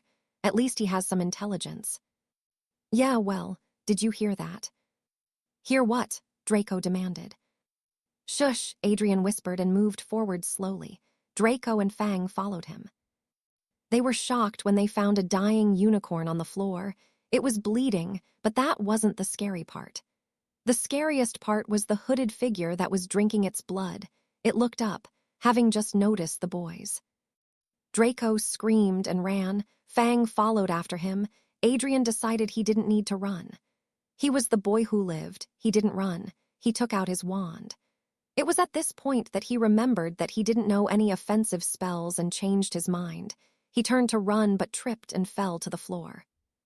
Adrian looked up. The hooded figure was gliding towards him, moving like a snake as it neared. Adrian thought that this was going to be the end. It couldn't be. He was the boy who lived. He couldn't die like this. The hooded figure came close. Adrian prepared to draw his last breath when a blur came out and tackled the hooded figure. Adrian could only blink before he took in the terrifying sight in front of him. The hooded figure was pushed against a tree and was being punched repeatedly by a man wearing a black hooded jacket. He was dressed in Muggle clothing and had a black bandana covering the lower half of his face. What really frightened Adrian was the man's bright yellow eyes. Was he a werewolf? The hooded figure pulled out a wand and blasted the yellow-eyed man, who flew through the air and landed meters away with a roll before pulling out his own wand. He fired a cutting curse at the figure, who dodged before firing a killing cure. The yellow-eyed man rolled out of the way and fired a bone-breaker curse at the figure, who dodged once more. Both combatants were brought out of their fight by the sound of hooves. They turned to see a centaur jump over a bush and land next to Adrian. The yellow-eyed man quickly looked back to his opponent but found nothing. His opponent had escaped. Who are you? Adrian asked the centaur. I am Firenze, he introduced himself, before looking at the yellow-eyed man. I do not know who you are. Good, the man said in a low voice. He turned and began walking. Wait, Adrian called. Why did you help me? Who are you? Answer me. No, the man refused. I don't care what you do or don't know. I saved your life, you ungrateful brat. The least you could do is be quiet and shut up. Adrian, a voice called out. Hagrid arrived along with Ron, Hermione, and Draco. Hagrid saw the yellow-eyed man and aimed his crossbow. Who are ye? Hagrid demanded. He saved the young Potter boy's life. Firenze spoke. He also chased away the creature that was hunting the unicorns. Hagrid believed Firenze, but still didn't put down his crossbow. "Who are you? What's your name?" Hagrid asked. "Goodbye," the man walked away. "Hey," Hagrid shouted, "stop or I'll shoot." "Go ahead," the man said in an uninterested voice. "Just remember that there are children with you." "What's that supposed to mean?" Hagrid asked. The man stopped. He slowly turned towards the group. "It means that if you hurt me, I'll have to hurt the lot of you," the man said slowly. "But I have better things to do, goodbye."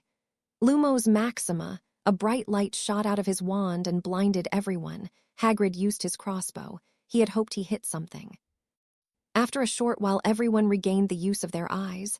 They looked around and saw that they were still unharmed. Firenze was still there. So was the dead unicorn. The only problem, the yellow-eyed man had disappeared, and Hagrid's arrow was currently stuck in a tree. Adrian didn't know what to think. Who was that hooded figure? Who was the yellow-eyed man? Why did he help him? How did he know to be here? Why was he in the Forbidden Forest at night? What did he want? Is he a good guy? And why the hell were his eyes yellow? Chapter 10. Adrian was in Dumbledore's office. He had eaten the offered lemon drop and began telling Dumbledore about what had just happened. Then he flashes this bright light from his wand and disappears. Adrian neared the end of his story. Hagrid fires a shot, but it misses him and hits a random tree. Dumbledore frowned. This man. He had yellow eyes. "Yes, sir." "You're absolutely certain?" "Definitely," Adrian replied. He had yellow eyes, a black bandana, and he had a black hood over his head. "Did you say a black hood?" Dumbledore interrupted. "Yes, sir. Is that important?" "No, or at least I do not believe so." Dumbledore noticed that the man he saw matched the description perfectly, apart from the color of the hood. But it didn't really matter that much. It made sense for a person to not wear the same thing all the time. It's why he wore his purple robes today instead of his blue ones. "Did the man say anything of importance to you?" "No," Adrian shook his head. "At least I don't think so." Dumbledore looked into Aidan's mind and quickly viewed the encounter. Very well," Dumbledore said once he had left the boy's mind. "I must say, you were very brave in the way that you handled the situation." "Thank you, sir," Adrian beamed. "You're most welcome," Dumbledore chuckled. "Now, I'm sure you have other things to do. Feel free to come back and talk to me if you feel you need to do so." "Yes, sir." Adrian took the intended dismissal and left. Dumbledore wondered about this masked man. He was a new element and had to be considered. Dumbledore didn't know much about him, except for 5 things. His general appearance, he's a magic user. He likes to use hand-to-hand combat. He's attacked Quirrell twice, and he likely knows about Quirrell working for Voldemort. Dumbledore knew that Quirrell was working for Voldemort. He was quite amused by the fact that Quirrell of all people thought he could pull one over on the great Albus Dumbledore. He allowed Quirrell to stay, because he wanted to confirm for sure that Voldemort had returned. Plus, he wanted to challenge Adrian and see the boy's potential. This new person could be dangerous to his plans, and he didn't like that. He needed to work out who it was. The Muggle clothing meant a connection to the Muggle world, so that ruled out a lot of students. He was also someone who likely knew hand-to-hand combat. Harry Potter was the first name that came into his head, thanks to his recent confrontation with Malfoy, but the boy was too young and small. He began compiling a list of students from 5th to 7th year. He'd have to look into them and see if any of them had a history involving Muggle fighting. Adrian was walking down the corridor. He didn't really have a lesson, so he decided to go back to the common room and challenge Ron to another chess match. He had some homework, but he'd just get Hermione to do it or him. Homework was boring after all and not worth his time. He was brought out of his thoughts when a hand grabbed him by the back of his collar and violently pulled him. Adrian was taken so fast that he barely registered what happened before he was pulled into an abandoned classroom. "Harry," Adrian asked his brother, who had just locked the door and put some privacy charms up, "what the hell are you doing?" "Shut up," Harry turned to his brother. "I've heard some interesting rumors. Apparently you lot were sent to the Forbidden Forest yesterday." "Yeah, what's it to you?" "Well, ignoring the fact that that is the stupidest thing I've ever heard of," Harry replied. That's not where the rumors end. Where are you getting these rumors from? Adrian asked. Tracy, Harry answered. She always knows. Don't ask how. I still haven't gotten an answer out of her yet. Anyway, I have a couple of questions, the first being, did any of you mention me? No, Adrian responded. Good, you value your life, Harry said. Now, apparently you got rescued by someone. Who was it? I've been hearing about 10 different rumors. One said that Dumbledore came and rescued you, while the another said that Ron Weasley rescued you. Why do you want to know? Slytherin. We treat knowledge like money, Harry replied. Huh. Adrian had a confused look on his face that looked like it belonged to a dog. We like to have a lot. Now spill who rescued you. I don't know. I never got his name, Adrian responded. Then tell me what he looks like. Why should I? Because if you don't, then I'll make you. You stupid dollop head. Dollop head, Adrian repeated. That's not even a word. It's 2 words, Harry pointed out. Fine, it is 2 words, but it doesn't mean anything. Yes, it does. I can explain it in one. Oh yeah, explain it in 1 word. Dollop head in 1 word is you, Harry replied. Now get on with the story. Fine, I'll tell you, you get. This guy came out of nowhere. He was wearing Muggle clothing. Okay, Harry breathed. Nothing wrong with that. He had a black hood on his head. Nothing wrong with that, Harry said again, but this time Adrian noticed that Harry looked a bit uncomfortable. He also had a black bandana that covered the bottom half of his face. Oh shit, Harry whispered, as he resisted the urge to punch something. And he had yellow eyes, Adrian added. Adrian had just finished speaking when Harry grabbed him by the collar with both hands and shoved him against a wall. Adrian's hands went to Harry's wrist with the hope of pushing him off, but his grip was too strong. Adrian looked at Harry and saw that his brother was full of anger. Did you say yellow eyes? Harry spoke slowly and softly. Adrian barely heard him but managed to get out a slight nod. Yeah, yellow eyes. Shit, Harry cursed. He let Adrian go and the boy who lived dropped to the ground. Harry began packing around the classroom. Adrian didn't want to say anything because Harry was looking fairly pissed. So much so that he picked up a chair and tossed it across the room while letting out a string of curses that would have resulted in at least a month's detention if anyone had heard them. Son of a bitch, Harry whispered as he ran his hands through his hair. Screw him and send him to hell and burn him twice, Harry growled. I take it that you know him. Adrian slowly stood up. I know a lot of people, now shush, Harry responded as he put his face into his hands. I need to think and you talking doesn't help. You lower the IQ of the whole room. Forget it. I'll think about this later. Harry made his way to the door and undid all the charms that he put on it. Wait, how do you know him? Questions, Harry shook his head. So many questions. Would you for once in your life just do as you're told and be quiet? I need to go and sleep, because if I don't calm down then I am likely to strangle someone at the moment. Look, you have to tell me how you know him. Adrian said, who is he? Over his head and stupid, Harry answered. Now don't ask too many questions, I have a headache. Goodbye. Wait, we have to tell Dumbledore. No, we don't. With that, Harry left. The next morning, a tired Harry made his way to breakfast. He took his seat and immediately slammed his head onto the table. What's wrong with you? Daphne asked. I'm not as tall as I'd like to be, Harry answered with his head still on the table.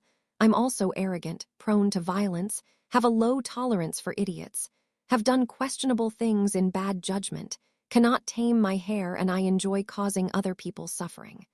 Would you like some more examples? I'm pretty sure that Draco has a list under his bed. I meant why you slammed your head on the table. Oh, Harry lifted his head and looked at her. I just have this feeling that today is going to be a bad day for me. What makes you think that? Tracy asked. Just a hunch, Harry sighed. He began eating his food. Daphne and Tracy shot him worried looks but kept eating alongside him. Eventually, the 3 had finished eating. They all got up and began making their way out of the hall. However, they stopped before they got to door. Tracy and Daphne looked at Harry, who looked like the definition of angry. They followed his eyeline and saw what he was looking at. Standing in front of them was a boy around their age. He had black hair and blue eyes. His body was the same build as Harry's, but he was slightly smaller. He wore muggle shoes, blue trousers, a white shirt, and he had just taken off a black leather jacket. "Harry," the boy said in a loud voice, "great to see you again." "What are you doing here?" Harry dropped his bag on the floor and began removing his robes, looking at the boy as he did so. "I'm here to see you," the boy said in a cheery voice, and everyone in the hall began taking notice of him, including Dumbledore and the other teachers at the high table. "It's been a long time since we last saw each other." "Not that long," Harry replied. "Now why did you come here? I know you didn't come here to chat." "Too right," the boy nodded. "Father made me come." "He's here as well?" Harry asked. "Of course he is." The boy smiled. He wouldn't pass up the opportunity to visit his favorite student, would he? "I thought I told you both to stay away, Ryan." "Yes, you did." Ryan's smile began fading. "I remember, because you broke my arm and my leg when you did so." Daphne and Tracy were definitely shocked at that piece of information. "I didn't break your arm. You broke your arm when you landed wrong," Harry replied in an emotionless voice. By this point, the onlookers were definitely interested. "Details," Ryan tossed his jacket aside. "I still owe you for that. How about it, Harry? Want to go again?" "You sure you want to do that?" "I'm better than before," Ryan said. "You won last time. This time I'll be the one who makes you bleed." "You are such a drama queen." Harry shook his head and sighed. "Fine, on 3. 1, Ryan started. 2, Harry added. "Harry," Daphne said. 3, Ryan finished. The two boys ran at each other. When they met in the middle, Ryan span around and tried to backhand Harry, who raised his arms and blocked Ryan's strike and punched him twice in the face. Ryan grabbed Harry's left arm and tried to pull him, but Harry hit him in the face with an elbow. Ryan let go and punched Harry in the stomach, causing him to step back a little. Ryan threw a series of lightning-quick punches which Harry redirected or dodged. Ryan span around again and tried to hit him with another backhand, but Harry blocked it once more. Harry struck Ryan in the face with his right hand. Ryan responded with a left hook and tried to follow up with a right, but Harry dodged the second punch and kneed him in the stomach. Harry's knee caused Ryan to bend and step back a little. Harry struck him in the leg with a kick which caused him to drop to his knees. Harry punched Ryan in the face, and this time he managed to cause blood. Harry punched him once more and knocked out a tooth. The teachers had finally registered what happened and made their way to break things up, while everyone else was either surprised by the Muggle fighting or how quick the two boys moved. Daphne, in particular, her eyes could barely keep up with Harry once he had started fighting. "Break," a voice commanded, and Harry stopped himself from throwing another punch. He took a few steps back and looked towards the entrance. The teachers also stopped in their tracks, and everyone looked at the man that stood in the doorway. He wore brown wing-tipped shoes, blue jeans, a white shirt, and a brown jacket. He had gray hair and a thin goatee. He had wrinkles covered across his face and shiny blue eyes. "Old man," Harry said in form of a greeting. Harold, the man, nodded and slowly made his way over. He looked at Harry and examined his face. No bruises." "Well done. Glad to see you kept up your training." "I see Ryan has improved," Harry commented. "Yes, he has the speed, but he doesn't possess your natural talent for it." "Hey," Ryan slowly stood up. "I'm right here." "I haven't forgotten." The old man smiled. "In fact, I remember telling you not to challenge Harry to another fight." "Sorry, Dad," Ryan mumbled. "I bet you are now," the old man replied. "Excuse me," Dumbledore said. "Who are you?" "Professor," Harry spoke. "Allow me to introduce them. That bleeding idiot is Ryan." "Mr. Potter," McGonagall said. "What? He's actually bleeding." Harry pointed to Ryan, who was missing a tooth and had blood coming out of his mouth. "For that matter, why were you and him fighting?" McGonagall demanded. "Well," Harry rubbed the back of his head, "it's sort of our thing." "Don't worry yourself," the old man smiled. "The two got into worse when they were 7. They fight nearly every time they meet." "And this old guy is Jonathan Flight." Harry pointed to the old man. Many purebloods in the room recognized that name. The Flights are a most ancient and noble house that was famous for producing warrior wizards. "What are you doing here?" Dumbledore asked the old man. "I have come to talk to Harry. Me and him have personal business we need to discuss," Jonathan replied. "You couldn't have used owls?" Snape asked. "No," Jonathan shook his head. "Now, if you'll excuse us, I have business to discuss with Harry." "I'm afraid I cannot allow this," Dumbledore said. He knew about the Flight family, but he didn't know as much as he'd like to know. "I'm sorry, but you have no say in this." Jonathan looked at the headmaster. "I am well within my right to have a discussion with my heir." "Your heir?" Dumbledore blurted out in surprise. This meant that Harry was the heir to the most ancient and noble houses of Potter, Black, Peverell, and Flight. The Flight family typically avoided politics, but Harry would be in dangerous force if he used all of his votes. He definitely needed to get Harry on his side. "Yes, now excuse us." "Come on, Ryan." Jonathan turned and made his way out of the hall. Harry and Ryan slowly made their way to each other. The two looked each other in the eye, everyone prepared for all hell to break loose and for the two to start throwing punches again. But it didn't happen. A smile slowly made its way on both of their faces, and two pulled each other into a short hug. Ryan let go and made his way out of the hall. Harry turned to Daphne. "I'll explain later," he said. He then looked to the professors. "Well, professors, I will be with the old man and apologize for any lessons I may miss." "Mr. Potter," Snape spoke. "Who is that boy?" "Ryan, sir," Harry answered. "Why doesn't he attend Hogwarts?" "Because he's a squib." Harry turned and left the hall. Harry, Jonathan, and Ryan had found an unused classroom to have their talk. Harry erected some privacy wards, and the three began talking. "I must say," Jonathan spoke as he healed Ryan's face, "you did a number on him." "He had it coming," Harry said. "Now, what are you two doing here?" "What? We can't come here just to say hello." "You can, but that's not why you're here," Harry relied. "Look," Jonathan sighed, "we have something we want to talk to you about." "Is it about your stunt in the Forbidden Forest?" Harry crossed his arms. "Okay," Jonathan shook his head. "I shouldn't have done that, but the kid was in danger." "You're in danger. You were supposed to hang up the mask and go into retirement." "I am in retirement. That thing in the forest was just an unfortunate incident." "Unfortunate?" Harry repeated. "No, stepping on somebody's foot is unfortunate. Dropping your food is unfortunate. Losing a bet is unfortunate. What you did was stupid, plain and simple." "I guess Harry is still in charge," Ryan joked. "You shut up, I'm mad at you." "What did I do?" Ryan said with a confused expression. "You walked up into the hall like you owned the place, and you attracted a lot of attention. Do you know how many questions I have to answer now?"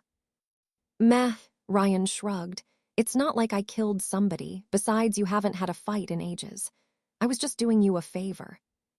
"I already had a fight," Harry responded. 3 idiots against me, still won." "Atta boy," Jonathan patted Harry on the shoulder. "Now, Harry, about why we're here, I need to ask something of you." "Why do I get the feeling that I won't like this?"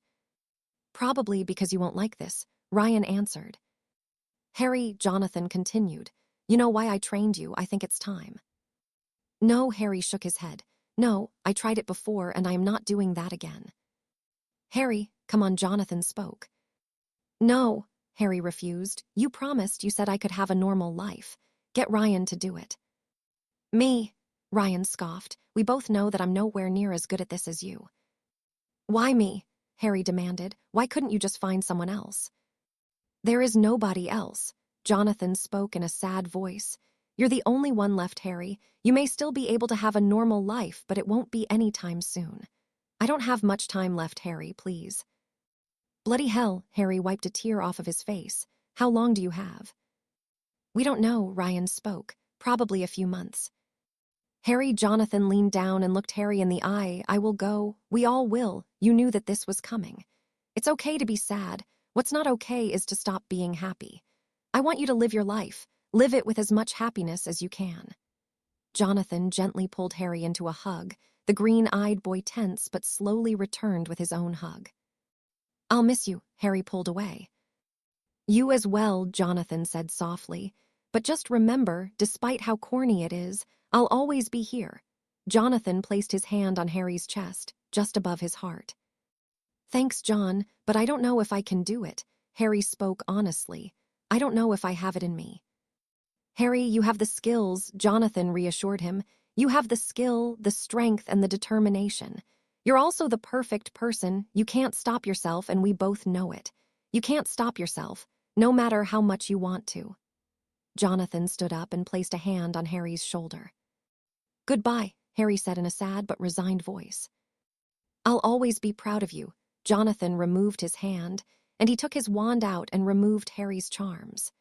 I'm sure your parents would be the same. Goodbye, son. Jonathan gave him one last smile before he made his way out of the room. Well, Ryan stood up and made his way over to Harry. I guess this is goodbye for now. I guess it is. Harry stuck out his hand. It was good seeing you again. You too, Ryan shook his hand. Do you have any plans? Just try to get through the year alive, Harry answered. What about you? Stick with Dad for now. Ryan let go of Harry's hand. Spend some time with him once he goes. Then I'm going to go live with my sister. You don't have a sister, Harry reminded him. I do actually, Ryan said. Dad found her a week or 2 ago. They've arranged to take me in. She's a Muggle-born, works in the ministry. She didn't even know I existed. She's not Dad. He found me and took me from the street. I can never forget that. Called him Dad all my life. I'll miss him and you. You send me a letter anytime you need anything. Harry ordered. I mean it. You need money or a place to live and I can help you. Thanks, but I don't think I need it. I'll miss you. Stay safe, brother. Harry hugged him. You too, Ryan hugged him back. Dumbledore was currently in his office, thinking as he usually did. This time his thoughts were about one Harry James Potter. How did the boy know the Flight family? How did he become the heir to the family? The other boy, Ryan, was a squib, and it made sense that he wouldn't be allowed to become heir, but it still didn't explain why Harry was his heir. Headmaster, Snape spoke as he entered. You sent for me. Yes, Dumbledore nodded. I wish to ask you a few questions. You want to know about the eldest Potter, Snape guessed. Yes, I do, Dumbledore admitted. Do you know how he came into contact with the Flight family? I do not, Snape replied. Dumbledore stroked his beard. There are a number of things about that boy that does not add up. He was supposed to be raised by Muggles, yet he comes to Slytherin acting like he was raised by a pure-blooded family. He is arrogant but is capable of backing up his talk. He's also very intelligent. Wouldn't you agree, Severus? The boy is my best student, Snape said. He's a quick learner and a credit to his mother. In fact, I believe that your other teachers are of a similar opinion. Is there anything interesting about the boy? Anything you think I should be concerned about? Yes, the boy is a fighter, Snape responded. I'm sure you've heard of his confrontation with Malfoy. He fought off Malfoy and his 2 friends on his own with nothing but hand-to-hand combat. I viewed the confrontation in his mind. He was impressive. Really? Dumbledore raised an eyebrow. Yes, at first I believed he would rely purely on brute force and speed. But then I saw him throw Malfoy, and I had no doubt that he was trained. When he was dealing with Goyle, who was much taller than him, he struck him in the legs to lower him enough for himself to strike him in the face. Crabbe had also pushed him against the wall, and Mr. Potter poked him in the eye to help escape his grip.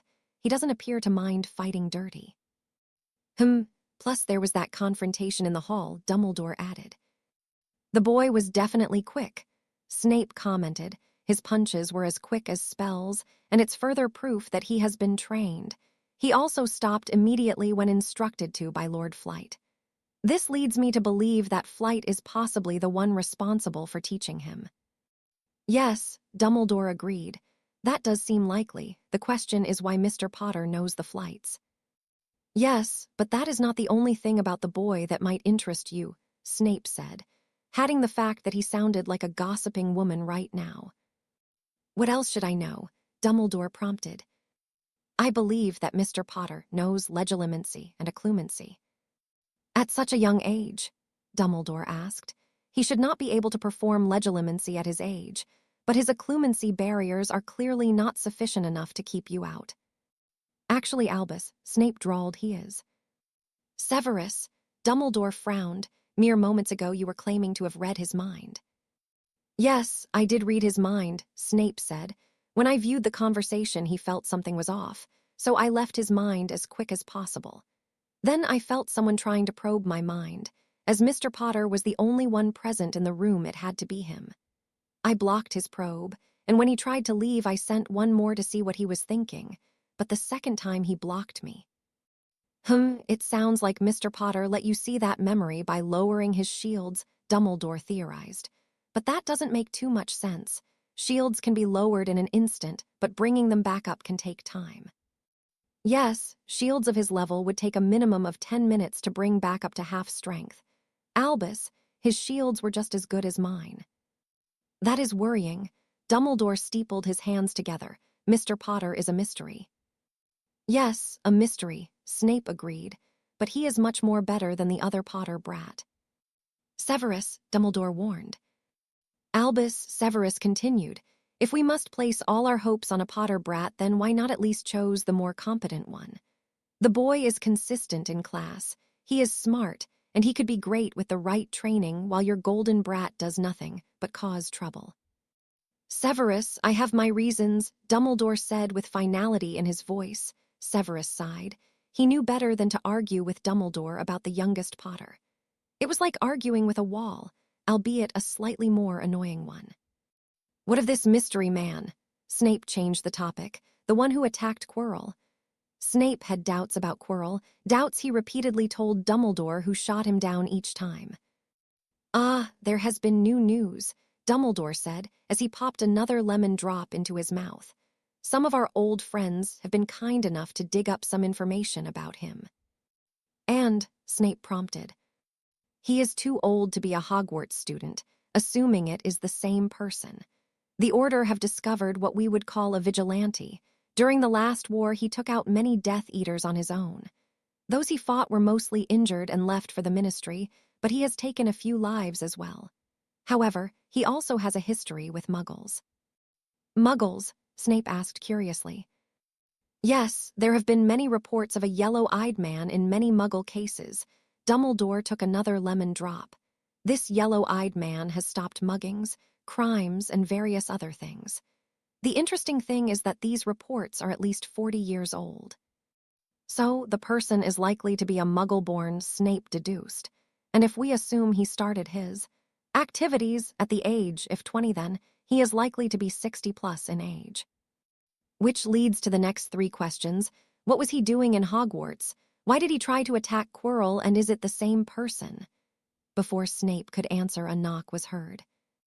Enter, Dumbledore said. Harry Potter walked in alongside Professor McGonagall. Ah, take a seat, Mr. Potter. Sir, Harry nodded and took his seat. Dumbledore sat in his chair with Snape standing on his right and McGonagall standing on his left. Mr. Potter, do you know why we called you up here? Dumbledore asked.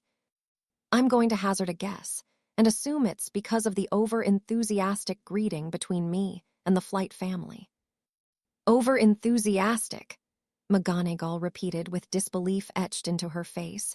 You two fought in the middle of the Great Hall like a pair of hoodlums, and you went as far as to knock the other boy's teeth out and cause him to bleed. And you called that over-enthusiastic. Yes, Harry spoke slowly. I believe I did. Mr. Potter, Dumbledore spoke before McGonagall could say anything. What was the reason behind your fight with the boy? It's just our thing, Harry shrugged. We've been fighting since we could throw punches. Rather lucky he doesn't go Hogwarts, or we'd have a whole lot more violence. The boy is a squib, correct? Snape asked. Yes, sir, he is, Harry answered. I hope that's not a problem, Harry added with a hint of warning. Mr. Potter, McGonagall spoke. The problem is you attacked another boy. No, Harry shook his head. I did not attack him. We both engaged in combat at the same time.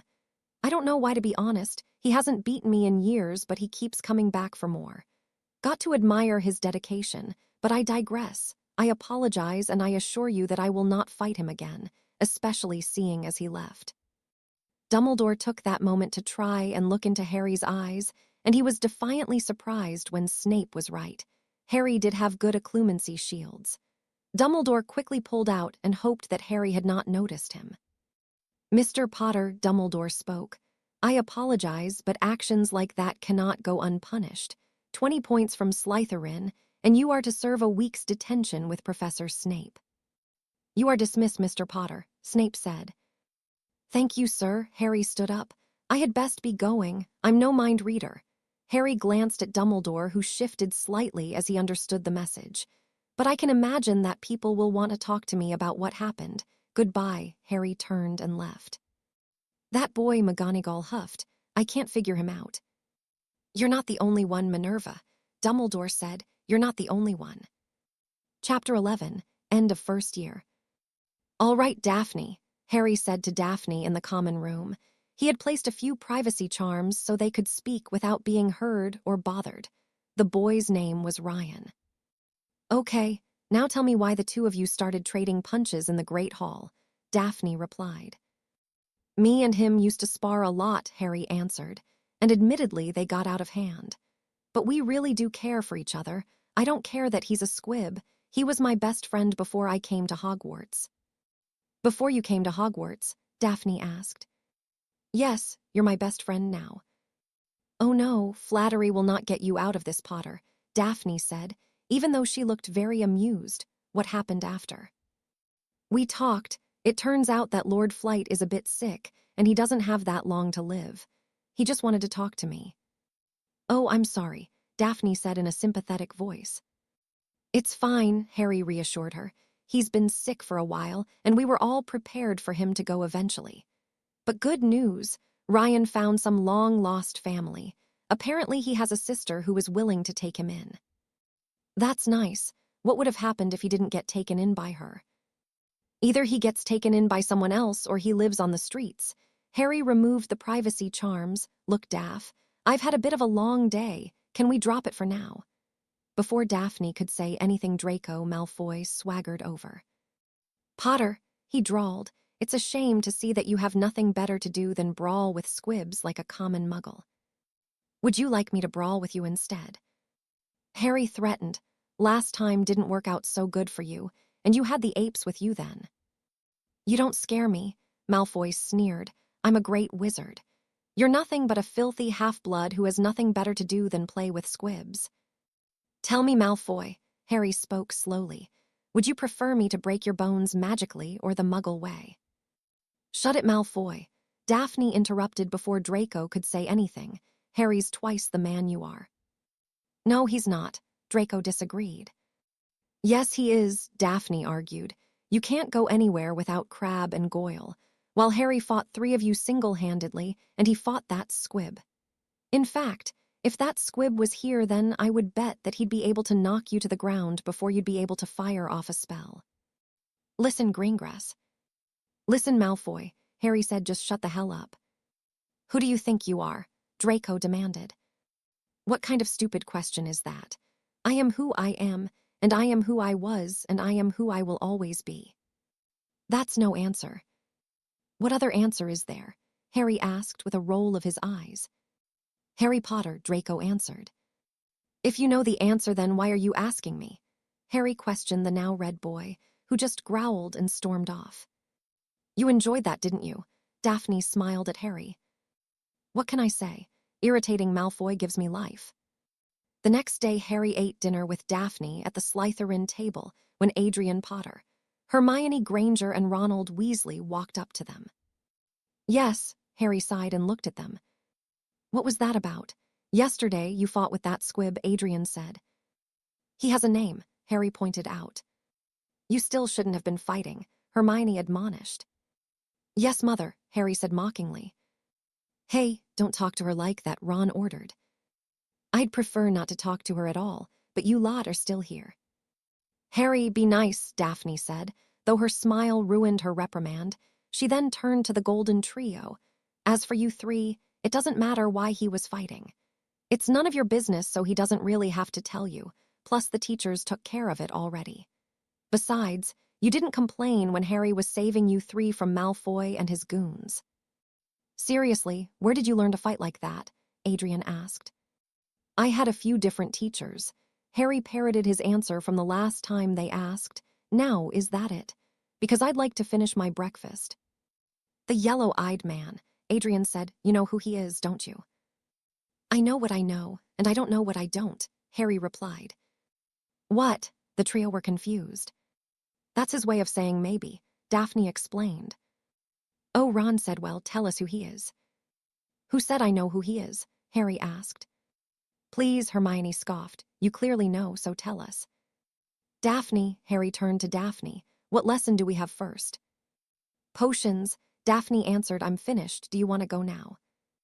Yeah, I'm finished too. Harry stood up and Daphne copied him. Goodbye, brother, weasel bookworm. Wait, you have to tell us. Hermione stopped them from walking off. If you don't, then we'll go straight to Dumbledore. Feel free. Harry picked up his bag and offered Daphne his arm, which she took. Now, I will be going now. If that's all right with you, and if it's not, then tough luck. Harry and Daphne walked off, leaving an annoyed golden trio. Once they were far enough away, Daphne looked at Harry and began speaking. Do you know who this yellow-eyed man is? I know a lot of things, Daph. Can you please just give me a straight answer? What do you know about occlumency? Harry asked. Occlumency. I know a little bit. Daphne was surprised by the sudden change in topic. Well, I have a few secrets, and if you want to learn them, then you better have some pretty strong defenses. My defenses aren't that strong, Daphne admitted, with a little bit of shame in her voice. I only know the basics. I'll teach you if you want, Harry offered. Really? Daphne lit up. She loved learning magic. Just because she wasn't as vocal as Granger didn't mean she wasn't as smart. Yeah, I want to tell you my secrets, but I can only do them if you're capable of keeping out other people. But who would read my mind? Snape and Dumbledore, Harry answered. They both tried to read my mind. But Harry, that's illegal. Good to know, Harry replied. Either way, it doesn't matter. I blocked them and they won't try again. From now on, they will probably limit their mind reading to other people near me. But Harry, you could take them to court and charge them. Daphne, your Gryffindor is showing. Think Slytherin. Daphne growled slightly at that before taking a moment to think it through. I guess you're right. She said, you have no proof and Dumbledore would easily weasel his way out. That's my girl. Harry kissed her forehead. Besides, they didn't really get anything, so I'm not that fussed. The two arrived at the potions class.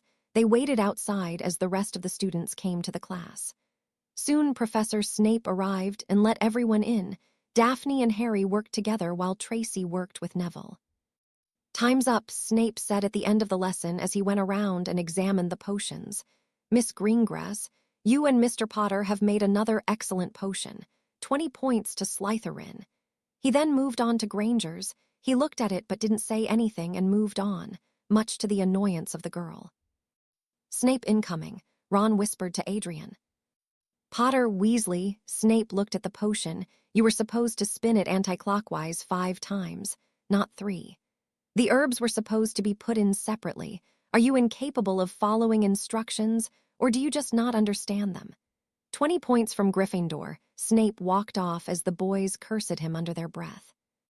I know I shouldn't enjoy their suffering, but I can't help it. Harry whispered to Daphne, who just smirked and looked at him. Likewise, she replied. Professor, Adrian and his friends caught up to Professor McGonagall. We need to talk to Professor Dumbledore. They had decided to tell him about Harry knowing who the yellow-eyed man was.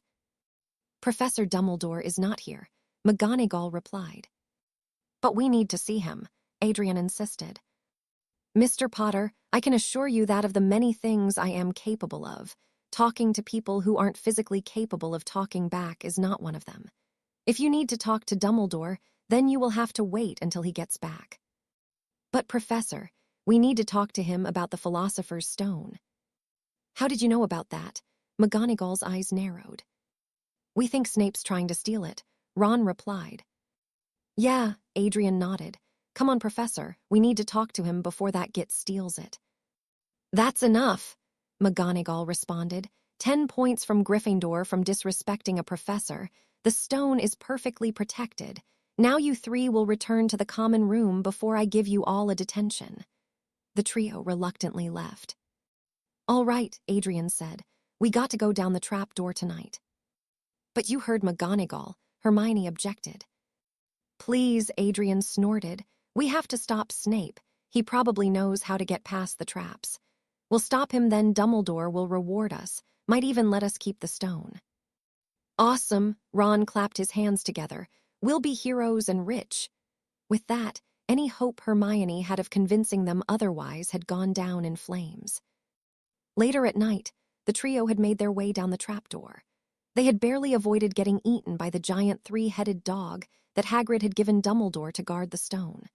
They had got past the devil's snare that Sprout provided thanks to Hermione. They just about got past Flitwick Keys with some lucky flying from Adrian. Ron had gotten knocked out during McGonagall's chess set, and Hermione stayed behind during Snape's trial. Adrian walked through the flames thanks to the potion he had just drank. This was going to be it. He was confident he'd stop Snape, and then he'd be praised by Dumbledore. He'd tell everyone in school, and they'd be bowing and praising him for being a hero. When Adrian had gotten into the next room, he was very much surprised when he didn't find Snape. What he actually found was Quirrell. He couldn't understand what that useless idiot was doing here. "Quirrell," Adrian spoke, attracting Professor Quirrell's attention, but Adrian was surprised by how calm the man looked. Instead of a shivering wreck, there was a calm man, and it unnerved Adrian. "What are you doing here? Where's Snape? He was supposed to be trying to steal the stone." "Snape," Quirrell said with amusement and without a stutter. "Yes, he does seem the type, doesn't he? Next to him, who would suspect P? Poor stuttering Professor Quirrell. But Snape tried to kill Harry." "No, dear boy, I tried to kill your brother. And believe me, if it wasn't for Snape's cloak catching fire, I would have succeeded." Even with him, muttering his little counter-curse. "But why Harry?" Adrian was rather pleased that he wasn't the one that Quirrell was trying to kill, but he was also a bit disappointed that Quirrell deemed his brother to be more important than himself. "He was a danger," Quirrell responded. "I knew he'd be a danger, especially after that troll incident." "Troll, you let it in," Adrian accused. "Yes, very good, Potter," Quirrell nodded. "While everyone went to the dungeons, Snape cut me off on the third-floor corridor. He never left me alone after that. What he doesn't understand is, I'm never alone." Quirrell turned to the mirror. "Now, how do I get the stone?" "Use the boy," a voice whispered. "Come here, Potter." Quirrell turned to Adrian now. Adrian's legs started moving on their own, and he started looking into the mirror. He looked into the mirror, he looked and saw himself standing there. Behind him were tons of screaming fans. One of them ran up to him and placed something in his pocket. Adrian reached into his actual pocket and felt something in there. The stone, he realized.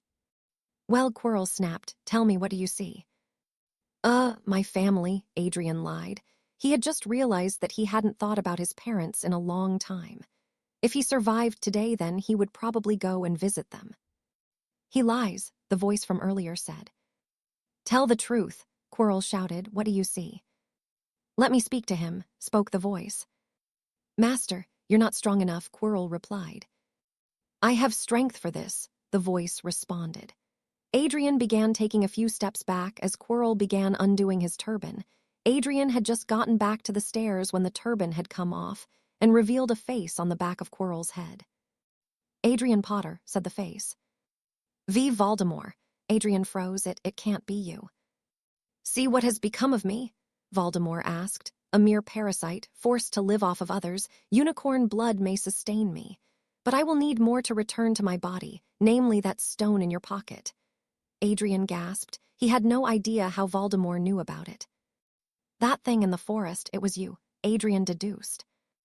"Yes, very good," Voldemort replied. "It seems that there is a brain in that thick skull after all." Why did you attack Harry?" Adrian asked. He had no idea what he was going to do and couldn't think of anything better than to stall for time. "Your brother." Voldemort seemed to like the question. "Ah, dear boy, there is more to your brother than meets the eye. A Slytherin, powerful, handsome, and intelligent, and able to see past the great myth that is Albus Dumbledore. He is everything I was when I was a child. I sense great power coming from him. Your brother is too dangerous for me to leave alive, and I will come for him after I deal with you. Now the stone." No," Adrian said with a newfound reserve of Gryffindor courage. "Get him," Voldemort shouted. Quirrell charged at Adrian, hopping to strangle him and end everything. Adrian yelped and fell back onto the stairs. The stone dropped and rolled out of his pocket as Quirrell neared. Quirrell's hands came close to Adrian's neck. They were about to grab hold of Adrian's neck when they were stopped. Adrian and Quirrell looked up to see the hand that had caught Quirrell's right arm. They looked up and saw a man in black trainers and jeans, black gloves, and a gray hooded jacket. But what surprised them both was the black bandana across the bottom half of his face and his bright yellow eyes. Adrian realized that this was the guy who saved him in the Forbidden Forest, the guy who Harry probably knows about. Quirrell realized that this was the man who attacked him in his office and the man who attacked him in the forest. The yellow-eyed man let go of Quirrell before hitting him with a spinning back kick to the face, causing Quirrell to fly back and land on his back. The man walked past Adrian, as if he hadn't noticed that he was there. Quirrell stood up. "What are you doing here?" Adrian was wondering the same thing. Why was this guy here? Was it to save him? If so, then why and how did he know to come here? "I'm here to stop you," said the man in his low voice. "I don't particularly care what happens to Potter over there, but I will not let you get the stone. Speaking of..." A wand dropped from the man's right sleeve into his wrist. He aimed it at the stone and destroyed it. "No," Quirrell screamed, before he took his wand out and fired a curse at the man. The man pulled up his left hand, which also had a wand in it, and formed a shield. "Yes," the man calmly said as he aimed both wands at Quirrell. "Who are you?" Quirrell roared. "Why does everyone keep asking that?" The man sighed. "What's wrong with being nobody?" "Do not play games," Voldemort demanded. "Who are you?" The man thought about his answer. "Let's go with consequence." "Yes, I like that." "Very well, consequence," Voldemort replied. "Prepare to meet your doom." "Avada Kedavra," Quirrell shouted, and a green light blasted from his wand. Consequence sidestepped and avoided the light. He fired a cutting curse with his right wand, which hit Quirrell on his left side, and he used his left wand to fire a bone breaker, which struck Quirrell in his right shoulder.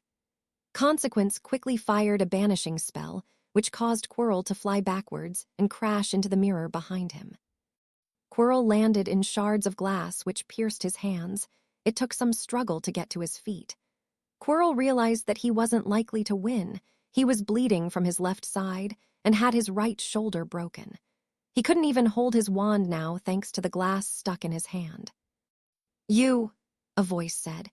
Everyone turned to the entrance to see Dumbledore and the other professors with their wands aimed at Consequence and Quirrell. "You fool," Voldemort shouted. "Master, no!" Quirrell screamed. Everyone watched as Quirrell dropped to the ground. A large black cloud ripped from his body and charged at Consequence. Consequence rolled out of the way, and the cloud charged upwards and through the ceiling. Consequence shook his head and stood up when he realized that Dumbledore and the others still had their wands pointed at him. Dumbledore and the other teachers kept their eyes on the yellow-eyed man in front of them. Dumbledore was surprised by the fact that the man had 2 wands. Very few wizards chose to dual-wield wands. "Surrender," Dumbledore demanded. "You will put down your wands and surrender." "No," Consequence replied. "I don't want to." "Enough of this," Snape interrupted, stupefy. Consequence blocked Snape's stunner with his left wand and fired one of his own his right wand, which Snape dodged. The other teachers took this as a signal to fire, and did so. Consequence used both of his wands to summon shields which blocked the stunners. Dumbledore fired his stunner, which managed to break through both shields and push Consequence back. Stupefy, McGonagall fired a stunner which hit Consequence directly in the chest and caused him to fall backwards. The Hogwarts professors took a step forward, but immediately stopped. Consequence had sat back up and looked at them all. He got to his feet and they all looked at him with surprise. McGonagall especially. She was sure that her stunner should have knocked him out. "Goodbye," Consequence said. He raised both of his wands in the air. A bright light flashed from his right wand. blinding everybody while a high-pitched noise came from his left wand and deafened everybody. By the time they had regained their senses, consequence was gone. A few days later, Harry and Daphne sat at the leaving feast while Tracy sat with Blaise further down the table. They were doing their best to avoid everyone who kept gossiping about Adrian and his amazing adventures. They couldn't imagine the size of his head now. "Look at them," Harry whispered to Daphne. "They're really laying it on thick, aren't they?" Daphne looked at Adrian and Ron, who were telling anyone who would listen about their stories. Hermione was next to them, and while she didn't participate, she didn't correct them. "What do you expect?" Daphne looked at Harry. "I don't really know what happened, but he is definitely making it out to be something it isn't. Your brother could perform a simple charm and claim to have revolutionized spell-making. In fact, he did that last week. The week before, he claimed to be the greatest Quidditch player ever," Harry said. "Apparently, he tried to get Dumbledore to get him on the Quidditch team." Gossip, Harry. Didn't think you were the type." "Not gossip. I talked with the Weasley twins about it," Harry responded. While he thought Ron was a colossal idiot and Percy was a pompous prat, he thought the twins were genuinely fun and nice guys to be around. According to them, Oliver would refuse to let him on the team. Apparently, he said something along the lines of, "I don't care if you're the boy who lived or Merlin Aunt Matilda. You're not coming on my team until you can learn to catch something besides a cold." Another year gone by, Dumbledore began his speech. "First, I'd like to say well done, Slytherin." The Slytherins cheered. They were currently in the lead for the House Cup. Yes, well done, Slytherin. However, a few last-minute points need to be awarded. The hall went silent. "I don't like where this is going," Daphne whispered to Harry. "To Miss Hermione Granger, 50 points for the cool use of intellect," Dumbledore said. A few Gryffindors cheered for her. "Second, to Mr. Ronald Weasley, 50 points for the best chess game scene in Hogwarts history." "You have got to be kidding." Harry couldn't believe the blatant favoritism coming from Dumbledore. Chess. He's getting points for chess. "And finally," Dumbledore continued, "to Mr. Adrian Potter, for outstanding nerve and courage, I award Gryffindor 70 points. The Gryffindor table began cheering loudly. "And they've bloody won," Daphne sighed. "Outstanding nerve and courage." Harry shook his head. "The only outstanding thing about my brother is the neck muscles he uses to carry that massive head of his." "Well," Dumbledore smiled, "if my calculations are correct." "Excuse me," Headmaster Snape interrupted. "I have some last-minute points of my own to award." The hall went quiet again. "Now, Severus," Dumbledore tried to stop Snape. 10 points, Snape continued, to Mr. Harry Potter and Daphne Greengrass, for not being total and complete dunderheads. "I would also like to award Mr. Potter and Miss Greengrass 10 points for being brilliant students and a credit to their parents. Now, unless there is anything else you'd like to add, Headmaster, I believe that Slytherin have won the House Cup." Yes," Dumbledore turned to the students. "The winners of the House Cup are Slytherin," Dumbledore said without a lot of emotion. All the students turned to Harry and Daphne, who looked embarrassed, but they both stood up and looked at the students. "Well," Daphne said, "thank you, Professor Snape. And as for the rest of you," Harry looked at all the Slytherins, "you're welcome." The two sat down, and the Slytherins started cheering. Tracy and Blaise were whooping from their seats at the other end of the table. The Gryffindors were cursing under their breath, and some were glaring at Harry, including the Golden Trio. Harry and Daphne looked at Professor Snape, who clapped his hands and winked at them. Harry and Daphne shared a look before both winking back at him. Harry sat with Daphne on the train back. The two were talking, simply content to converse with each other until they got there. "You will write to me?" Daphne asked.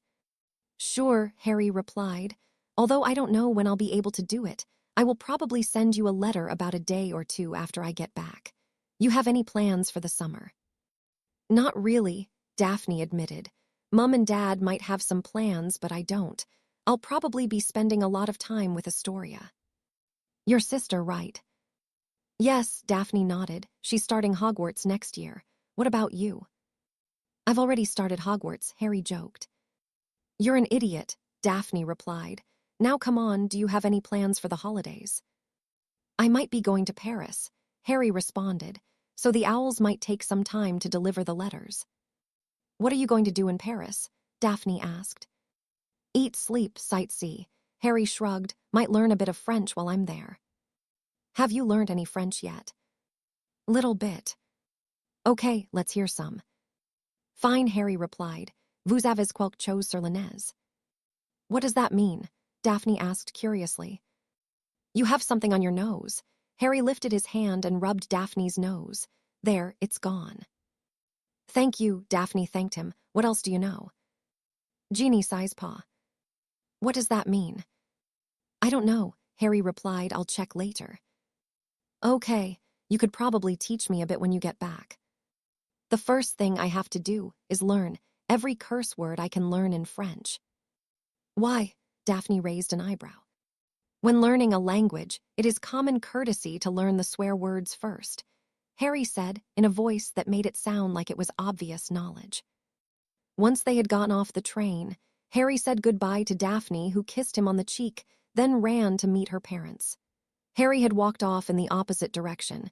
He was stopped when a bunch of red heads blocked his path. In front of him was Adrian Potter, Ron Weasley, Percy, the twins, a small red-headed girl and a small plump woman who Harry assumed was their mother. All right, Harry, Fred spoke. How you doing? George added. Just dandy, Harry shrugged. What about you two? We're doing fine, George replied. Oh, have you met out sister yet? Fred nudged Ginny forward. Don't push me, Ginny said to the twins before turning to Harry. Hi, nice to meet you. I'm Ginny. Ginny, nice name. Thank you, Ginny smiled. Hello, dear. Mrs. Weasley walked up to Harry. I'm Molly Weasley. Hello, Harry responded. Can I help you with something? Yes, Dumbledore has asked me to make sure you get to your Muggle family. I'll take you through the barrier to them. If you want, then you can come to our house during the summer. It's called the Burrow, dear. I'm sure you'd like it. Molly had been told by Dumbledore to invite Harry and learn as much about him as possible, and Molly wasn't one to question Albus Dumbledore. No, Harry refused. I appreciate the offer, but I don't want to go to your house. Why not? Molly asked. You're a stranger, Harry answered. Don't you talk to me like that. Mrs. Weasley turned red. Like what? You are a stranger, I just met you, Harry pointed out. I'm not about to come over to your house just because you ask me to. Now, listen here. I'm a mother of 7 and... I'm a boy, Harry interrupted. This is fun. Your turn. Ginny and the twins had to hide their giggles behind their hands.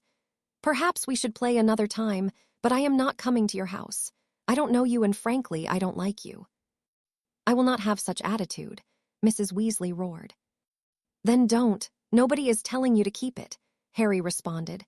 Now please stop yelling. My ears are quite delicate. Now if you don't mind, I'll be off, and if you do, then tough.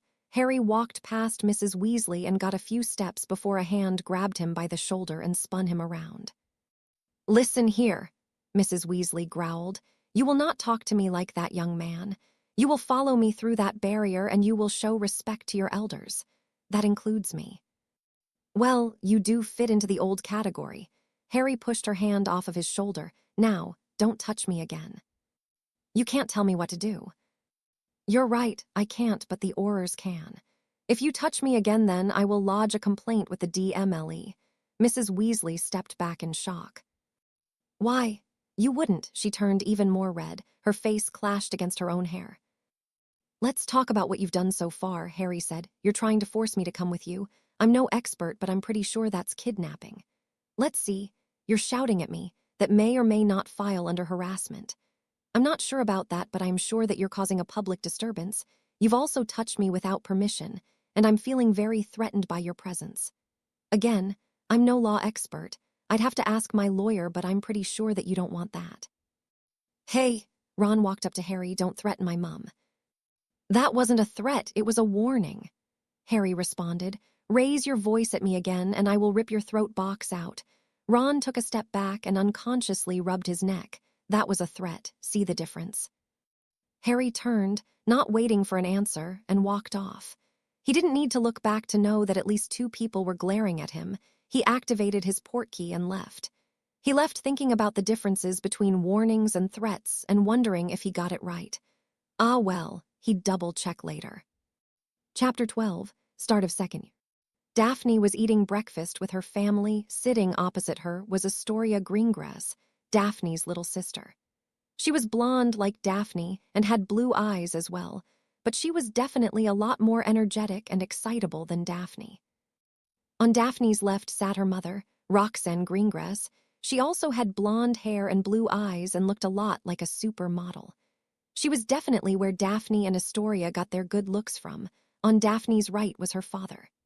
Cyrus Greengrass was a man with black hair and brown eyes, yet he still looked very much like a regal pureblood. An owl came in through the window. Daphne recognized the snowy owl as Hedwig, Harry's owl. It flew down and dropped a letter next to Daphne's plate. Thank you. Daphne handed the owl a piece of bacon before she opened the letter. It was near the end of the summer holidays. As far as Daphne knew, Harry had spent the first half in France, and now he was in Japan for some tournament. Is that from Harry? Astoria asked. She was very excited to meet Harry. Knowing that your potential brother-in-law had single-handedly defeated a troll and become the youngest seeker in a century was enough to make Astoria want to get to know him. Yes, it is, Daphne nodded. Well, read it out loud, Roxanne said. Why? Daphne asked. Because we want to learn all about young Mr. Potter. And to make sure he hasn't written anything inappropriate, Cyrus added. Inappropriate. The boy is 11, Roxanne pointed out. Actually, he's 12 now, Daphne informed her mother. And he is the son of James Potter, Cyrus reminded his wife, and he said things at the age of 11 that most people wouldn't say in their final school years. Fine, Daphne sighed, and she began reading the letter out loud. Hi, Daph, just in case the owl. My name and my handwriting didn't make it obvious. It's Harry. Daph, Astoria smiled. Shut up, Daphne said and continued reading. I had just got into an argument with some old woman. Well, when I say argument, I mean she yelled at me in Japanese for about 5 minutes, and it somehow ended with me buying some chicken off of her. Don't know how that happened, but it was really good chicken, so I don't mind too much. That sounds like James Potter, Cyrus commented. Your boyfriend's funny, Astoria said. Shut up, Daphne repeated. How's your summer going? Say hi to your family for me. Your sister is coming to Hogwarts this year, right? Her name was Astoria, if I remember correctly. Hope to meet her soon. What have you been telling Harry about me? Astoria asked. Not much other than you exist, Daphne replied. Could you do me a favor and look after Hedwig for a while? I managed to get her back to England with a portkey, and I don't want her to fly all the way back to Japan for me. Could you bring her with you when you go to the platform this year? If your parents need payment to let her stay, then just say the word and I'll pay, providing the prices are reasonable. Hello, Hedwig, Astoria petted the snowy owl. Such a beautiful name for a beautiful owl. Hedwig nuzzled her head against Astoria's hand. Oh, by the way, the tournament is going great. By the time you get this letter, I would have competed in the final round. I hope I win. The last round is a triple threat between me and 2 other people. Anyway, I have to go, and I'll see you at the station next week. From Harry Potter. P.S. I hope you've been practicing. Practicing what? Roxanne asked. Occlumency, Daphne answered. Why is Harry hopping you've been practicing occlumency? Well, Harry has a few secrets, Daphne replied. He told me that if I wanted to know them, then I'd have to be able to keep people out of my mind. That's why you've been in your room nearly all summer, Cyrus asked. Yes, Daddy, Daphne nodded. I'm a ton better at it now. I don't think I could stop a full-on attack, but I should be able to block a passive probe. Who would want to read your mind? Cyrus raised an eyebrow. The headmaster and Professor Snape, Daphne answered. They've already tried it with Harry. What? That's illegal. I know, and I told Harry that, Daphne replied. He said don't bother telling anyone. Why not? Cyrus demanded. He has no proof and Dumbledore could weasel his way out, Daphne explained. If Harry accused the famous headmaster of reading minds, then nobody would believe him. True, Cyrus signed. Daphne, What's this tournament that Harry is talking about? Roxanne decided to change the subjects. I'm not sure, but in his last letter he said it was something called Japan's Underage War Duels. Daphne replied. What? Cyrus blurted out in shock. He's competing in one of Japan's war duels. Is that a bad thing? It's just dueling. It's not just dueling, Cyrus replied. The war duels are a famous Japanese event where the competitors duel each other with no rules. No rules, Daphne paled slightly. There's only one rule, and that's no interference from non-competitors. You can use any spell or weapon you want. They're banned in a lot of countries. The last time someone tried to compete in one, he came back to England with a missing leg. But this is an underage event, Roxanne pointed out. The Japanese are known for teaching their children offensive spells from a young age, Cyrus replied. They likely know a few deadly or harmful spells. Yeah, but Harry's in the final round, Astoria reminded them, so he must be good, right, Daph? What? Daphne turned her attention to her sister. I said Harry's good at dueling, right? Well, Daphne thought about it. I know he beat Malfoy in a duel, and there was that event with the troll, but I've never seen him fight someone competent. What if he gets hurt? The idiot, what was he thinking? Looks like someone's in love, Astoria remarked. She was unaffected by the glare that Daphne was sending her. There's Harry, Astoria pointed when they arrived at the platform. Everyone looked and saw Harry speaking with Neville Longbottom about something. What surprised Daphne was the young girl hanging off of his arm. She was skinny with black hair and blue eyes. She also looked absolutely frightened. Well, let's go and meet him, Cyrus said, and the family walked over to Harry, who had just finished talking with Neville. Harry turned and saw the family once Neville walked away. Hi, Daph, Harry smiled. He would have hugged Daphne if not for the person hanging on his arm. How have you been? I was doing great until I found out that you entered into a tournament with basically no rules, Daphne said. Oh yeah, Harry's smile got bigger. I won. You won? Cyrus asked in a surprised voice. Yes, sir, Harry nodded. It's a pleasure to meet you. You must be Lord Greengrass, correct? I am. Cyrus extended his hand. Harry shook it. And you must be young Mr. Potter or Air Potter if you prefer. Please, call me Harry, Harry let go, and then took Roxanne's hand. It's a pleasure to meet you, Lady Greengrass. He placed a gentle kiss on her knuckles. Likewise, Roxanne smiled at the younger boy. Harry let go of Roxanne's hand and turned to Astoria. And you must be. Harry was cut off by Astoria grabbing him and pulling him into a hug. Astoria. The girl behind him tensed a little. It's nice to meet you. Astoria let go and smiled at him. I hope we can become friends. Why not? Harry shrugged and returned the smile. Great. Oh, we can share stories about Daphne. Oh, Merlin. Daphne groaned at the idea of leaving Harry alone with Astoria. Harry sat in the compartment with Daphne and Astoria. Tracy had gone off to talk to somebody. None of them knew who, but couldn't be bothered to question her. The other girl was still there. She hanged onto Harry's arm like she was afraid he'd leave if she let go.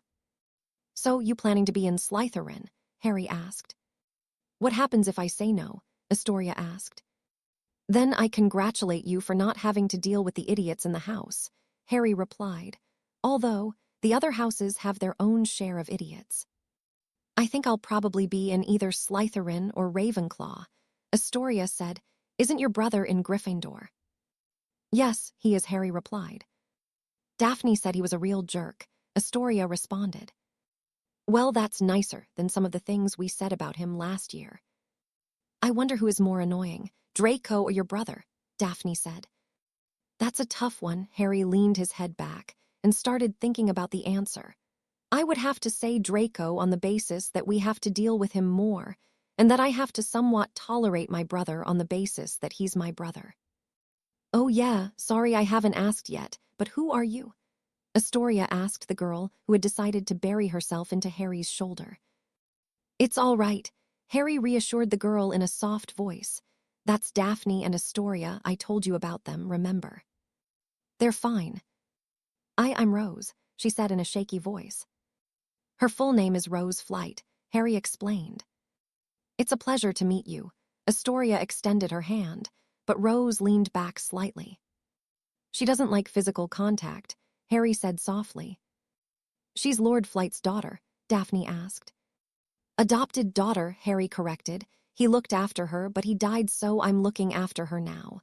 Took her with me on my trip to France and Japan. She really enjoyed it. Didn't you, Rose? Why, yeah, Rose whispered. Rose, Harry whispered, why don't you try and shake Astoria's hand? No, Rose shook her head. Please, for me. Rose looked uncomfortable. She glanced at Astoria and slowly extended her hand. Astoria, for her part, didn't say anything and slowly grabbed Rose's hand and gave it a brief shake before letting go. Good girl, Harry kissed Rose's forehead. Thank you, she whispered and nuzzled against his arm. Daphne wanted to ask some questions, but decided it'd be better if she and Harry were in private when she asked. Hello, Potter, Malfoy drawled as he opened the compartment. Listen, you clotpole, Harry sighed. Clotpole, Malfoy repeated. Did you just call me a clotpole? Yes, I did, you prat, Harry replied. Now, I am not in the mood for you. If you require company, then go and find my brother. He's about your speed. Your brother is not here. Probably thought he was too good to ride on the train with normal people. Is Wickle Malfoy lonely? Harry cooed in a baby voice. Besides, you're not exactly normal. Listen up, Potter. No, I'm not in the mood for you. Harry flicked his wand, and the compartment door closed in Malfoy's face. Utter prat. So that's Malfoy, Astoria frowned. That's an idiot, Daphne replied. But yes, it also happens to be Malfoy. I don't like him, Rose whispered. That's why you're smart, Harry smiled at her. Once they got off the train, Rose was still clinging to Harry's arm. Harry grabbed Astoria by the wrist and pulled her closer. Astoria, Harry spoke softly, could you do me a favor? What do you need? Could you make sure that nobody touches Rose? Harry requested, please. Sure, Astoria nodded. Thank you, Harry said appreciatively. He gently pried Rose's hands off of his arm and had her grip Astoria's sleeve. Stay with Astoria, okay, Rose. Harry, Rose mumbled. Just till the sorting, Harry reassured her. Then I'll come and sit with you.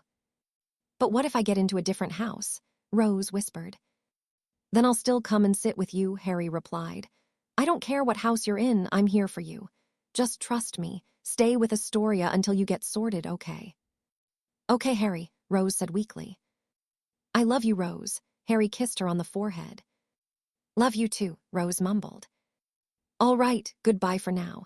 Harry gave her a last smile before he made his way to the carriages with Daphne. So, how long have you known Rose? Daphne asked. Since I was 5, Harry answered. She wasn't always like that. What do you mean? She used to be a pretty happy and kind girl, Harry replied. She used to love playing in the park and feeding pigeons. What happened to her? Daphne asked, not sure if she wanted to know the answer. Nothing me or her want to talk about, Harry said, with a sad look on his face. Anyway, how was your summer? It was fine, Daphne said. I spent most of it answering questions about you. There are worse fates, Harry joked. Glad to know that you're still the exact same. Hey, if you were in Japan then, how did you get your books? I didn't. I told McGonagall before I left that I was traveling and asked if she or someone else could pick up the books on my behalf. By the way, apparently we have some celebrity for a teacher this year. Yes, Daphne sighed. Gilderoy Lockhart. He's this guy who claims to have done all these amazing things. Claims? Harry raised an eyebrow. Well, Mum and Dad don't believe it. Daphne explained. Apparently he's too much of an idiot to actually do those things. He and my brother will get along then. Harry and Daphne sat at the Slytherin table during the sorting. Soon came Rose's turn. Daphne noticed Harry tense, and she was rather worried about him jumping up and running up there, but fortunately he controlled himself. Rose timidly made her way up to the stool. She sat down and closed her eyes. The hat was placed on her head. Harry growled slightly and began looking at the hat like it had insulted his mother. A few moments later, the hat had made a decision. Slytherin, it shouted. McGonagall took the hat off Rose, and she slowly made her way over to the Slytherin table. She sat next to Harry, and he protectively wrapped an arm around her. "Didn't think you'd be in Slytherin," Harry admitted. "I wanted to stay with you." Rose burrowed into Harry's chest. "Oh, look," Malfoy smiled at the sight. "What's wrong, Potter? Greengrass not good enough for you." "Malfoy, if you have any plans about living long enough to finish this year, then you will shut your mouth and be quiet," Harry said in a low voice, surprising many with how serious he was being. "Oh yeah," Malfoy sneered, not understanding how serious Harry was being. "Malfoy," Harry spoke in a slow and deadly tone. "A little while later you're going to be alone with me in that big common room, where I have plenty of room to throw you about and break your bones. If you shut up now then, I may just forget to do that." "Be quiet, Malfoy," Theodore not said before the Malfoy heir could respond, as entertaining as it is for the rest of us. "I doubt you'd want Potter to send you to the hospital wing on the first night back. Now stop before you embarrass yourself and the other Slytherins again." Malfoy growled and looked away from Harry. Harry sent not an appreciative nod, then turned his attention back to Rose. "Are you okay?" he asked her. "I don't like him," she whispered. "Not many do." The sorting continued. Astoria was sorted into Slytherin as well. The only other person who Harry noticed was Ginny Weasley. Harry recognized her as the youngest Weasley and the only girl. Harry hoped that she'd take after the twins instead of Ron. Speaking of Ron, he couldn't find Ron or his brother at the Gryffindor table. Once the feast was done, Harry bolted out of the hall to the common room. Rose had to leave with the other first years, and Harry definitely did not like her staying out of his eye line. When he got there, he was thankful that Astoria had managed to keep the others away from her.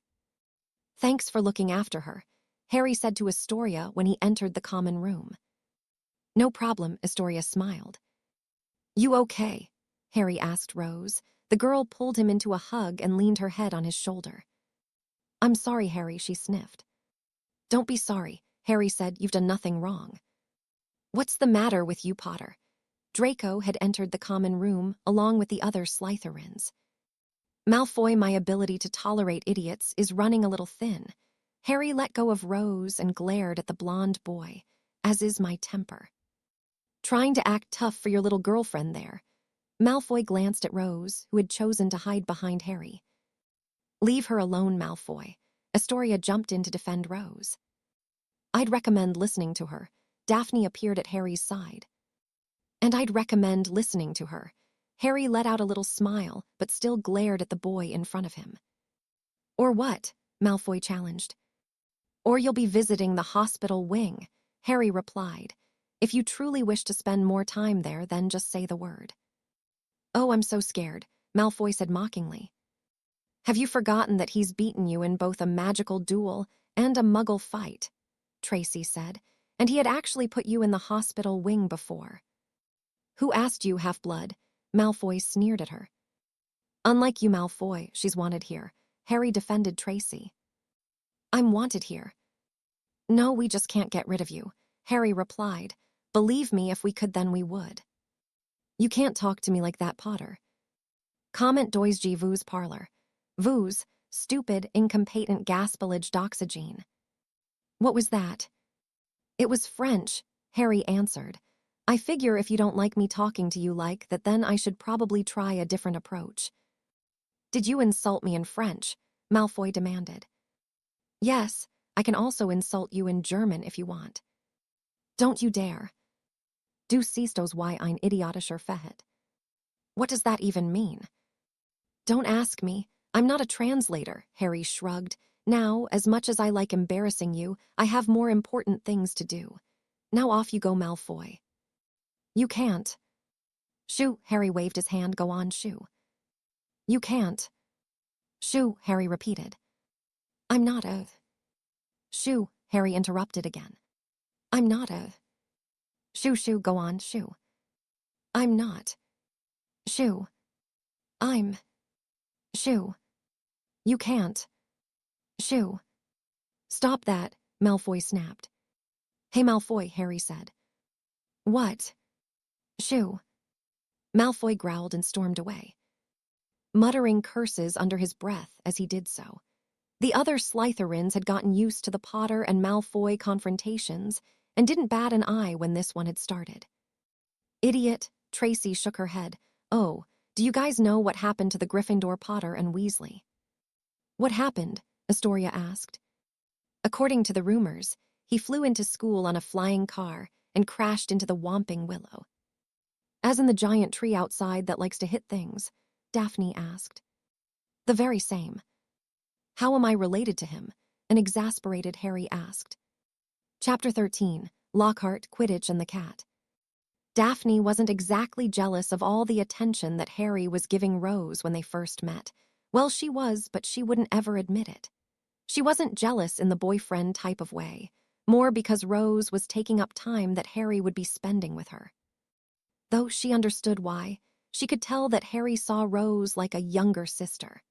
This sort of annoyed Daphne, as she was somewhere between being annoyed at Harry for spending less time with her and proud of him for caring for Rose.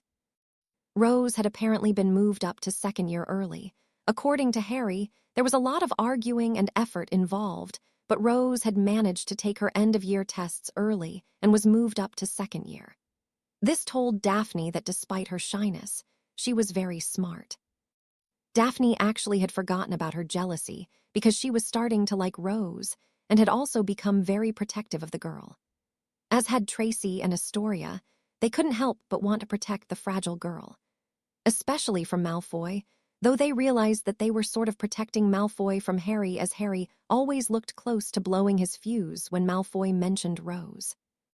Though his anger was forgotten after the hilarity of seeing his brother and Ron Weasley have their ears torn off by a howler from Molly Weasley, Rose, who was initially terrified, would also later admit that it was pretty funny. Though Harry wondered what on earth was so wrong with the woman that she absolutely had to shout at her children through a letter while they were at school. One day Harry found himself being called up to Dumbledore's office. He had Daphne agree to look after Rose for him and made his way up. When he got there, he found Snape and Dumbledore waiting for him. With a respectful nod to the both of them, he sat down and the three began talking.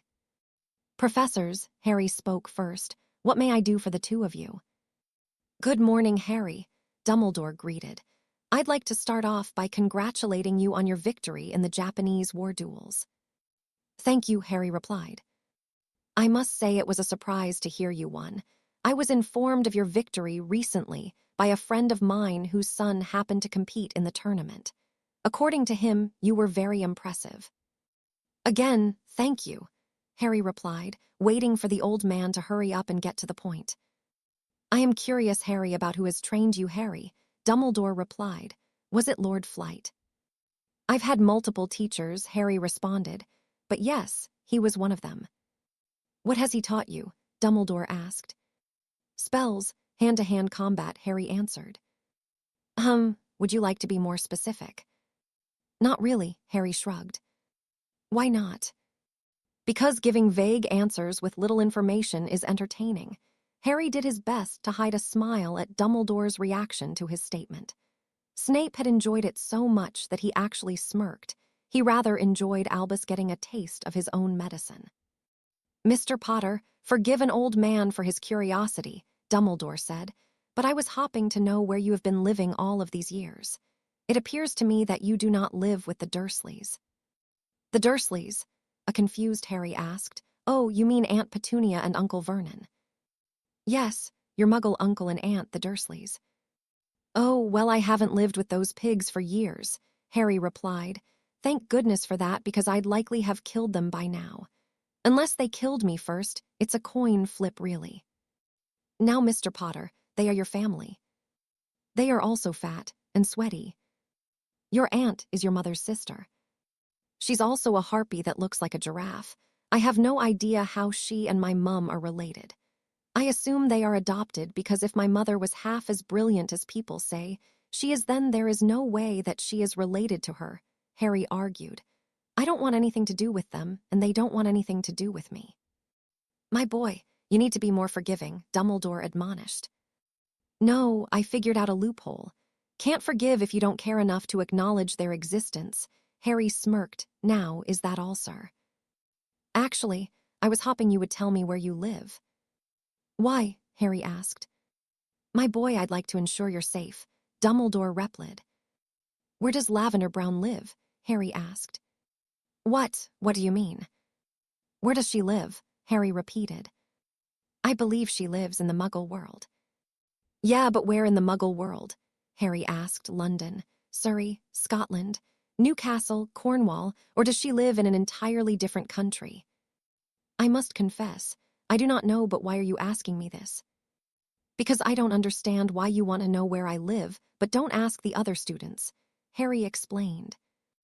My boy, if you do not wish to tell me, simply say so. Dumbledore smiled, even though he was a bit annoyed at Harry for not immediately telling him, but he had to act like the kind grandfather. I do not wish to tell you, Harry said. Is there anything else, sir? Just one. I am concerned about Miss Rose. Dumbledore and Snape noticed Harry tense. Are you?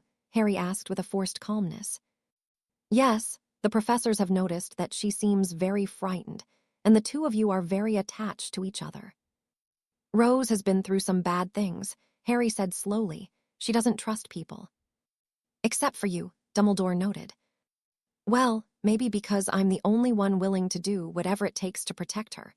Harry inclined his head slightly. How long have you two known each other? A few years. Perhaps you'd be willing to tell me about her experiences. Maybe I'd be able to help her if you did. No, Harry shook his head. Mr. Potter, myself and the fellow teachers are simply concerned about her and wish to help her. If she wants you to know, then she'll tell you. I'm not saying anything without her permission. How admirable of you to display such loyalty, Dumbledore's eyes twinkled. I will not force you to reveal anything, but if there is ever something you feel like sharing, then feel free to come and talk to me. Okay, is that all? An impatient Harry asked. Yes, you may leave now. Goodbye, sir. Harry stood up and left. He doesn't seem too willing to talk, Dumbledore said to Snape. Slytherins don't trust easily, Headmaster, Snape reminded him. Mr. Potter has a few secrets. Clearly, Snape drawled, but I do not see the harm in letting him keep them. I do, Dumbledore replied. The boy is a mystery. His secrets could affect us. Yes, but they also might not, Snape argued. Every child in this school has secrets, Albus, and every one of them could potentially affect us. Potter has never shown any interest in anything other than studying, and those girls he is fond of hanging out with. Severus, you are forgetting that the boy is consistently top of the class and has been sorted into Slytherin despite being the fact that he was supposed to be Muggle-raised. You are also forgetting that he has fought a troll, competed in the infamous Japanese war duels, and won while also having left his Muggle family years ago.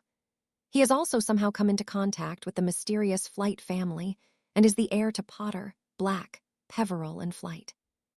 The boy is at the very least someone to keep an eye on. You say Potter won the Japanese underage war duels. Do you have a memory of the event? Yes, I have one that I was able to convince a friend to leave for me. Dumbledore gestured to his pensive. Snape stepped forward and dipped his head in. Harry stood in the middle of dueling platform that was covered in rocks ranging from some small enough to hold to others as big as Hagrid. He could hear the announcer speaking in Japanese, the crowd cheering and the wind blowing. But he kept his eyes focused on his opponent. He was supposed to fight in a three-way duel, but the other competitor was too injured to finish. The Japanese boy in front of him was around the same height as Harry. He had spiky hair and an annoying smirk that showed confidence. Harry stood confidently, but had decided not to overestimate his opponent. He was taught never to underestimate anyone, and he wouldn't forget that now. They bowed to each other, both keeping an eye on the other as they did so.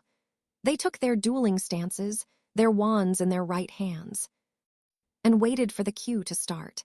The Japanese boy who was called Akio yawned after his bow, showing he was bored and in no way saw Harry as a challenge.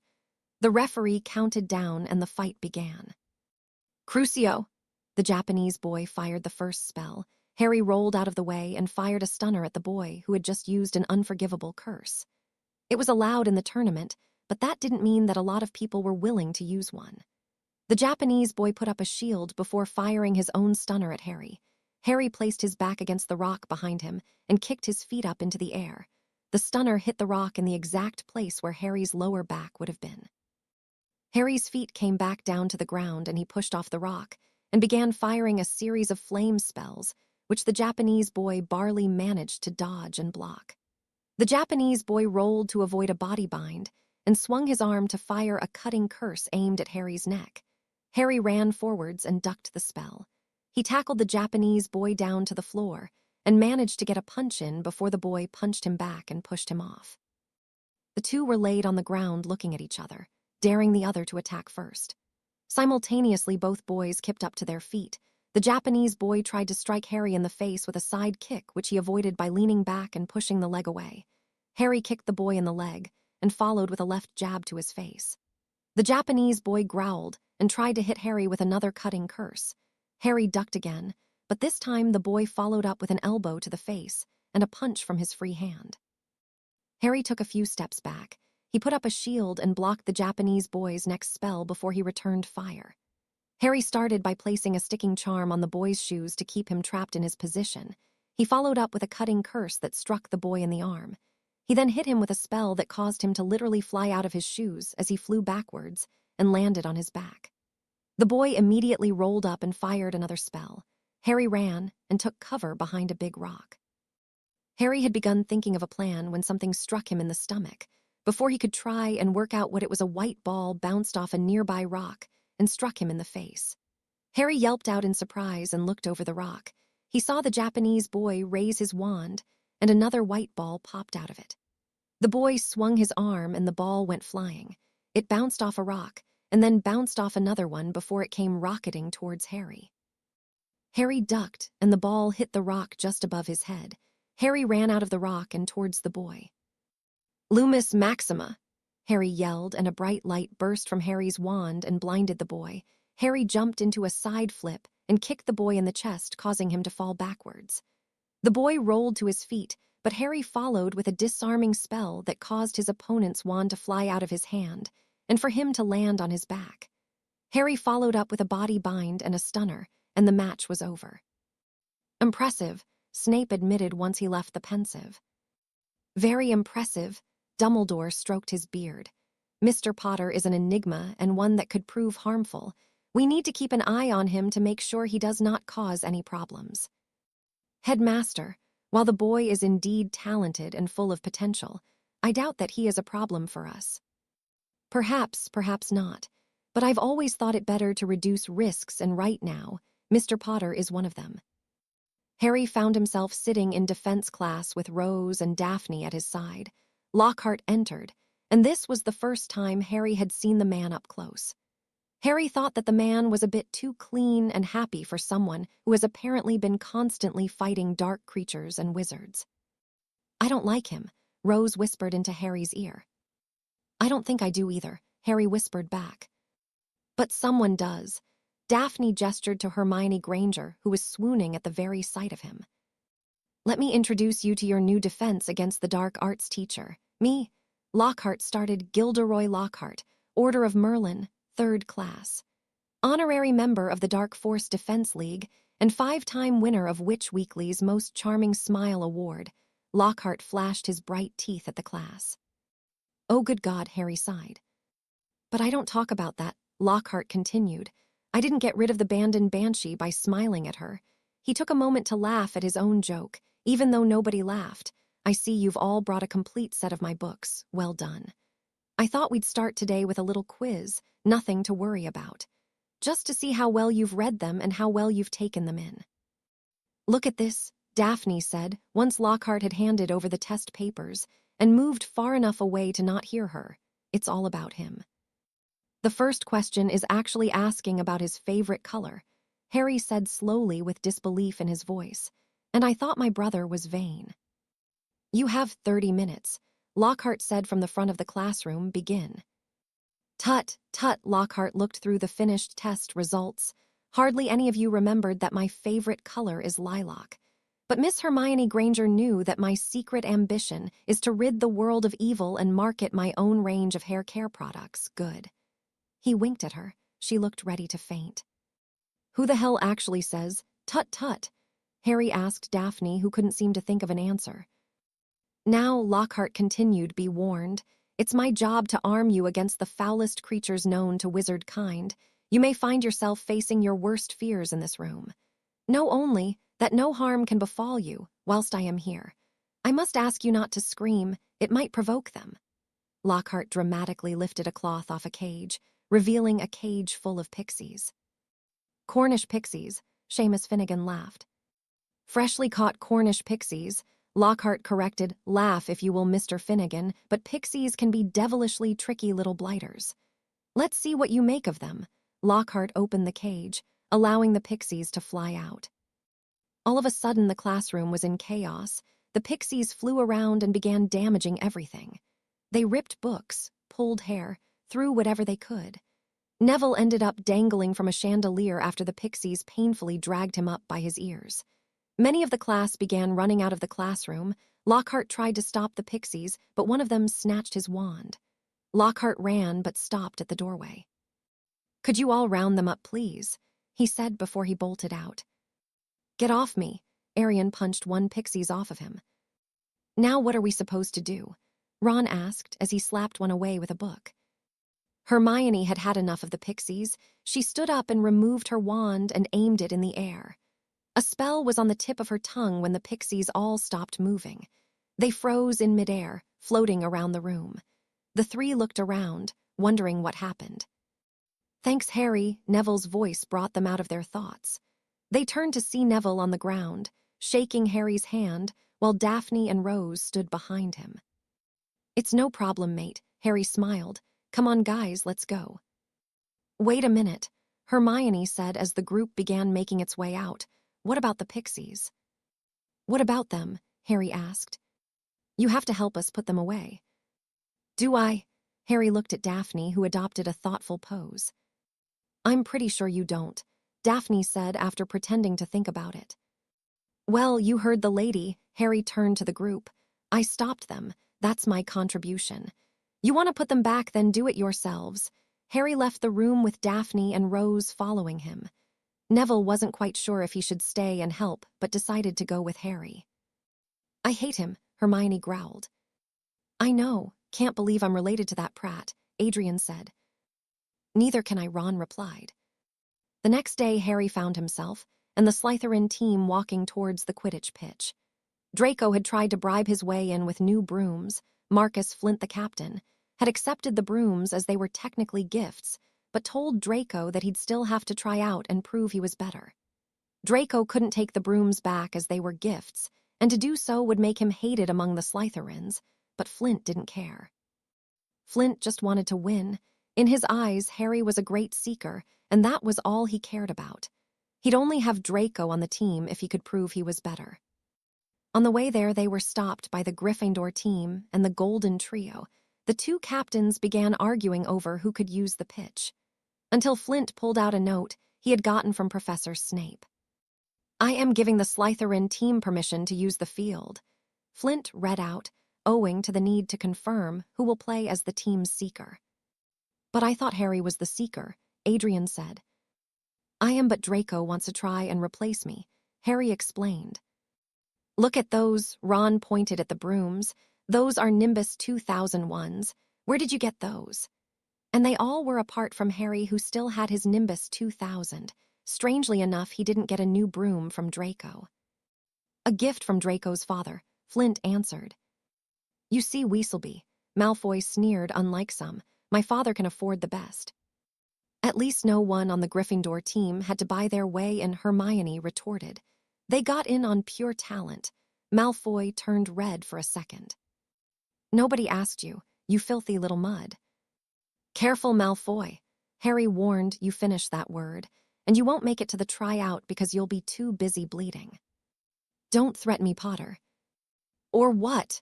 Harry raised an eyebrow. You going to tell your daddy on me? I'm really scared, but if you don't mind, I'd rather hurry up and get on with me embarrassing you. You embarrass me, Malfoy scoffed. Don't make me laugh. If I wanted to make you laugh, then I would have given you a mirror. Enough, Flint interrupted. Let's go. They walked past the Gryffindor team and made their way to the pitch. The next half hour was Harry utterly destroying Malfoy despite Malfoy having the better broom. Around the end, Malfoy ended up falling to a ronxy faint and crashing into the ground. He was taken to the hospital, as he had broken his arm and collarbone. Harry informed all of Slytherin House, and eventually the news of Malfoy's failed attempts to take Harry's position spread throughout the school. "Do you ever think there is something strange about your brother?" Hermione asked Adrian one day as they and Ron walked down the hallway after Adrian had finished a detention where he had to sign Lockhart's fan mail. "A lot, why?" Adrian asked. "I don't get how he keeps doing better than me in class." "Oh, Merlin," Ron sighed. "You just don't like him because he does better than you in class." "No, I just think it's weird how he's doing so good in class," Hermione responded. "He always does every spell perfectly on the first try. Don't you think that's a bit weird? Nobody is that good. Most people need at least 2 or 3 tries to do spells, but he does them all the first time every time." "That is a bit strange," Adrian admitted. "But I think that new girl is stranger. What's her name?"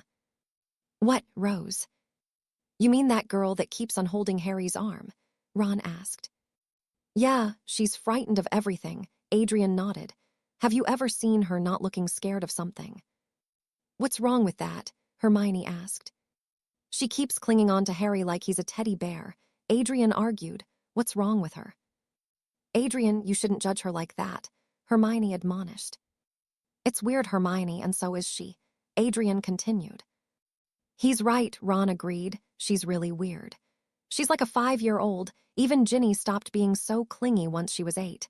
There's definitely something wrong with her." "Yeah," Adrian nodded. "What's that?" The group stopped when they saw something dangling from a wall.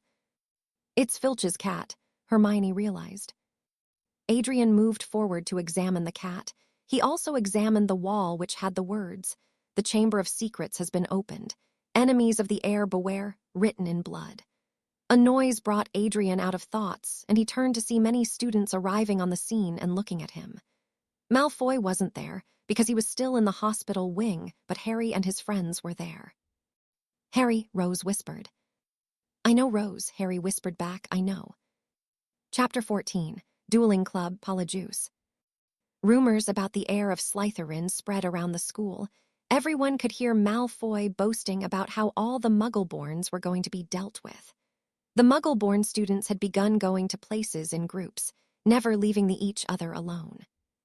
The only other noticeable rumor was Adrian Potter trying to get on the Gryffindor team as Seeker, but Oliver Wood refusing to let him replace their current Seeker. Something that Harry could respect, talent over popularity. One thing that Harry and Daphne were looking forward to was the dueling club that had just been formed.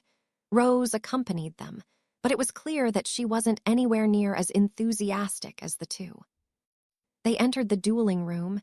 In the center was a big stage for the duels to take place. The Gryffindors were on one side with the Hufflepuffs, while the Slytherins stood on the other side with the Ravenclaws. "Gather around," a voice called. "Oh," Harry groaned and whispered to Daphne, "Of all the people, why him?" "Can everyone see me?" Lockhart asked as he walked on stage. "Can everyone hear me? That's good. After recent events, Dumbledore has permitted me to start this dueling club. With me today is my assistant, Professor Snape." Everyone watched as Snape seemed to rise from the other end of the stage. The two made their way towards each other. "Snape looks pissed," Harry noticed. "He always looked pissed," Daphne reminded him. "Yeah, but he has a, 'I don't want to be here' look." Harry gestured to Snape, who did look like he wanted to be somewhere else. "Do not fear," Lockhart said with a smile. "You'll have your potions master when I'm through with him." "Yeah, now he is definitely pissed," Daphne sighed. Lockhart and Snape stopped in the middle. They brought their wands up in front of their faces. They nodded to each other before returning their arms to their sides. They turned around and walked away from each other. Suddenly they stopped. Both turned and took their dueling stances. Lockhart had a smile on his face, while Snape looked at him with an emotionless face. 1, Lockhart began counting down. 2, 3. Expelliarmus. A blast fired from Snape's wand, hitting Lockhart in the chest. Lockhart flew back as his wand flew out of his hand. Many laughed as the legendary Lockhart landed on his back. The fangirls didn't, but the rest did. Snape himself had barely hid a smirk. "Well done, Professor Snape." Lockhart got to his feet and made his way over to Snape. "An excellent idea to show them that. Though it was pretty obvious what you were going to do, and if I wanted to then, I could have easily stopped you." "Perhaps," Snape said with barely suppressed rage, "it would be prudent to teach them how to block unfriendly spells." "Ah, yes," Lockhart looked surprised but quickly composed himself. "How about a volunteer pair? Adrian Potter and Weasley." "Weasley's wand causes chaos with even the simplest spells," Snape interrupted. "We'd be sending what's left of Potter to the hospital wing in a matchbox. Perhaps someone from my house." Malfoy pulled his collar and smirked. He pulled his wand out and was getting ready to step up on the stage. "The other Potter, perhaps," Snape suggested. Harry sighed and got onto the stage. He made his way to the center and stood in front of Adrian. "Now," Snape continued speaking, "it may be a bit unfair as the Slytherin Potter has experience in dueling, thanks to being the winner of the last Japanese war duels, but it will still let the other students see what a real duelist looks like." The students began whispering to each other, discussing what the Japanese war duels were, and about how Harry actually entered and actually won. Many were shocked when they found out what they were, and were surprised that Harry was willing to enter them, especially after they learnt about how dangerous they were. Adrian didn't really know what they were, but decided to ask Hermione about it later. He and his brother brought their wands to their faces. "Scared snake," Adrian taunted. "Yes," Harry replied. "I don't really know what diseases you have, and I don't know if they're contagious." "I don't have any diseases," Adrian growled. "You mean you're not sick?" Harry asked. "Of course not." "So your face looked like that naturally?" Harry asked with a raised eyebrow. "You poor soul." Adrian growled as many people began laughing and snickering. The two pulled their arms down and turned around. They walked and stopped, just like Snape and Lockhart did. They turned and took their dueling stances. Adrian looked confident, and many people at that point realized that he didn't know what the Japanese war duels were because he'd probably be crapping his pants if he did. Harry was confident, but knew better than to underestimate his brother. He had never seen him in a duel, so he could be a great duelist as far as Harry was concerned. "On the count of 3, Lockhart said, and I want you to disarm only. 1, 2, 3. Adrian had aimed his wand at Harry, and the spell was halfway out of his mouth when a beam shot from Harry's mouth. And it was at that moment that he remembered his brother always did his spells non-verbally. Adrian's wand flew out of his hand, and he flipped backwards in the air. He landed a few meters back as Harry caught Adrian's wand in his hand. Adrian got to his feet, glaring at his brother. Harry, with a bored expression on his face, tossed Adrian his wand. Adrian caught it and got to his feet. He aimed at Harry. "Expelliarmus," he roared. The beam flew at Harry, who casually sidestepped. "Expelliarmus," Adrian shouted, and this time Harry ducked the beam. "Protego." Harry blocked the third Expelliarmus that his brother fired. "I'll get you this time. Expelliarmus," Adrian screamed. The beam flew at Harry. Adrian was positive that it was going to hit this time. Harry sighed and raised his wand. Everyone watched with amazement as Harry casually swatted the spell away, especially most of the older years, as only in some of them couldn't even do that yet. With a flick of his wrist, Harry sent another spell that knocked Adrian to his feet. "I said disarm only," Lockhart's voice interrupted. "Well done, Mr. Potter." Snape's complimented the Slytherin Potter. "Take 10 points for excellent dueling." "Gryffindor Potter." 10 points from Gryffindor for acting like a brat and showing no respect. "You can't do that," Adrian objected. "Oh, can't I? I believe I just did." Snape sneered. "Now, let's not get bogged down," Lockhart interrupted. "How about we all pair up and practice spells?" Everyone spent the next hour practicing with their partners, except for Harry, who was instructing Daphne and Rose on their spells. Rose was quick at learning, but held back because she didn't want to hurt Daphne, who also was great but had the same problem with not wanting to hurt Rose. The The three were so immersed that they didn't realize that a fight had begun until they heard the screams. The three turned around and saw Malfoy and Adrian grappling on the floor. Ron and Neville were trying to hold back Crabbe and Goyle, while Millicent Bulstrode had Hermione Granger in a headlock. "How the hell did this happen?" Daphne asked. "Now is not the time to wonder how it happened." Harry wrapped an arm around her shoulder and another arm around Rose's shoulders. "Just enjoy the chaos." Later, Adrian sat with Hermione and Ron and the other Gryffindors in the common room. "At least you got a few good punches in on Malfoy," Ron commented. "Yeah," Adrian smiled for a second. "By the way, do you guys know what Snape was on about when he talked about those Japanese war duels, or whatever they were called?" Japanese's war duels, Angelina Johnson spoke, are a special event in Japan. Basically, it's a dueling tournament. Your brother probably entered the underage version. "Yeah, but so what? He just won a stupid tournament." "I agree with Aiden," Hermione said. "It's impressive that he won, but why is everyone treating him like he did something more?" "Because the war duels are not like other duels," Katie Bell replied. "In a war duel, the only rule is that nobody can interfere. Apart from that, it is anything goes, and you can use any weapon or spell that you want, including the unforgivable." "What?" Ron gasped. "They can use the unforgivables." "Yeah," Fred nodded. "It's allowed for the tournament." "Plus, the Japanese are very different from us," George added. "What does that mean?" Adrian asked curiously. "They teach a lot of offensive spells when they're young," Fred explained. "Yeah," George nodded. "They probably know a few curses that we would consider dark. That means that Harry was probably in a dueling tournament with a bunch of little Japanese kids that were probably trying to kill him. So he probably could have died in that tournament, or at least be incredibly injured. I believe that the last person who entered in one from England had lost his leg. So if he won, and didn't at least get injured then, he's probably an incredibly good duelist." "He can't be that good," Adrian replied unbelievingly. "Adrian, he blocked you with a Protego shield." Katie Bell reminded him that's too advanced for second years.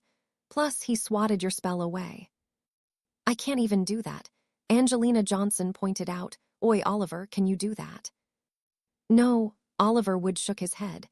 "They don't even try and teach us that until 7th year." "So how the bloody hell did Harry learn it then?" Adrian demanded. "Language," Hermione scolded, "and I don't know. But like I've been saying, there's something off about your brother. Every time we learn a new spell, he does it on the first go." "First go," Katie Bell blinked. "It usually takes at least 2 or 3 tries to perform a spell, after you have all the wand movements and incantation down." "He doesn't use the incantations," Ron said. "He never says the spells." "You mean he does all of his spells non-verbally?" Oliver Wood blurted out in shock. "Oh, yes." "That's awesome. They only just started teaching non-verbal spells this year. Do you think he'd be willing to help me?" "Probably not," Hermione answered. "He keeps to himself mostly. The only other people he hangs out with are Daphne Greengrass, that Rose girl, and Tracy Davis. Sometimes he hangs out with Blaze as well, but that's about it." "Damn it," Oliver groaned. "I could save so much time if I learnt how to silent cast." "Time which could be spent on Quidditch," Angelina said knowingly. "Obviously," Oliver replied, without any shame or embarrassment. The days passed by without much incident or embarrassment. The only important thing that happened was Justin Finch Fletchley getting petrified along with nearly headless Nick. The rumors began, and they said that Adrian was found on the scene. Rumors began spreading around, saying that Adrian was the potential heir of Slytherin. Harry found them to be very amusing. Partly at the fact that they could even entertain the idea of the Gryffindor Golden Boy being the heir, and partly because they hadn't realized that if Adrian was related to Slytherin, then that meant Harry was the heir as he was the older brother. It would also mean that one of his parents was of Slytherin descent, and that meant that Slytherin either had an heir who was a Muggle-born or a Muggle-born married an heir of Slytherin. With that being said, he quickly nipped the rumors in the bud before they began causing him problems. He showed a few students the Potter family trees, and proved that no Potters were of any relation to the Slytherin line. Harry was sitting in the Slytherin common room. Daphne had laid her head on his right shoulder, while Rose placed hers on his left. Tracy and Blaise were currently engaged in another chess match. The two were evenly matched, so you could never tell who was going to win until the end. What a pleasant sight, Malfoy drawled as he entered the common room with Crabbe and Goyle following him. He sneered at Harry and the group. Malfoy, do you ever get tired of being irritating? Harry sighed. Shut up, Potter. Clearly not, Daphne commented. Greengrass, you could have been great, you know. You could have been the next Lady Malfoy, but you stupidly decided to reject me. And with the way that you're acting, I'm rather glad I did. Oh, so Potter's better than me, is he? At least if you were with me, then you wouldn't have to play second fiddle to a scared little child, Malfoy referenced Rose. Hey, leave her alone, Daphne replied, as Rose leaned her head against Harry's shoulder and avoided looking at Malfoy. Or what? Malfoy challenged. Or you may have to explain to your father why Harry Potter sent you to him with 32 less teeth, Harry answered. You think you scare me, Potter? No, you're too much of an idiot to realize when to shut up and not anger the person who has repeatedly placed you in the hospital wing. It's disgusting how you resort to brawling like a common muggle. Draco, I've beaten you both physically and magically, and you know that, Harry replied, honestly. You're the only other person I can think of that's more pathetic than my brother. Draco's response was cut off by a growl coming from Goyle. Sorry, Goyle turned red, it's my stomach. Ignore him, Malfoy said. I don't care for your brother and I don't care for you. Yet you spend a lot of time trying to bother us both, Henry pointed out. Honestly, Malfoy, I appreciate the interests, but I'm only interested in girls. What? Malfoy turned red and sputtered. I can't speak for my brother, but I am definitely not interested. Harry smirked as Daphne and Tracy giggled while Blaise snickered. I don't know what you're implying. In that case, you're dumber than I thought you were. Harry cut Malfoy off. Go and make a friend and stop bothering us. Now leave, Malfoy. Some of us have better things to do than talk to you. How dare you talk to me like that, you pathetic half-blood? Malfoy demanded. I may be a half-blood, but I'm also the heir to the most ancient and noble houses of Potter, Peveril, Black, and Flight, while you're the heir to one family that is only really important because you have money. Harry replied. He wrapped an arm around Daphne's waist. Plus, unlike you, I actually got the girl. Malfoy seethed. He was thinking about drawing his wand on Potter, but chose not to. It was obvious even to him that he couldn't beat Potter. He stormed off to his room. Crabbe and Goyle stood with shocked faces. Oi, dumbass 1 and 2, Harry called. Don't you have anything better to do than stand there? Yes, Crabbe replied. Crabbe and Goyle quickly made their way out of the common rooms. Crabbe and Goyle had made their way back into the second-floor girls' toilet, just in time as the Polyjuice potion wore off, and they turned back into Ron and Adrian. That was pointless, Adrian growled. We learnt nothing. Malfoy could still be the heir of Slytherin for all we know. I know, if your brother wasn't there, then we would have probably learnt something, Ron replied. That bloody idiot, Adrian cursed. Where's Hermione? Hermione, Hermione, where are you? Go away, Hermione's voice called from one of the bathroom stalls. Hermione, are you okay? They gently opened the bathroom door, and to their surprise, they didn't find Hermione. They found a cross between Hermione and a cat. Hermione stood with cat ears and fur and a tail. That hair was a cat hair, Hermione said. Look at my face. Look at your tail, Ron smiled in amusement. Hermione looked down when she heard laughter. Oh, that is hilarious, a voice called out. Hermione looked up and gasped. Ron and Adrian turned around and were each greeted with a fist to the face. They covered their faces to reduce the pain.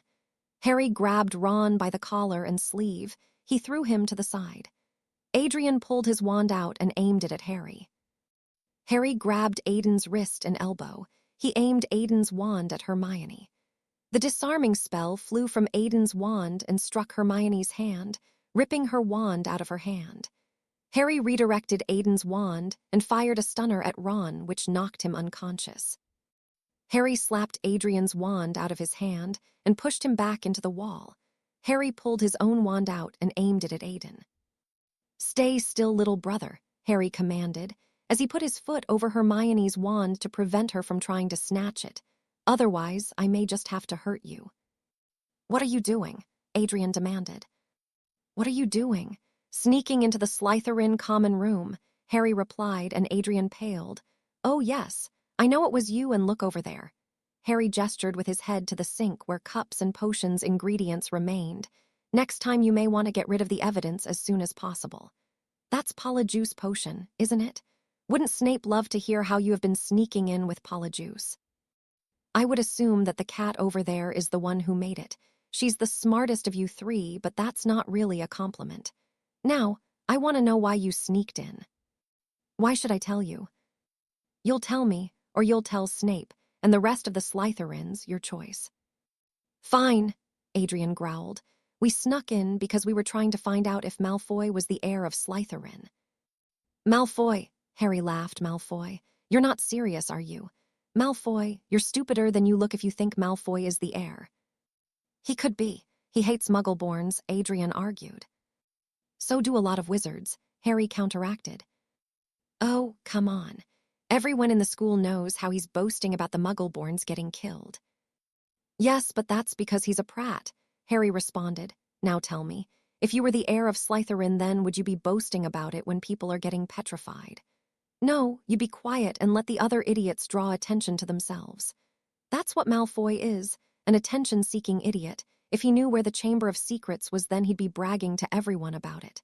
Now, being the kind and generous soul I am, I'm going to let you guys go."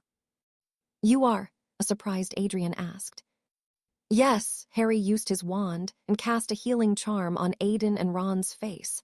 "I had better not see you guys sneaking into my common room again." Harry turned and began walking away. "Harry," Adrian called, and Harry stopped by the sink.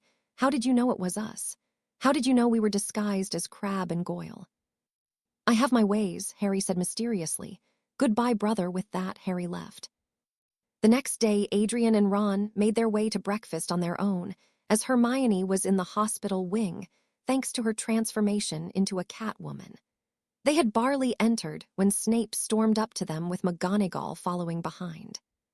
"Potter Weasley," Snape barked, 300 points from Gryffindor and 3 weeks of detention. All eyes turned to the confrontation. "What for?" a confused Adrian demanded. "For breaking into the Slytherin common room, for making Polyjuice, and for stealing potions ingredients form my potions cupboard.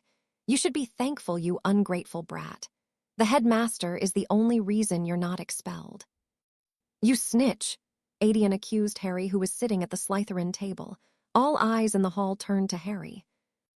"No," Harry examined his hand. "I'm pretty sure I'm not gold, plus as angelic as I am. I don't have wings." "You told him. You said you wasn't going to tell him." "No, I said I would let you go," Harry reminded him. "And I did let you go, but I never said I wouldn't tell Professor Snape. Not my fault that you can't pay attention." "So it's true," McGonagall exclaimed. "Mr. Potter, I am ashamed of you." "You're evil," Daphne whispered into Harry's ear. "No, I'm sadistic, slight difference." Harry smiled.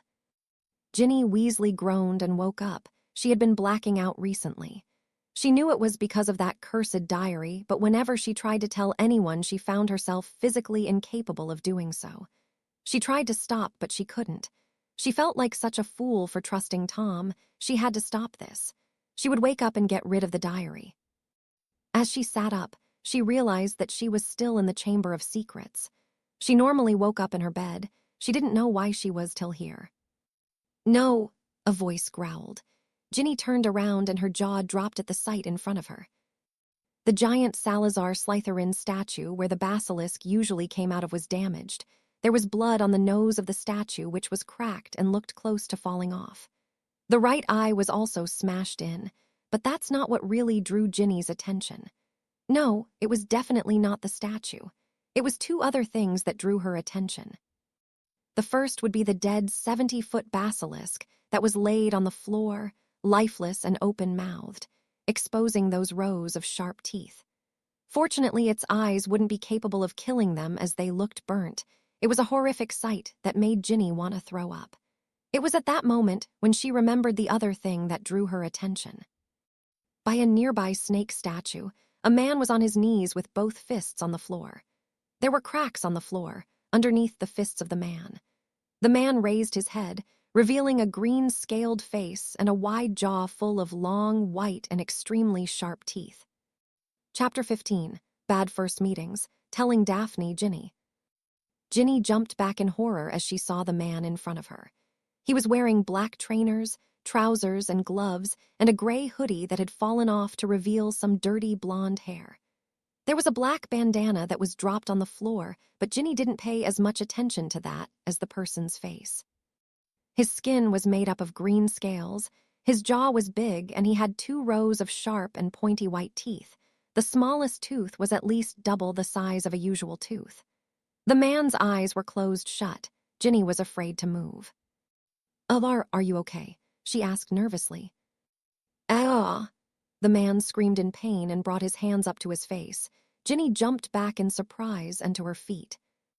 The man stood up, his face covered by his hands. He screamed in pain. Suddenly he stopped and punched the nearby snake statue. To Ginny's shock and horror, he had greatly damaged the statue, causing it to crack. The man brought his hands back up to the side of his head and began shaking violently. He continued screaming. His body was moving wildly.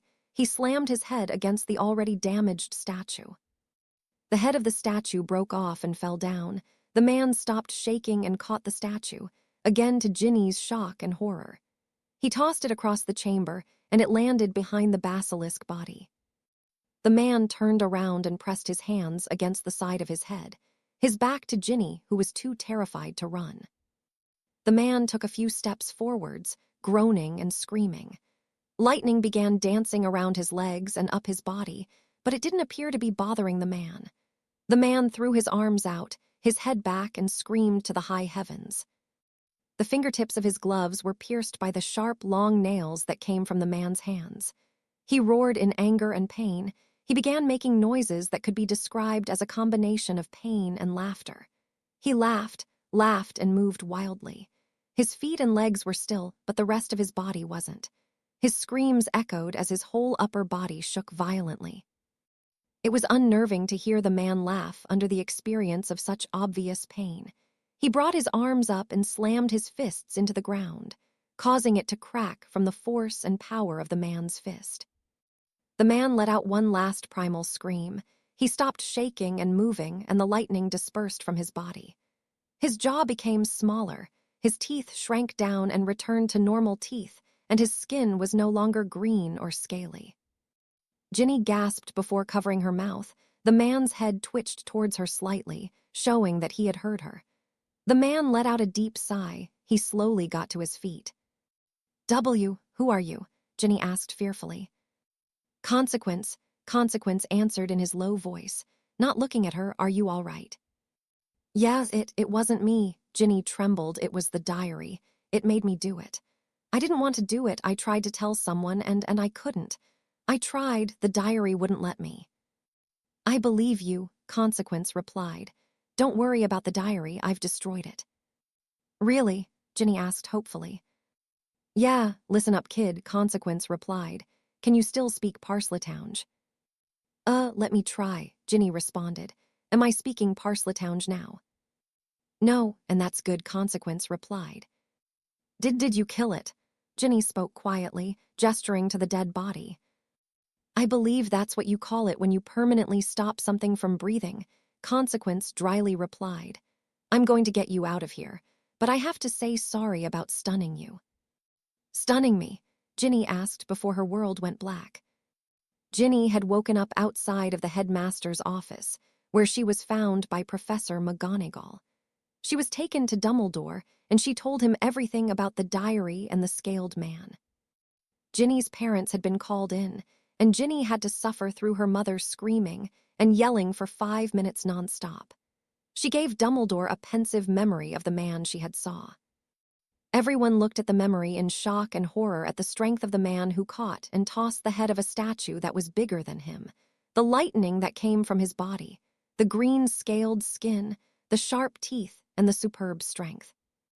By the end of it, Dumbledore gave the Weasley family some soft words before he pushed them out the door so they could take their daughter to the hospital wing, and so Albus could think. Who was this man? Albus wondered. He recalled all he knew about him. Blonde hair, muggle clothing, black bandana, yellow eyes, and likes to get physical in fights. He also has 2 wands, has attacked Quirrell 3 times last year, and managed to escape Dumbledore twice. He was also able to immediately get up after McGonagall hit him with a stunner. That was an interesting fact. And now it turns out that the man could turn his skin green, produce lightning, and had a set of teeth that would make any carnivore jealous. Who was this man? He just couldn't work it out, and that infuriated him. Dumbledore made his way over to his pensive to review the memory that Moody had acquired for him. He dived right in and found himself the memory. He was in an apartment. He remembered Moody telling him that this was somewhere in America. It was night time. No lights were on, and neither were any of the other Muggle electrical devices. It was raining outside. He could hear the thunder and lightning. Albus found a woman, crying in the corner. She was on the floor and leaned against the wall. There was a broken vase nearby. Blood dripped from her forehead, and he could see little spots of blood on the wall. The woman cried as a black-haired man wearing a blue shirt, gray trousers, and brown shoes stalked towards her with a knife in his hand. "Shut it," the man demanded, but the woman just kept crying. "I said quiet, you little bitch." The door of the apartment opened. Standing in the doorframe was the man that Dumbledore knew as Consequence. He was wearing his gray jacket and black bandana as always. Consequence and the man stared at each other, each locking eyes with the other. Both their bodies tensed. The man shifted the knife slightly in his hand. There was no sounds. Even the crying woman had become quiet. Suddenly, the sound of thunder broke the silence. Consequence charged at the man. As he neared, the blue-shirted man lunged forward and tried to stab Consequence in the chest. Consequence sidestepped and managed to get behind the man. He wrapped both of his arms around the man's body and threw him upwards and overhead, causing the man to land on a nearby small table.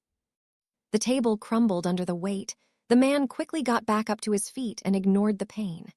He swiped at Consequence, who jumped back to avoid the knife. Consequence jumped forward and pushed the man backwards, causing him to fall on the floor.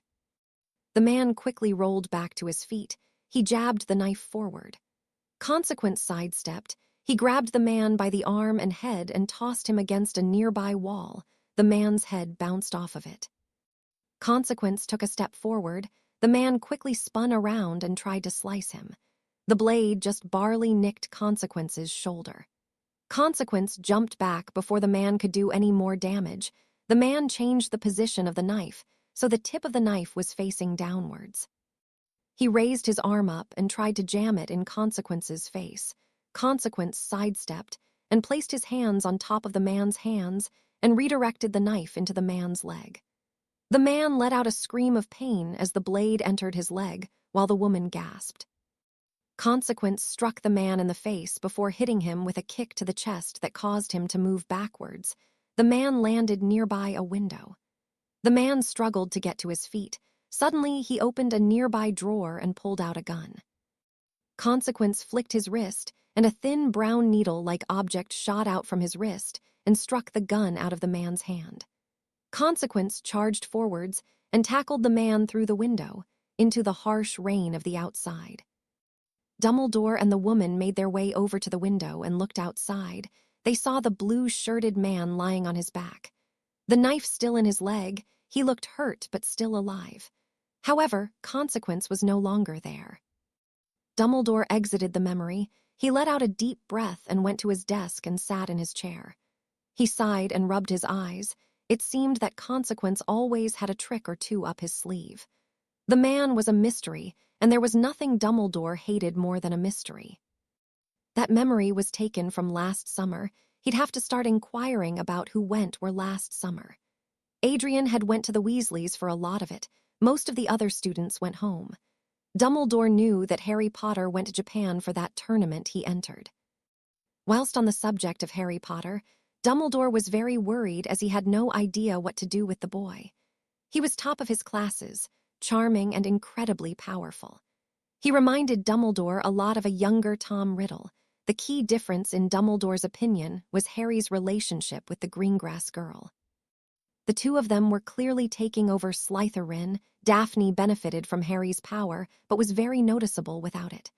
She was a pureblood from an old house. She was also a very attractive girl and intelligent. She, like Harry's mother, was great at charms, or at least she was according to Professor Flitwick. Dumbledore wasn't quite sure what to do with the two of them or consequence.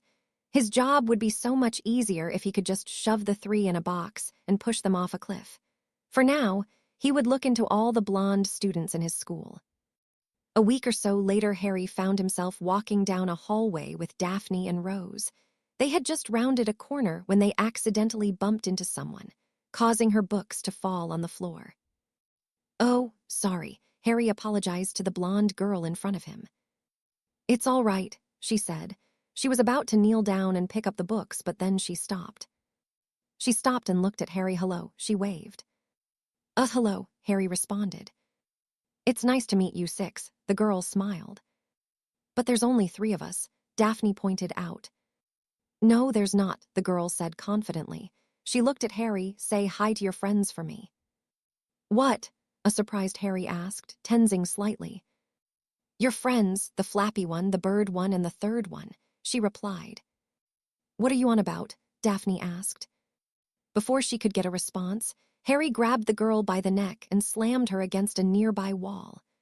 Daphne watched in horror as Harry squeezed on the girl's neck, nearly lifting her off the ground. "Harry, stop!" Daphne grabbed Harry and tried to pull him off. "Harry, what's wrong with you? Harry, stop!" But Harry wouldn't budge. "Rose, help!" Rose slowly and quietly made her way over. She didn't say anything. She didn't look at Daphne. She simply raised her hand and delicately placed it on the back of Harry's neck. Daphne watched as Harry's eyes rolled into his head. His grip loosened, and he let the girl go. He moved back as she dropped and found himself on his knees. "Sorry, Harry," Rose whispered as she removed her hands. "No," Harry shook his head, suddenly out of breath. "I'm the one who should apologize." He looked up to the blonde girl who rubbed her throat as she got to her feet. "I'm sorry. I'm really sorry." "It's fine," she said, but her throat was sore. "Let me." Harry pointed his wand at her and hit her with a charm to soothe her throat. "I hope that helps." "It did. You didn't do too much damage." She smiled at him. "I don't think I need to go to hospital wing." "I am sorry, though, really. You just took me by surprise." "It's fine, I understand." How did you know?" "The Nargles told me." She answered. "I'm Luna Lovegood." "Harry Potter, this is Rose Flight, and the blonde is Daphne Greengrass. Again, I'm really sorry and please don't tell anyone. I'll do anything to make it up to you." "I won't tell anyone," she said with a dreamy look. "Nobody would believe me. Besides, a secret or two is normal. I don't really have anything that I need you to do for me, although my friend might need some help." "Your friend?" "Ginny Weasley," Luna answered. "She's having a hard time. I think you could probably help her." "Goodbye." Luna picked up her stuff and skipped happily down the hallways. "What the hell was that?" Daphne turned on Harry. "Harry, you attacked the bloody girl and—" "Be quiet for a sec," Harry said as he looked into Daphne's eyes and sent a light mental probe into her mind. Daphne was taken off guard by the probe she felt in her mind. She quickly pushed it out with little effort. She saw Harry, who was smiling at her. "I guess you pass," Harry said. "Your mental shields are good enough for me to share some secrets with you." "Come on." Harry grabbed her hand and began leading her away. "Harry, where are we going?" Daphne asked as Harry pulled her alongside him with Rose following. "To my room," Harry answered. "I figure somewhere private where I can prevent people from overhearing is probably best." "We're doing this now," as surprised Daphne blurted out. "Unless you want to do it another time." "No, now definitely now," Daphne said quickly. "Let's hurry up then," Harry said as he led Daphne to the common room and to his room. Rose closed the door behind them and Harry started talking. It was a teary-eyed Daphne who exited the room. She had just spent the last half hour hugging Harry in a way that was reminiscent of Rose. Rose was also teary-eyed. She knew all of Harry's secrets, but it didn't help to relive them. Harry walked out. Just after the two, he wiped his eyes. He was not usually the emotional sort, but he couldn't help himself. He felt glad that Daphne knew, even if he preferred to keep her and everyone else in the dark about his past.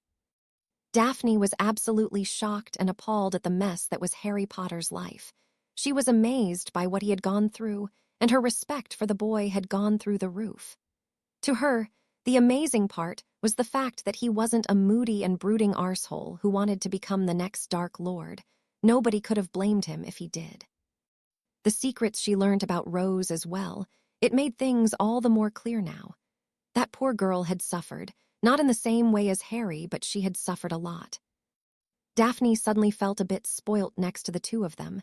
She lived her whole life in a massive house with house elves and a family while those two. She didn't really want to think about it. She'd probably start having nightmares if she was being honest. She was hoping that Harry and Rose were lying, but she could tell they weren't. "Oh, look," Malfoy drawled when he saw them. "It's the half-blood in his." Malfoy was cut off by a freezing spell that Daphne had aimed at his lower region. He found himself on the floor, clutching his crotch and screaming in pain. "I've had enough of you, Malfoy," Daphne growled. "You'll be quiet and stay away, or the next time I won't hold back." "Wow," Harry breathed as he and Rose looked at Daphne. "Thanks." "You're welcome."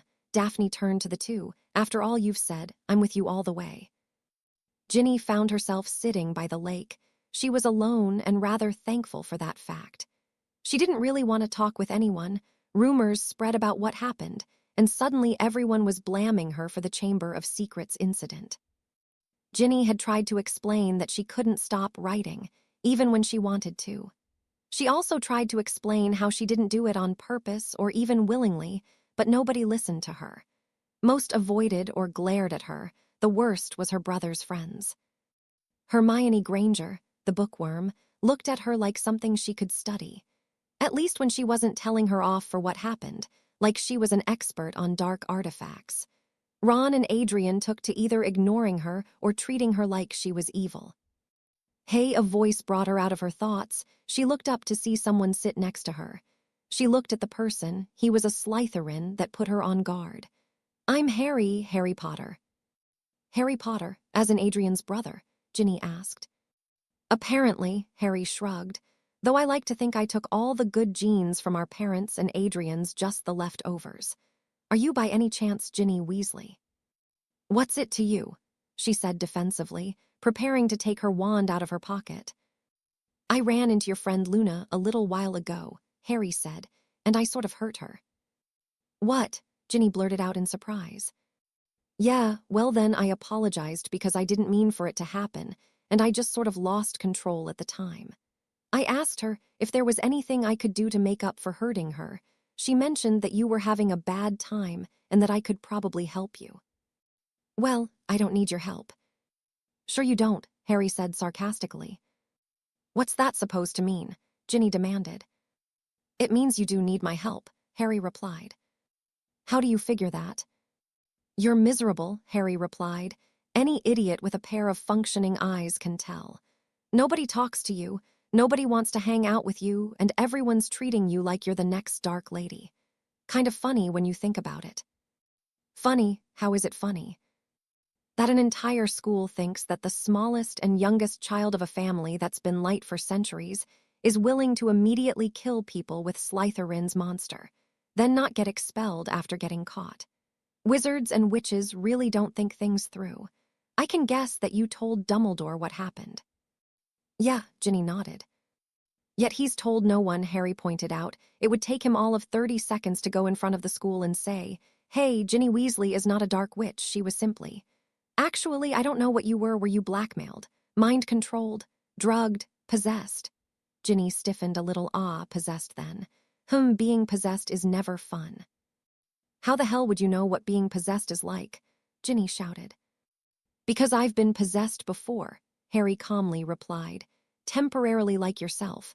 Except my experiences never lasted more than a few hours, but then again, I wasn't possessed by Voldemort. What do you mean you've been possessed? If this is some joke or something, then I swear to Merlin. You want to let go, Harry cut her off. You want to give up to whatever is possessing you. You want to let it have free reign. You keep thinking to yourself about how easy it would be to just let go and stop fighting. But then you have your survival instinct, which is telling you to shut up and start fighting back. Plus, there's that part of you that has a reason to live, or at least tries to give you a reason for fighting. But the more you fight, the more it hurts, and eventually you feel like your head is going to split and you're going to break. The more you fight, the stronger it gets, and eventually one of you wins. How? Like I said, you're not the only one here who has ever been possessed. I find that it's better to distract yourself. Then once you're comfortable, you should find someone to talk it out with. I can help you with the first step, but I'd advise going to Luna for the second. She seems better at that type of stuff than me. Thank you, I don't know what to say, Ginny said slowly. Say anything, let's just talk for a bit. But don't you have a girlfriend? That Greengrass girl. I remember my brother and the Pratt talking about her. Yeah, but Daphne knows I'm here, plus no offense, but I'm sticking with Daphne. Nothing wrong with you, but I'm sticking with Daphne.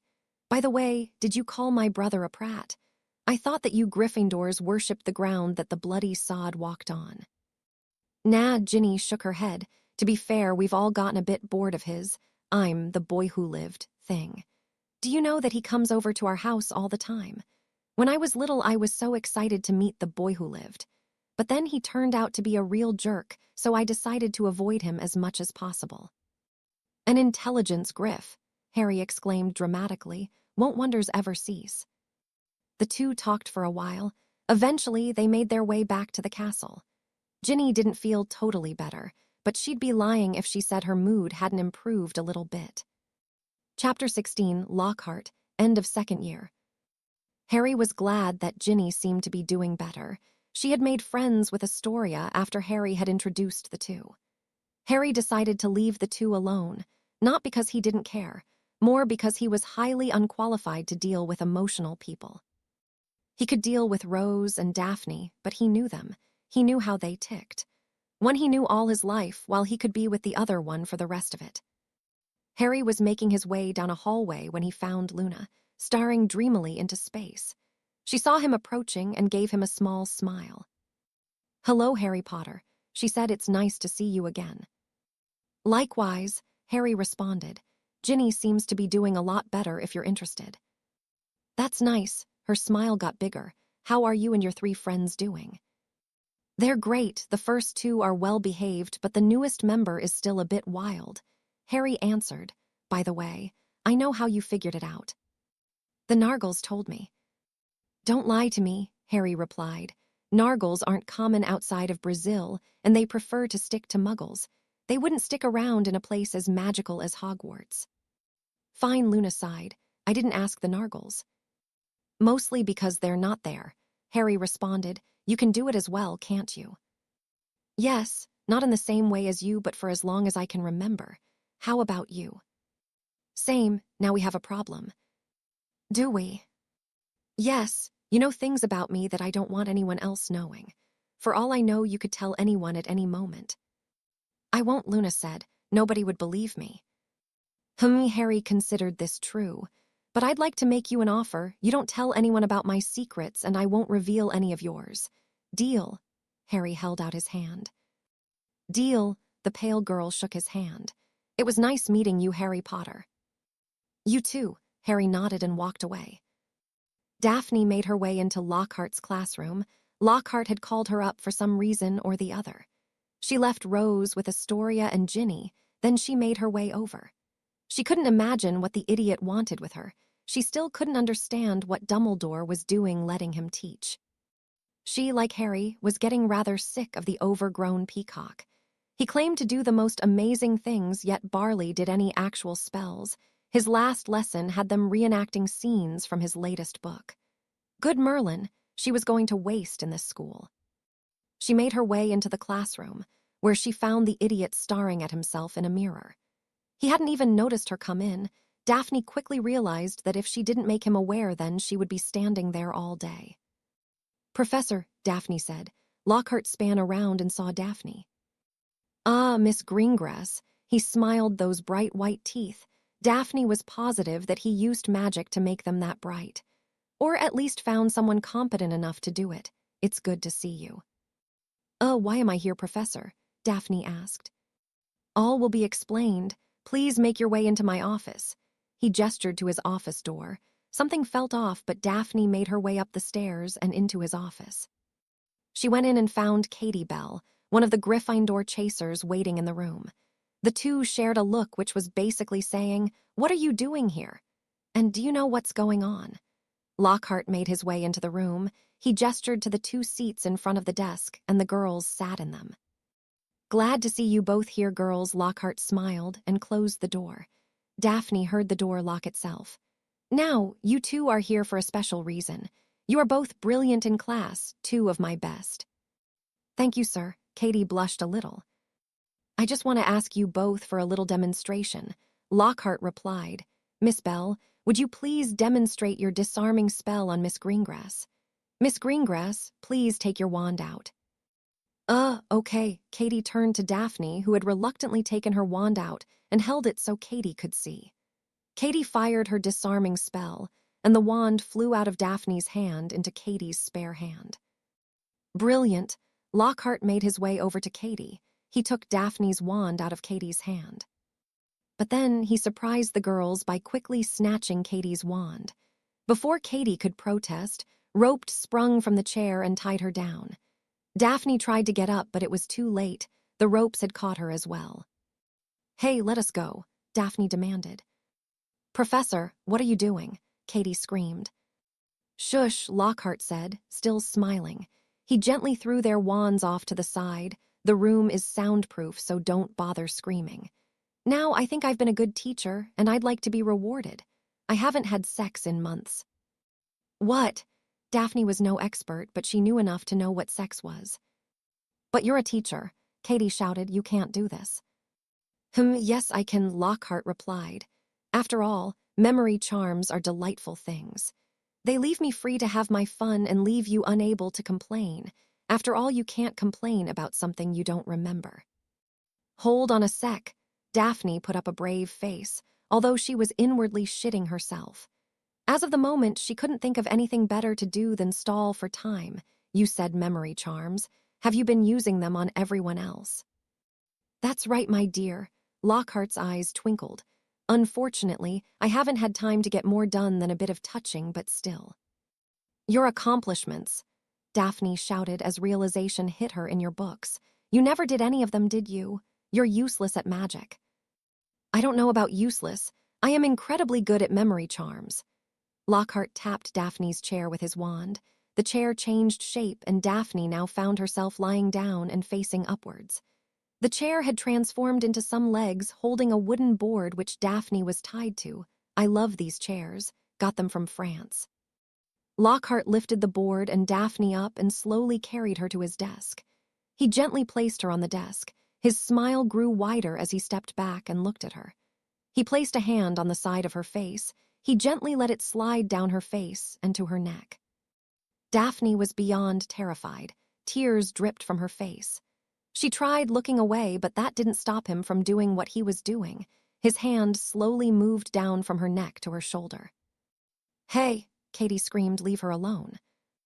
Lockhart let go of Daphne. He turned and looked towards Katie. He pulled his wand out. His eyes looked her over. Perhaps I should start with you instead," he grinned. He moved forward so he could tap his wand on the chair. Boom. The door snapped open. A light shot through and struck Lockhart in the chest. Lockhart flew back as his wand flew out of his hand and landed right on Katie's right shoulder. It slid down a little, but Katie quickly caught it with her mouth. Lockhart had tried to stand up when he was tackled by a black-haired blur. Lockhart was pushed against the desk he placed Daphne against and was greeted with a barrage of punches.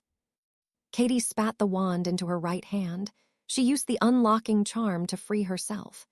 She looked up to find Harry pummeling Lockhart in the face at lightning speed. Katie was considering firing a spell to free Daphne, but with the way Harry was looking, she didn't want him to think the spell was directed at him. "Katie," Daphne screamed, "go get the Aurors, then get the teachers." "But I—" "Katie," Daphne shouted with a lot more force and a commanding tone, "go get the Aurors, then get the teachers. Now." Katie didn't need telling twice. She ran out of the classroom and down the hall. She ran and ran until she reached McGonagall's office. She burst into the room, surprising McGonagall, who was currently talking with the Golden Trio about their last argument with Malfoy. "Miss Bell," she said, but Katie ignored her and quickly made her way to the fireplace. She threw some Floo powder in and placed her head inside. McGonagall was shocked by the Quidditch player's behavior. She stood up and made her way over, but the second she had gotten close to Katie to ask what was wrong with the girl, Katie removed her head and stepped back. The fireplace lit up, and a group of Aurors made their way out of it. They all looked towards Katie. "The defense class, they're in the defense classroom. It's—" "Don't worry, we know where it is," one of the Aurors interrupted. The Aurors then turned and ran out of the door. "Miss Bell, what is going on?" McGonagall demanded. "It's Lockhart, miss," Katie cried. "He tried to rape me and Daphne Greengrass." "What?" McGonagall and the Golden Trio shouted. "He's in the defense classroom," Katie said before running out. McGonagall ran after her, too shocked to notice the trio following her. The Aurors, Katie, McGonagall, and the trio arrived in the defense classroom. They looked up where they found the office door was open. They ran up the stairs and were greeted with a bloody sight. The office was destroyed, the walls were burnt, and the furniture was shattered. In the corner were a bunch of burning Lockhart portraits and fake wigs. They found Lockhart on top of the broken desk under a pile of wood. The Aurors rushed over and got rid of the wood. It was at that point that they got a good look at Lockhart. His brilliant hair was now brilliant patches of hair. At least 10 teeth were laid besides him. Blood poured from his open and bleeding mouth. His face was scattered in bruises. He had a black eye and a broken nose. Next to him, they found a note that said, "Gone to the hospital wing." "You two," the lead Auror pointed at 2 other Aurors. "Stay here. The rest of you with me to the hospital wing." Apart from the 2 Aurors, the entire group ran straight to the hospital wing. They entered when they found another memorable sight. Daphne Greengrass was sitting on a hospital bed, next to Harry Potter. Daphne had her head on his shoulders and had wrapped her arms around his body. Harry had his head resting on top of hers. The two had their eyes closed and seemed unaware of the fact that they were being watched. But what attracted everyone's attention was Harry's hands, which dangled just over his legs, or more specifically, the blood on Harry's hands. "Mr. Potter," McGonagall spoke, snapping the two out of their peaceful world. They both looked up to see McGonagall, Katie, the trio, and the Aurors looking at them. What happened? "We came here to see Pomfrey, but she's not here," Harry answered, "so we decided to wait for her." "Are you two all right?"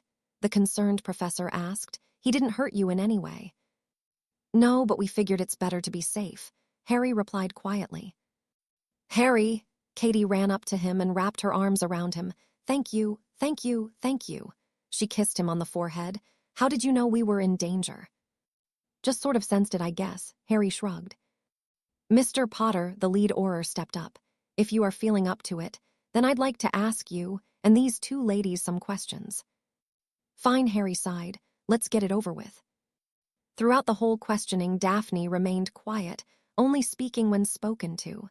She knew Harry didn't just sense it, as he told everyone else. She knew how he knew, and she was rather thankful for the fact. She looked around and noticed everybody's faces. Katie was looking at Harry with a thankful expression. Daphne could understand why. He did just save them from being raped. McGonagall looked to be in shock. The trio were all looking at Harry warily, as if he was going to suddenly up and strangle them. She could see that Granger was somewhere between wishing for it not be true and disbelief over the whole situation. Ron looked at Harry like he was the next Dark Lord and was about to start firing spells any moment. His brother looked at him in a combination of awe and fear. The 3 looked down at Harry's blood-covered hands. Daphne glared at them, and they had the sense to look away. They looked like they wanted to say something, but kept quiet, probably because they know that they shouldn't even be here. But the adults were too busy to notice them. The Auror had just taken a picture of Harry's hands. Before they got rid of the blood, Pomfrey chose that moment to walk in from wherever she came from and was informed what happened. She immediately went into nurse mode and began inspecting Harry and Daphne from top to bottom. The trio later found themselves walking back to the common room with Katie, who had been given a calming draft by Madame Pomfrey. Did Harry really save you guys? Hermione asked Katie. Yeah, Katie nodded. It was amazing, totally and utterly horrifying, but amazing. Harry had burst in the room. He tackled Lockhart and started pummeling the snot out of him. What is up with him and punching? Adrian asked. He knows that magic exists for a reason. Well, he did use the disarming spell and probably one more to open the door, but that was about it. But in his defense, his girlfriend and I were in trouble, so I doubt he was thinking properly. Did you see all the blood on his hands? Ron asked. No, I was too busy looking at his eyes, Katie said sarcastically. Of course I saw the blood on his hands. But frankly, I don't care. He wasn't hurt and he saved me and Daphne. I'm not about to judge him for having bloody hands. I can't believe Professor Lockhart did this. Hermione whispered to herself. Everyone still heard her, though. He's a professor. Hermione, the world ain't that simple, Katie sighed. He's a professor, but he's also a person. An arrogant, egotistical, evil arse of a person. Can't believe I never noticed that before, but then again neither did most people. Probably because you were all too interested in his face, Ron commented. Ron, Hermione slapped him on the back of his head. No, he's right, Katie said. He has about as much tact as a bludger, but he's right. We were all too busy looking at his fame and money, and all that to notice that he was useless. We ignored the fact that he was a horrible teacher because he was Gilderoy Lockhart. I'm not making that mistake again. The next day, Harry made his way into breakfast, Daphne clinging to his right side and Rose on the other side. When they got in, everyone looked at them. The three weren't surprised. Rumors spread quickly in Hogwarts. What are you all looking at? Daphne demanded in a loud voice. The students looked away and went back to their breakfast. Daphne was rather low on patience at this point. She had just been saved by Harry, and she was in no mood for everyone to come over and start judging him. The three made their way to their seats and sat down. Fortunately, Malfoy wasn't here, yet so they had a good chance of actually eating in peace. They ate for a while, ignoring the glances and looks from the other people in the hall. Once they were finished, they got up and were about to make their way out when they were stopped by the Gryffindor Quidditch team. Katie, Angelina, and Alicia, the chasers. Fred and George, the beaters along with the keeper Oliver and the seeker Rachel. Rose shrunk a little. Daphne and Harry inclined their heads to the group. Hi, Harry, Katie said softly. Hi, Daphne. Hi, Daphne replied. Are you all right? I've been better, Katie admitted. How about you? The same, Daphne answered. We wanted to thank you, Angelina Johnson said to Harry. Really, we appreciate all you've done to help her, Alicia Spinnet added. Look, sorry if I sound like a dick or something, but I had come into that room to save Daphne, Harry replied. Saving Katie was just a bonus. Yeah, but would you have saved me if you knew I was in danger? Katie asked. Yeah, I would have, but...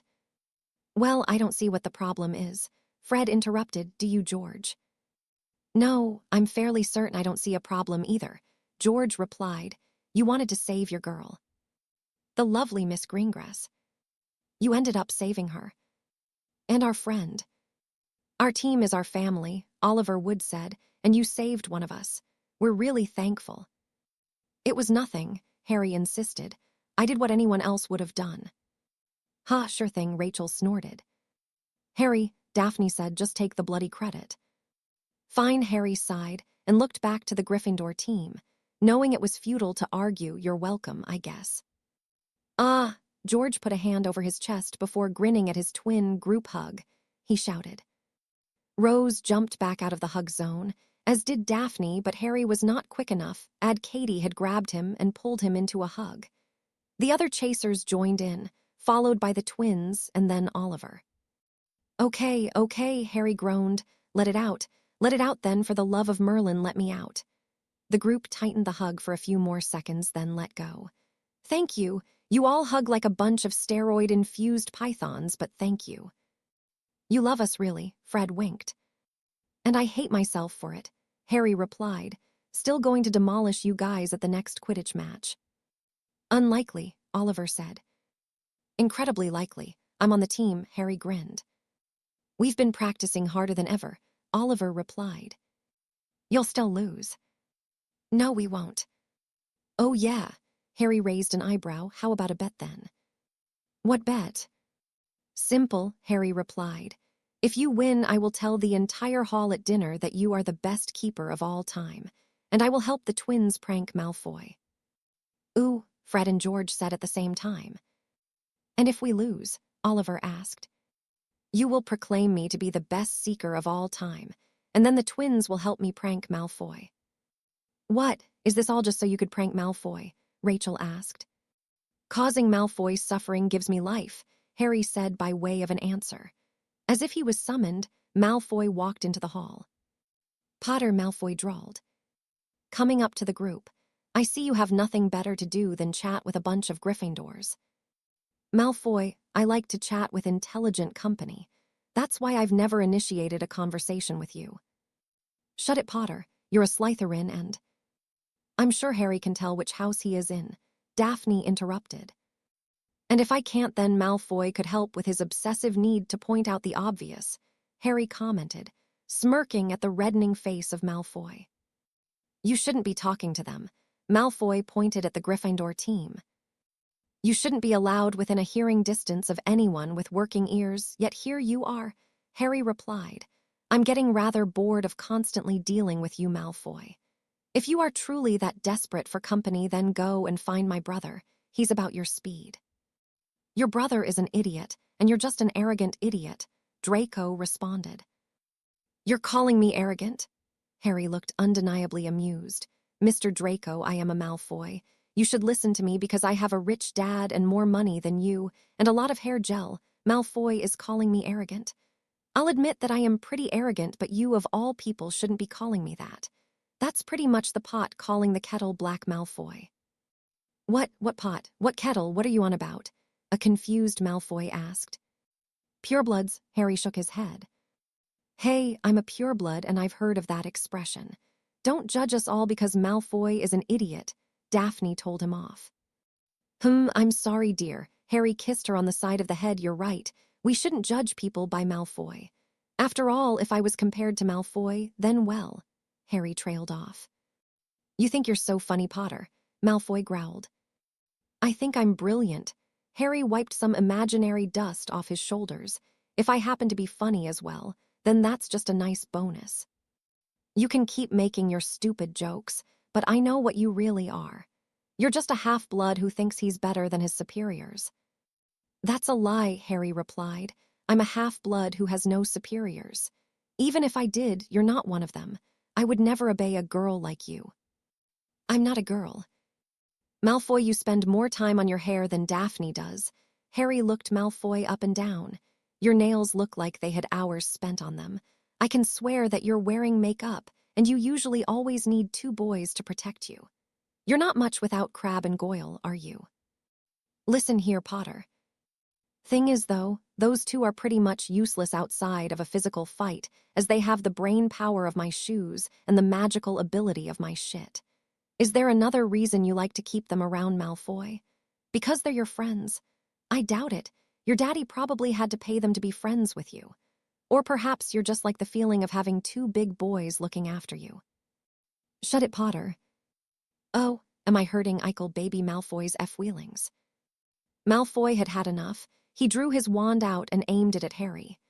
Daphne, who had a better understanding of what Harry was capable of since he revealed his secrets, wasn't remotely worried. About Harry, that is. Harry snatched Malfoy's wand out of his hand before the blonde could even fire off a spell. Malfoy looked absolutely flummoxed. Apparently the possibility of someone simply snatching the wand out of his hand hadn't ever registered in his brain. Is this what they're usually like? Angelina Johnson whispered to Fred, who whispered the question to Daphne. More or less, Daphne shrugged. What is going on here? Snape made his way over. Potter stole my wand. Draco pointed at Harry. Malfoy, Harry looked at Malfoy as if he was an idiot, which in Harry's opinion he was. Are you really stupid enough to lie when I have an entire Quidditch team plus 2 lovely ladies as witnesses? He tossed Malfoy his wand, then turned to Snape.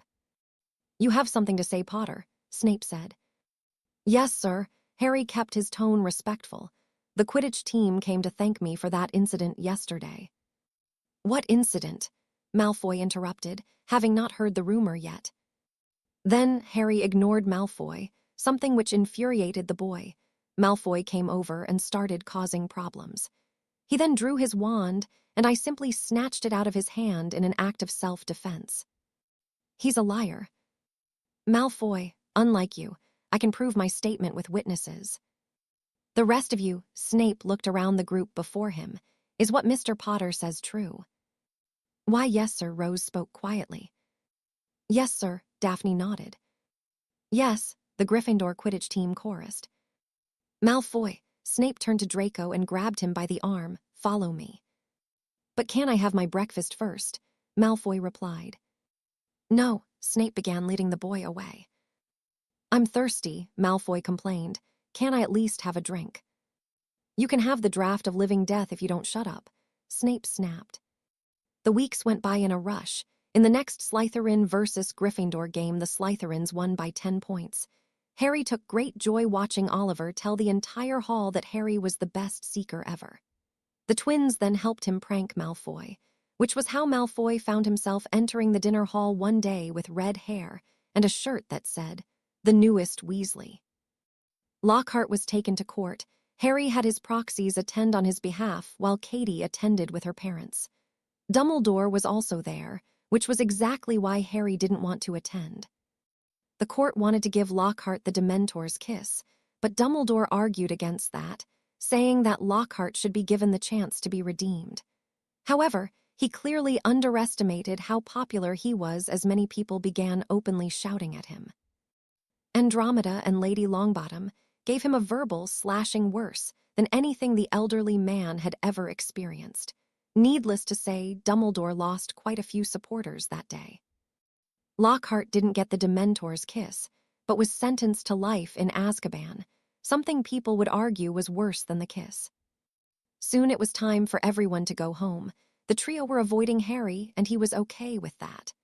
On the train, he had placed silencing, locking and notice me not charms around the compartment so they wouldn't be bothered by Malfoy. Once they got off the train, Harry noticed the Malfoys. He saw Draco yelling orders at a house elf. Take my things, Dobby, Draco ordered. Hey, Draco, Harry called. Draco turned just in time to find a sock had been thrown into his mouth. He turned red and spat it out. What do you think you're doing, Potter? Draco demanded. Do you need a new master? Harry asked. No, I don't need a master, Draco replied. I wasn't talking to you. I was talking to him. Harry pointed at Dobby. The whole Malfoy family looked at him and noticed that he was holding a sock. Master has given Dobby a sock, Dobby said softly as a smile made its way on his face. Dobby is free. So what about it, Dobby? Harry asked. Would you like to be my house elf? Yes, Dobby nodded and made his way over to Harry. You've lost me my servant. Lucius Malfoy snapped and pulled his wand out. That was when he noticed that people were watching him. No, Malfoy, your idiotic son cost you your servant. I'm just the guy who gave him the tool to do so. Lucius growled but lowered his wand. He turned and grabbed Draco by the ear and began leading him away. Draco protested about the pain the entire way. Harry had to resist the urge to laugh at the sight. Narcissa Malfoy looked at him. Harry stared right back. He gave her a slow and dramatic bow. Not moving his eyes from hers, once Harry started standing upright, she sniffed and turned. She walked away with her head held high. Dobby, Harry turned to the house elf. I want you to go and wait for me to call you. Master Harry Potter is so kind, Dobby said. Unlike Adrian Potter, Dobby thought about how the boy had kicked and struck him when Dobby tried to help him. "I'm not kind, Dobby. I freed you because I promised someone I would," Harry replied. "But now that I'm your master, I will take care of you. Go and come back when you're called." "Yes, great Master Harry Potter," Dobby said, and if it wasn't for the enthusiasm in his voice, Harry would begin to start wondering if Dobby was trying to be sarcastic. Dobby popped away. Harry turned to find an amused Daphne and Rose looking at him. Rose grabbed Harry's hand. Daphne grabbed his arm and began leading him and Rose to her parents. "Are we sure about this?" Harry asked. Daphne sighed because she felt like Harry had already asked this question 1,000,000 times. "Yes, Harry, please just stay with us for the summer. I'd feel a lot better if you were in our house rather than living in that hell that you live in." "Hey, it's not that bad," Harry objected. "Harry, you're coming with me willingly or in a body bind, your choice." "Oh. Someone definitely wants to spend more time with her boyfriend," Harry grinned. Rose couldn't help but laugh a little. "Oh ha ha," Daphne said sarcastically. "But seriously, I've already spoke with Mum and Dad by Owl and they're fine with you two staying." "You okay with this, Rose?" Harry asked Rose. Rose frowned slightly but then smiled and nodded. "All right then." The three made their way to the Greengrass parents. Daphne's mum and dad were currently engaged in a conversation with Astoria. Harry took a deep breath as he approached. He was going to live with the Greengrasses for the summer. Ah well, at least it isn't going to be boring. Chapter 17, Snuffles, Three-Way Fight. Daphne was rather enjoying her boyfriend Harry and his sister in all but Blood Rose staying at the Greengrass Manor, as were the other occupants. Each and every person had their own reason for liking the two staying there. The house elves were happy that they had more people to look after, especially when Harry and Rose treated them so kindly. Harry also had Dobby work in the manor. The excitable house elf worked as hard as he could, which resulted in the other elves working harder, and soon an unofficial contest began to see who could work the hardest. Daphne knew that Astoria and Harry got on great, but Astoria also got on well with Rose. She kept trying to spend time with Rose, and she was slowly bringing the girl out of her shell. Rose seemed fine with Astoria. She wasn't chatty, but she didn't feel the need to hide from her. Roxanne Greengrass, the mother, also enjoyed having Harry and Rose here. She tried to mother the two for all they were worth, but that didn't really go her way when Harry insisted he would take care of her as he was a guest in her house. He would regularly offer to do things around the house. He also did little things like pull out her chair for her when she sat down. Daphne was beginning to wonder who was taking care of who. She once even found Harry massaging his mother's shoulders. But Harry then massaged her shoulders so it was fine, and boy did he know how to relieve tension. Cyrus Greengrass, the father, thought Harry was brilliant. He was of the opinion that Harry had inherited the right things from both his father and mother, James's mischief, and looks along with Lily's eyes and brains. He found Harry smart enough to discuss politics with, and he rather enjoyed his witty comments. Rose was still incredibly shy around the whole family. She usually tried to hide between either Harry, Daphne, and sometimes Astoria. This had left the Greengrass adults a bit put out, until Daphne explained that it was nothing personal, and Rose just needed a lot of time to get used to people. Daphne couldn't really blame Rose for the way she acted. Not that her parents did anything to deserve it, but if Daphne had gone through what Rose had gone through then, she might be the same. The group were sitting at dinner, enjoying themselves. Cyrus and Roxanne sat at opposite end of the table with the kids sitting at the sides of the table, Daphne and Harry on one side, while Rose and Astoria sat on the other. They were having a good time eating and talking to each other. "Yeah, that's true," Harry was saying to Cyrus. "But frankly, I've never understood why the elbows off the table rule exists." "Me either," Cyrus said in agreement. "I mean, tables are elbow height for a reason," Harry replied. "True," Cyrus chuckled. "Ah, by the way, have you chosen your electives yet?" "Yes, me and Rose have taken care of magical creatures, arithmancy, and ancient runes," Harry answered. "Same," Daphne nodded. "They all sound really interesting." We should probably go shopping in Diagon Alley tomorrow," Roxanne said. "Me and Cyrus will buy you for your supplies." Really, you don't need to do that, Harry said politely. You've let us stay in your home, and that's more than enough.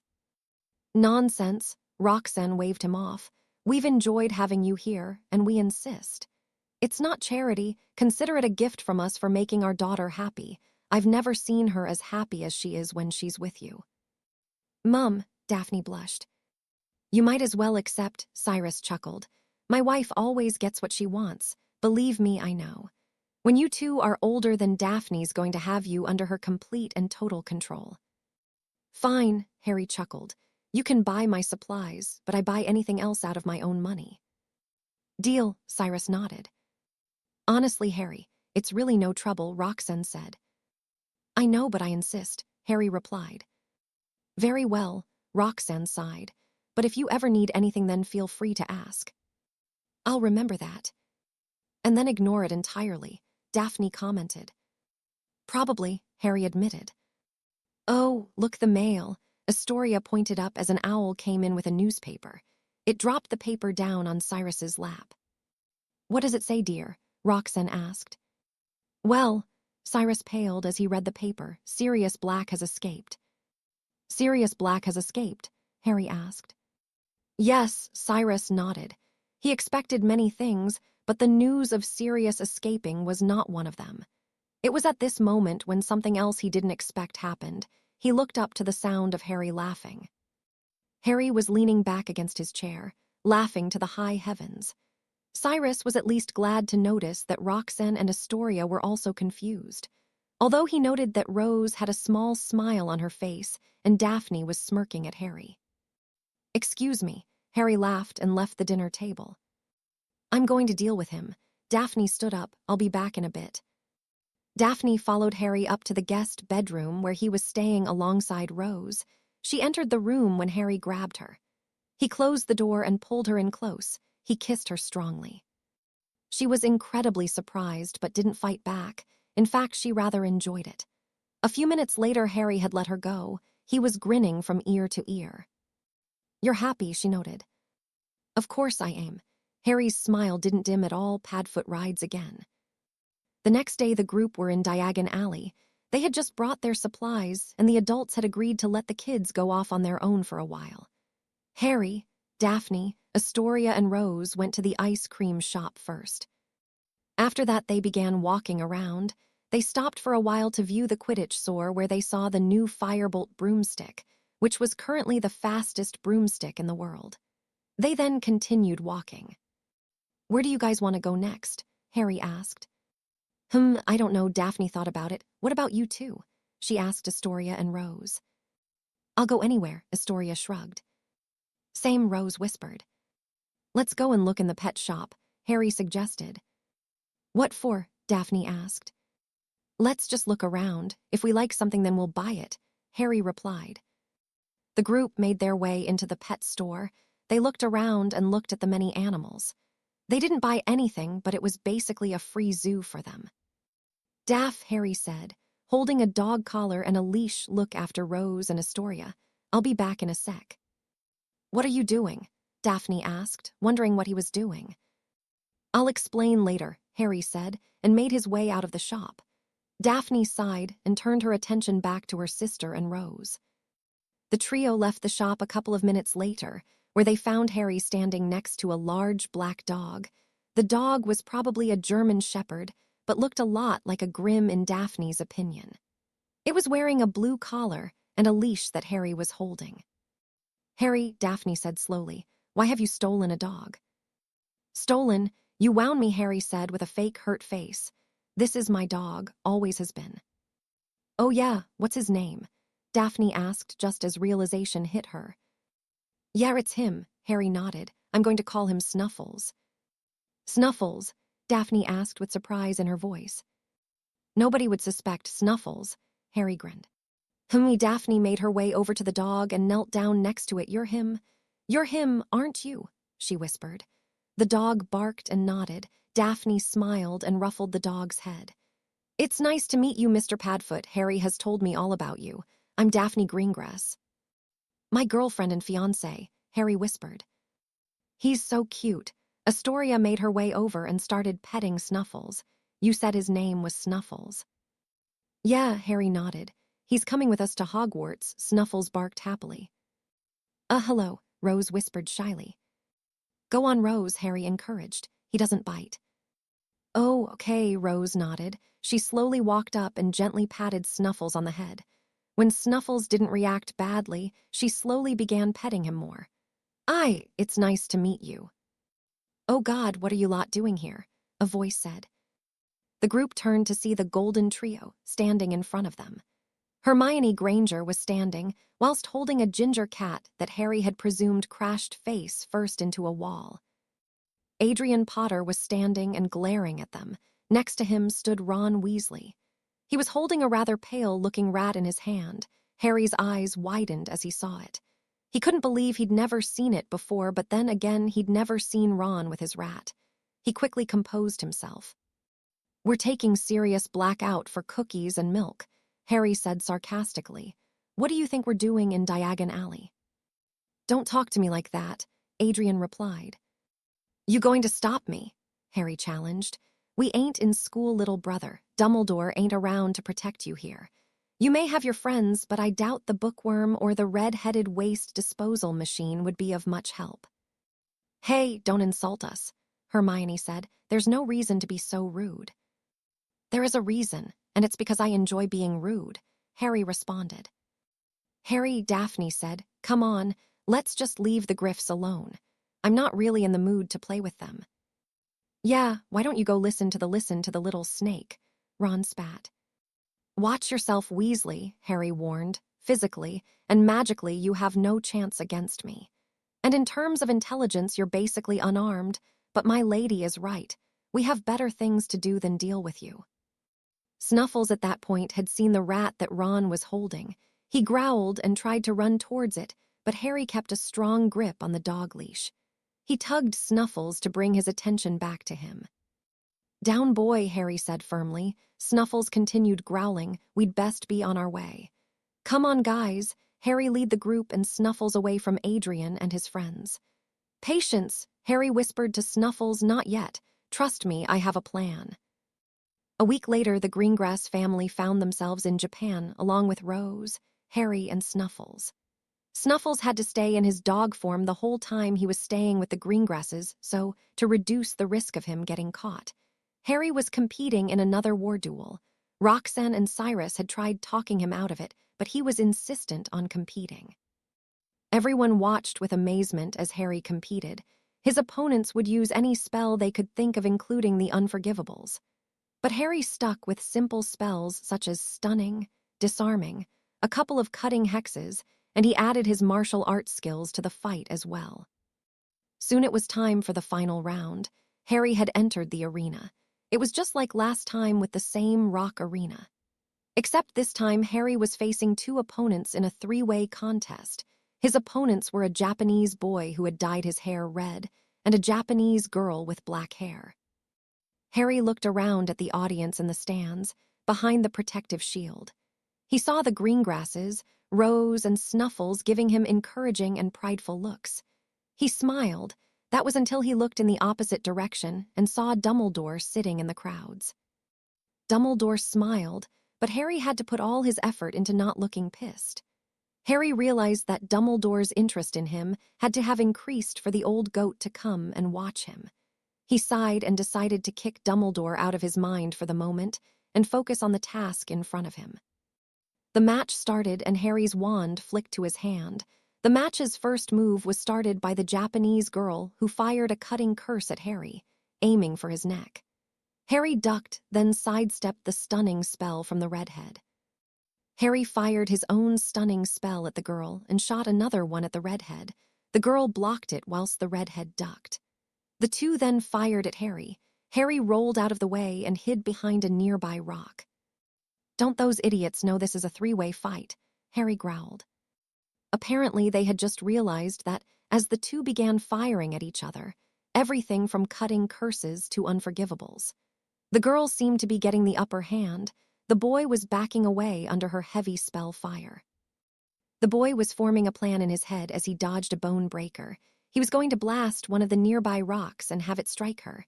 Then he was going to finish her off. He got his wand ready, but was stopped when he saw the rock he was going to blast turn into a wolf. The wolf growled and charged at the girl. The girl just barely dodged the wolf. "Excuse me," a voice said from behind the boy. He turned around to see Harry running at him. Harry did a side flip. He bounced off a nearby rock and towards the Japanese boy. He kicked the boy in the chest before he landed, causing him to stumble back. He would have fell if not for the big rock that he backed up into. Harry rushed towards him and punched him in the ribs. The boy yelped out in pain and was hit with a right hook across the face a second later. Harry grabbed the boy's wand arm and the back of his head. He pulled with both arms and kicked the boy's legs at the same time, causing him to fall onto the floor. The boy quickly rolled away and up to his feet. He tried to fire a cutting curse, but Harry jumped in the air and kicked the boy in the face. He grabbed the boy's wand arm and struck the wand out of his hand, eliminating the threat. The boy growled and punched Harry in the ribs. He then reached down and picked Harry right up. He spun around a few times before tossing Harry up in the air. Harry grabbed the boy's shirt with his right hand as he was in the air and used his left to grab his wrist. When Harry was brought back down by gravity, he pulled the boy with him. The boy landed right on his face, but didn't get much time with the pain as Harry had rolled them both, so he was on top of the boy. With a punch to the face, Harry had left the boy unconscious. He stood back up, then barely dodged as a green blast made its way towards him. He saw the Japanese girl looking at him with a murderous expression. Her clothes were a bit ripped, and she had a few cuts on her legs and arms, probably from the wolf he had transfigured, but she had managed to get rid of it. She fired another killing curse at Harry, who rolled out of the way, and he began running, dodging spell after spell. A few came close to killing him, or at least causing some serious damage. He picked up a rock mid-run and changed his direction and ran towards the girl. She fired a torture curse, but Harry jumped off a nearby rock and above the spell. He spun midair and tossed the rock as hard as he could. The rock flew through the air and struck the girl in her wand hand, causing her to let go of the wand. Harry continued running at her. Unfortunately for him, the girl had one last trick left. Out of a pocket, she pulled a full-sized sword. Harry's eyes widened as she swung it towards him. Once he got close enough, Harry dropped to his knees and slid past her. He had knee burn now, but that was worth keeping your head. He rolled and got back up to his feet. The girl swung her sword at him repeatedly. It was clear to Harry that she was very good with it, and that it'd be in his best interest to take her seriously. Harry ducked and dodged repeatedly. The girl was getting frustrated by the lack of blood on her sword. She went for his legs. Harry jumped up to avoid having his legs cut off and pulled out his wand at the same time. He aimed it in her and shot a spell. She just about dodged, then tried to slice Harry again.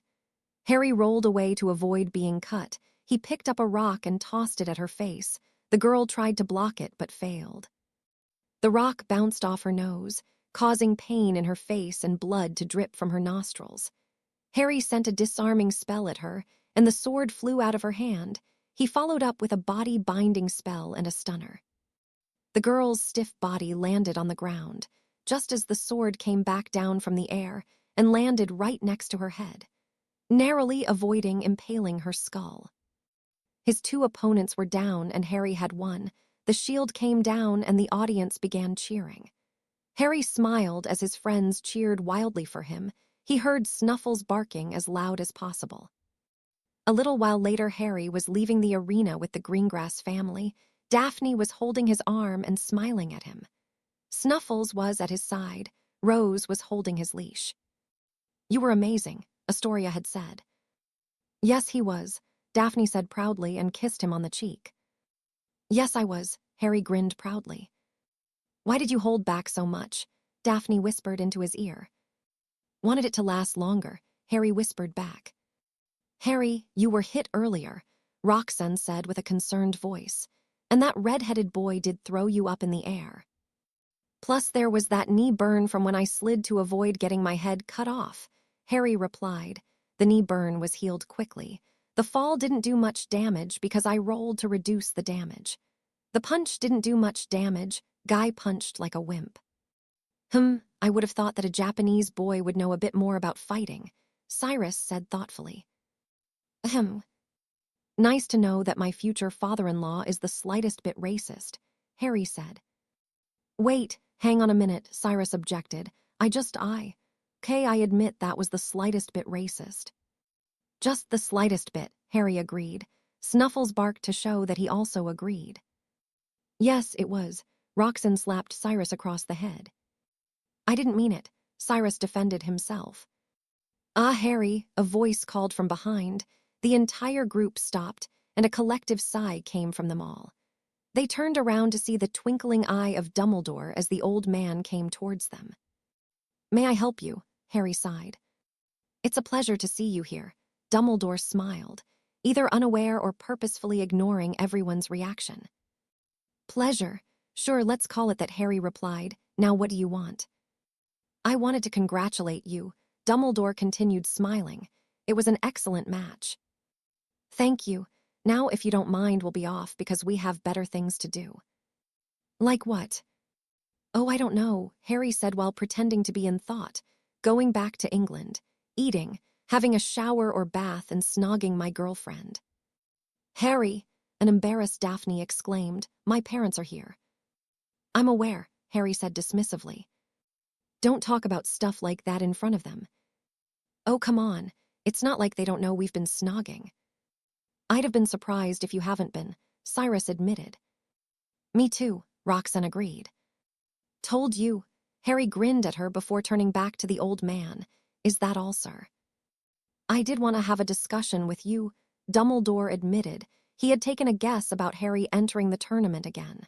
Fortunately, his guess was right. Clearly, you followed me all the way to Japan, Harry said. If you were a 90+ years younger and a woman, then I might have been flattered, but at the moment I am incredibly worried. It's not often I've been followed by old men. Last time that happened was... never, come to think of it. Very funny, Dumbledore half chuckled. I don't find it to be, Cyrus interrupted. I mean, the joke was funny, but I don't find you following my future son-in-law to be funny. Ah, yes, Dumbledore was admittedly not happy about Harry's relationship with Daphne Greengrass. It had dawned on him how the relationship could affect him. In his plans, he wanted Adrian to marry Ginny, but he had never thought about Harry marrying Daphne Greengrass. If Harry did so then, he would be the heir to the Black, Peverell, Potter, Flight, and Greengrass family. He'd practically control the entire government. This also meant that Adrian wouldn't ever inherit the Potter fortune, as any children in between them would inherit the seats and fortune, leaving them out of Dumbledore's control. Even if James and Lily wake up from their coma, then Harry would still have the Black, Flight, and Greengrass seats. He at first wanted them to break up, but then Harry would still be left with 2 seats, and Dumbledore realized it was better to have Harry on his side. You see, Dumbledore continued, I was simply visiting the Japanese minister. When I heard of the event and decided to attend, Dumbledore fibbed. But now that I'm here, I was wondering if I could have a quick word with Harry in private. Nah, I'm a bit too tired for you at the moment. Goodbye. Harry, I assure you that I need to discuss a serious matter with you. I assure you I don't care. Harry turned and the group followed. That man, Roxanne sighed once they were far enough away. I've never liked him. You're not the only one, Harry responded. Chapter 18, Training and Buckbeak. Adrian Potter was sitting in his train compartment with Ron Weasley, Hermione Granger, and some other bloke who had fallen asleep for some reason. Hermione had read the guy's suitcase and pointed out that his name was Remus Lupin. Once he was sure that the bloke had fallen asleep, he began telling Ron and Hermione what he had learned this summer. So Sirius Black is after you, Ron blurted out in surprise. Yes, Ron. I did just say that, Adrian replied anyway. That's apparently why they've set up the Dementors around the school. I can't believe they did that, Hermione said. I mean Dementors around a school. That's just asking for disaster. I know, but Fudge wouldn't listen to Dumbledore. Adrian shook his head in annoyance. I have no idea what the idiot was thinking. Probably wants to catch Black so he looks good in front of everyone. How did he escape Azkaban? Ron asked. Nobody has ever escaped Azkaban, and he's a murderous, raving lunatic. Suddenly, the train stopped. Why has the train stopped? We can't be there already, Hermione said. The compartment suddenly felt cold. The window began being covered in frost. Death was felt in the air. Fear filled the minds of everyone in the compartment. Crookshanks made a hissing noise. Scabbers squeaked and hid. There's someone coming on. Ron looked out of the window. A few moments later, the group heard something approaching. The compartment door slowly slid open, revealing a black, decaying hand. The owner of the hand was covered in a black cloak. The group quickly realized it was a Dementor. Lupin chose that moment to wake up. He jumped to his feet and aimed his wand at the Dementor. He was about to get rid of it, but someone beat him to it. Remus's eyes widened as he saw a silver shield push the Dementor away. A few moments later, the owner of said shield stopped in front of the compartment. "Hello, Moony," Harry smiled. "Harry," Remus smiled. "It's good to see you again." "You two know each other?" Adrian asked. Harry looked at the golden trio for a second before looking back at Remus. "Can we talk later? In private?" Harry asked. "Of course," Remus nodded. "Great. Oh, by the way, I have the map." "You do?" Remus blurted out in surprise. "Yeah, managed to get it last year from a couple of redheads." Harry nodded. "I'll see you later."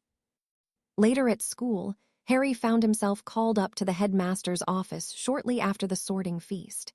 He arrived in the office, accompanied by Professor Snape. When he arrived, he found the golden trio sitting at the side of the office. In front of him, he saw McGonagall standing to the left of Dumbledore, who was looking at him with a grandfatherly smile and an annoyingly bright twinkle in his blue eyes. Harry mentally groaned.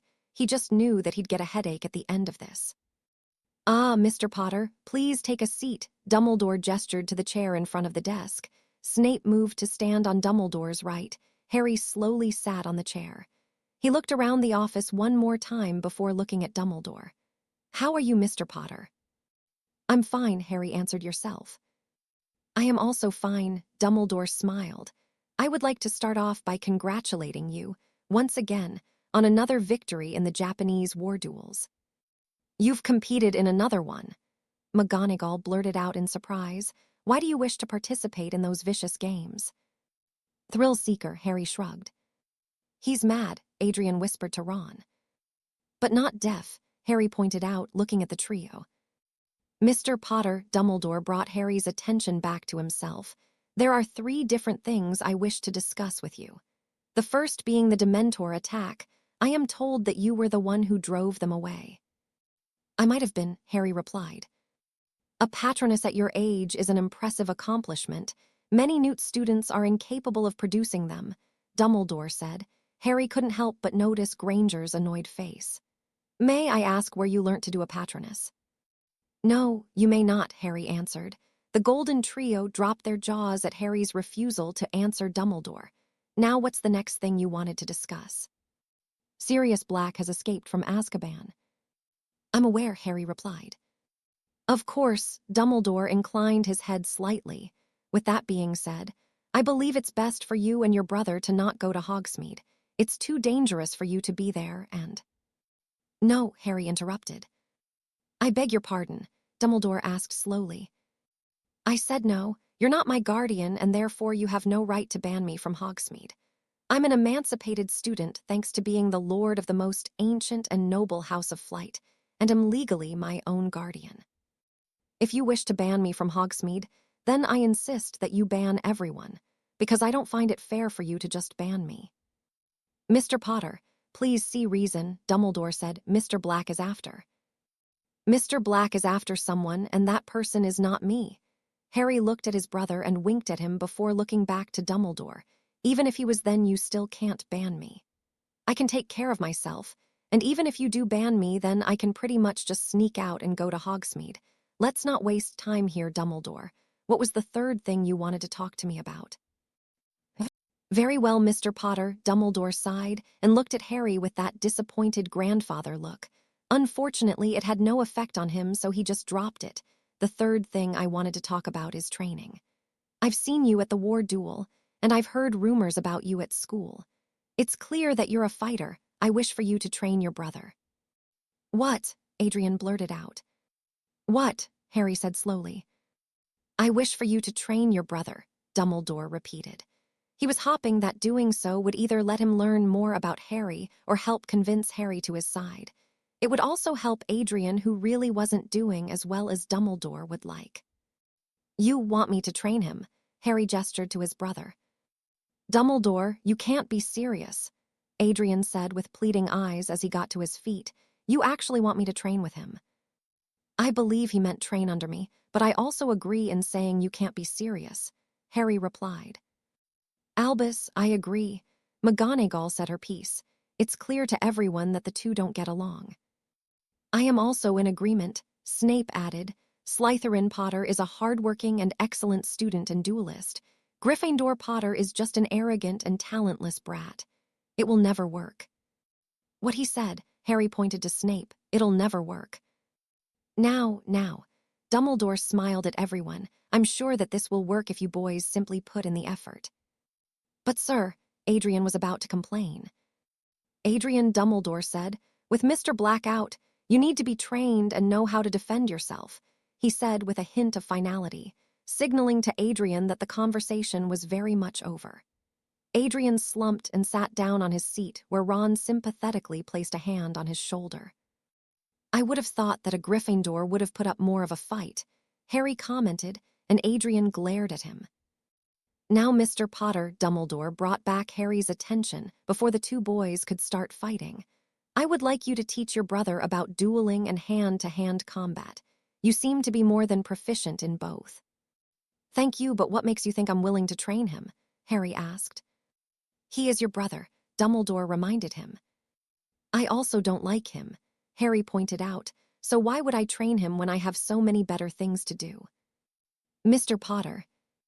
Harry said, it may surprise you, Dumbledore, but I am not exactly willing to sacrifice my time to train your little golden boy just because you tell me to. The trio once again dropped their jaws. McGonagall looked at him in shock, and even Snape had a little bit of surprise on his face. None of them could believe that Harry was willing to talk to Dumbledore like that. Mr. Potter, Dumbledore said, doing his best not to let his anger show, why do you not wish to teach your brother? Firstly, I have many better things to do, Harry answered, like homework, Quidditch, sleeping, snogging, and just plain enjoying myself. Secondly, it's no secret that me and my brother don't get along. Thirdly, I am not the sort of person you want teaching him. I'm a survivor and a fighter. My brother is many things, but he is neither one of those. I'm sure that Adrian will do his best to prove you wrong, Dumbledore said confidently, before Adrian could reply. Even then, what possible reason do I have that's worth me wasting my time on him? Harry raised an eyebrow. You want pay? Dumbledore asked with a surprised voice. That'd be nice, Harry nodded. I want some form of payment. You want to be paid to teach your own brother? Hermione demanded.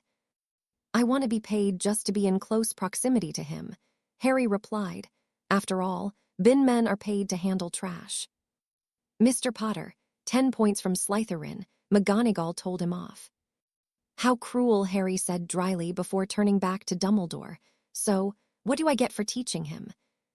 Let's say 25 galleons an hour. You want 20 galleons for an hour? McGonagall looked at him with disbelief. 10 to deal with him, and 10 to teach him plus 5 for the therapy sessions I'll need after I've taught him, Harry replied. Plus, if you want to add his friends to the lesson then, that'll be 25 galleons for each of them as well. To simplify, 25 galleons per student, that's my lowest offer. Take it or leave it. Very well, Mr. Potter, Dumbledore sighed. This was not how he wanted this meeting to go. You will be paid 25 galleons an hour. Lovely, Harry smiled for the first time since the meeting started, but his smile quickly vanished. Now, let's talk rules. Rules? Dumbledore asked. Yes, I have 2 rules if you want him to be taught, Harry replied. Let's run through them. The first being I do not accept late students. If he's late even once, then I will punish him. If he's 10 minutes late or under, then I will make him do laps around the lake for each minute. If it's over, then I'm canceling the lessons and not starting them up again. Harry noticed that Snape looked at him approvingly. Mr. Potter, don't you think that's a bit strict? Dumbledore asked. Maybe, Harry shrugged, but my lessons and what I say goes. The second rule is that during these lessons, I will not have interference from you or the teachers. If any of you interfere in my lessons, or take points from me or hand detentions to me during my lessons, then I will cancel them immediately. Now, Mr. Potter, that is unreasonable, Dumbledore argued. I don't care, Harry replied. If these lessons happen, then I gain some money. If they don't happen, then I lose nothing. It seems to me that you want these lessons more than I do. I'm not changing my mind. Those 2 rules and 25 galleons an hour or I walk. Mr. Potter, Dumbledore was about to object. Keep arguing with me, and I will raise the price to 30 galleons, Harry interrupted him. Everyone in the office couldn't believe the way that Harry was talking to the leader of the light. My rules are simple, be on time and no interference. I agree with Mr. Potter, Snape said. The rules are simple and not unreasonable. Besides, Mr. Potter is right in saying that he holds all the cards. Very well, Dumbledore sighed. Your rules are agreed to. Lovely, Harry stood up. He extended his hand. I'll have tomorrow lessons payment today. Dumbledore reluctantly got 25 galleons and handed them to Harry, who put them all in his pocket, which was fitted with an extension charm. Are the other 2 being trained as well? Harry asked. All eyes fell on to Ron and Hermione. Ron looked at Adrian and Hermione. We'll do it, Hermione said, wanting to see how good of a teacher Harry is. That's 50 more galleons, Harry reminded Dumbledore, 25 per idiot. Dumbledore bit back his response and handed Harry 50 more galleons. Is that all, Mr. Potter? Dumbledore said, praying for the boy to say yes. For now, Harry nodded. He then turned to the trio. You 3 will meet me by the lake tomorrow morning at 5. You want us to be up at 5 in the morning. Adrian couldn't believe the words coming out of his brother's mouth. I want you permanently quiet when I'm around, but I will settle for you being there at 5 in the morning. Harry replied, be there at the time. If you're 10 minutes late or under, then prepare to do laps. If you're more, then don't expect more lessons from me. Harry turned and walked out of the office. Dumbledore, please tell me I don't actually have to take lessons from him, Adrian pleaded. I apologize, Adrian, but I'm sure that they will be good for you, Dumbledore said apologetically. But he'll probably kill me. Shame, Snape said dryly. Sadly, I doubt that he will hurt you that much, Potter. I know it must be difficult for you, but I personally think it's about time you learnt some discipline and… Severus, Dumbledore warned. Snape fell quiet, but he did so with a smirk on his face, picturing what his Potter would do to the Gryffindor one. Judging by the look of McGonagall and the Golden Trio, they were thinking the same thing. The next day, the trio walked up to the lake at 5 in the morning. Ron and Adrian were dragging their feet. They were followed by McGonagall and Snape, who were instructed to keep an eye on them. They had reached the lake where they found Harry Potter. He was currently doing handstand push-ups with his feet leaning against a tree. He was wearing white trainers, gray tracksuit bottoms, and a gray shirt. I'm surprised, Harry admitted while still doing his push-ups. I would have thought that you'd be at least 2 minutes late. I made sure they were on time, McGonagall said. She thought it would be best to make sure they arrived in time, if for no other reason than their physical health. Shame, I was looking forward to telling them to run around the lake. Harry got to his feet. He shook his head and walked up to the trio. What are you wearing? Harry gestured to their clothes. They're our clothes. It's Saturday, so we don't have to wear our uniforms, Hermione replied. You want to train in those clothes? You're wearing Muggle clothes, Ron pointed out. Yes, but they were designed to be loose and allow movement, Harry replied. Either transfigure them into workout clothes or go and get some better clothes. I will transfigure them, McGonagall sighed. She then turned the trio's clothes into matching versions of Harry's clothes. Except Hermione's clothes were pink, Ron's were green, and Adrian's clothes were red. Brilliant, Harry sighed and pulled out a piece of paper. He handed it to the 3. I want you 3 to do the stretches on this paper. Call me once you're done. What, are you serious? Adrian spoke. If they're too complicated for you, then I'm sure Professor Snape can read them out for you, Harry replied with a fake smile, while Snape actually smirked. Do them or shut up and get lost." Without waiting for an answer, Harry turned and walked to the tree. He walked around the tree and pulled out a punching bag. He dropped the bag on the floor. He then ran toward the tree. He ran up it until he could reach a branch. He climbed on it, then summoned the bag to him. He attached it to branch, then climbed back down. He began wrapping some tape around his hands. Once he was done, he looked around and noticed that everyone was staring at him. "Are you idiots going to start or what?" Harry said. The trio then snapped out of their trances and began doing as the paper instructed. Whilst Harry began pummeling the bag, he struck with high speed and precision. A few minutes or so later, McGonagall and Snape were pitying the poor bag that Harry was punching. The trio had finished the paper. Harry made his way over to them and looked them on the floor. "All right, I'm going to teach you guys how to fall." Harry said, "It's important to know how to fall in a duel and a fight." "Are you kidding me? Why on earth would we need to know how to fall?" Adrian looked at Harry as if he was crazy. "Come here for a sec," Harry said. Adrian made his way over. He stopped just in front of Harry when he found himself being thrown onto the ground. The wind was knocked right out of him and he groaned. "That's why you need to learn how to fall properly. Any more stupid questions?" "Mr. Potter," McGonagall said. "No," Harry interrupted before she could tell him off. "No interference. I'm teaching my lessons my way. If you don't like it, then pull them out or leave." "Did you have to do that?" Hermione gestured to Adrian, who was groaning on the ground. "I doubt you were taught like that." "You wish to be taught like me?" Harry raised an eyebrow. "Yes," Hermione nodded. Fine. Harry pulled his wand out and conjured a large slab of concrete. McGonagall was impressed by his advanced magic. "I practiced on concrete when I was younger. If you prefer that to the softer grass, then by all means feel free." Hermione reddened slightly. "You didn't actually practice on concrete," she said disbelievingly. "That would really hurt." "And it did," Harry replied with a forced calmness. "Now, are you going to keep talking, or can I actually start teaching? Because if it's the first one, then leave." Hermione turned even more red and shut up. Harry spent the next few minutes teaching them how to break their falls and roll.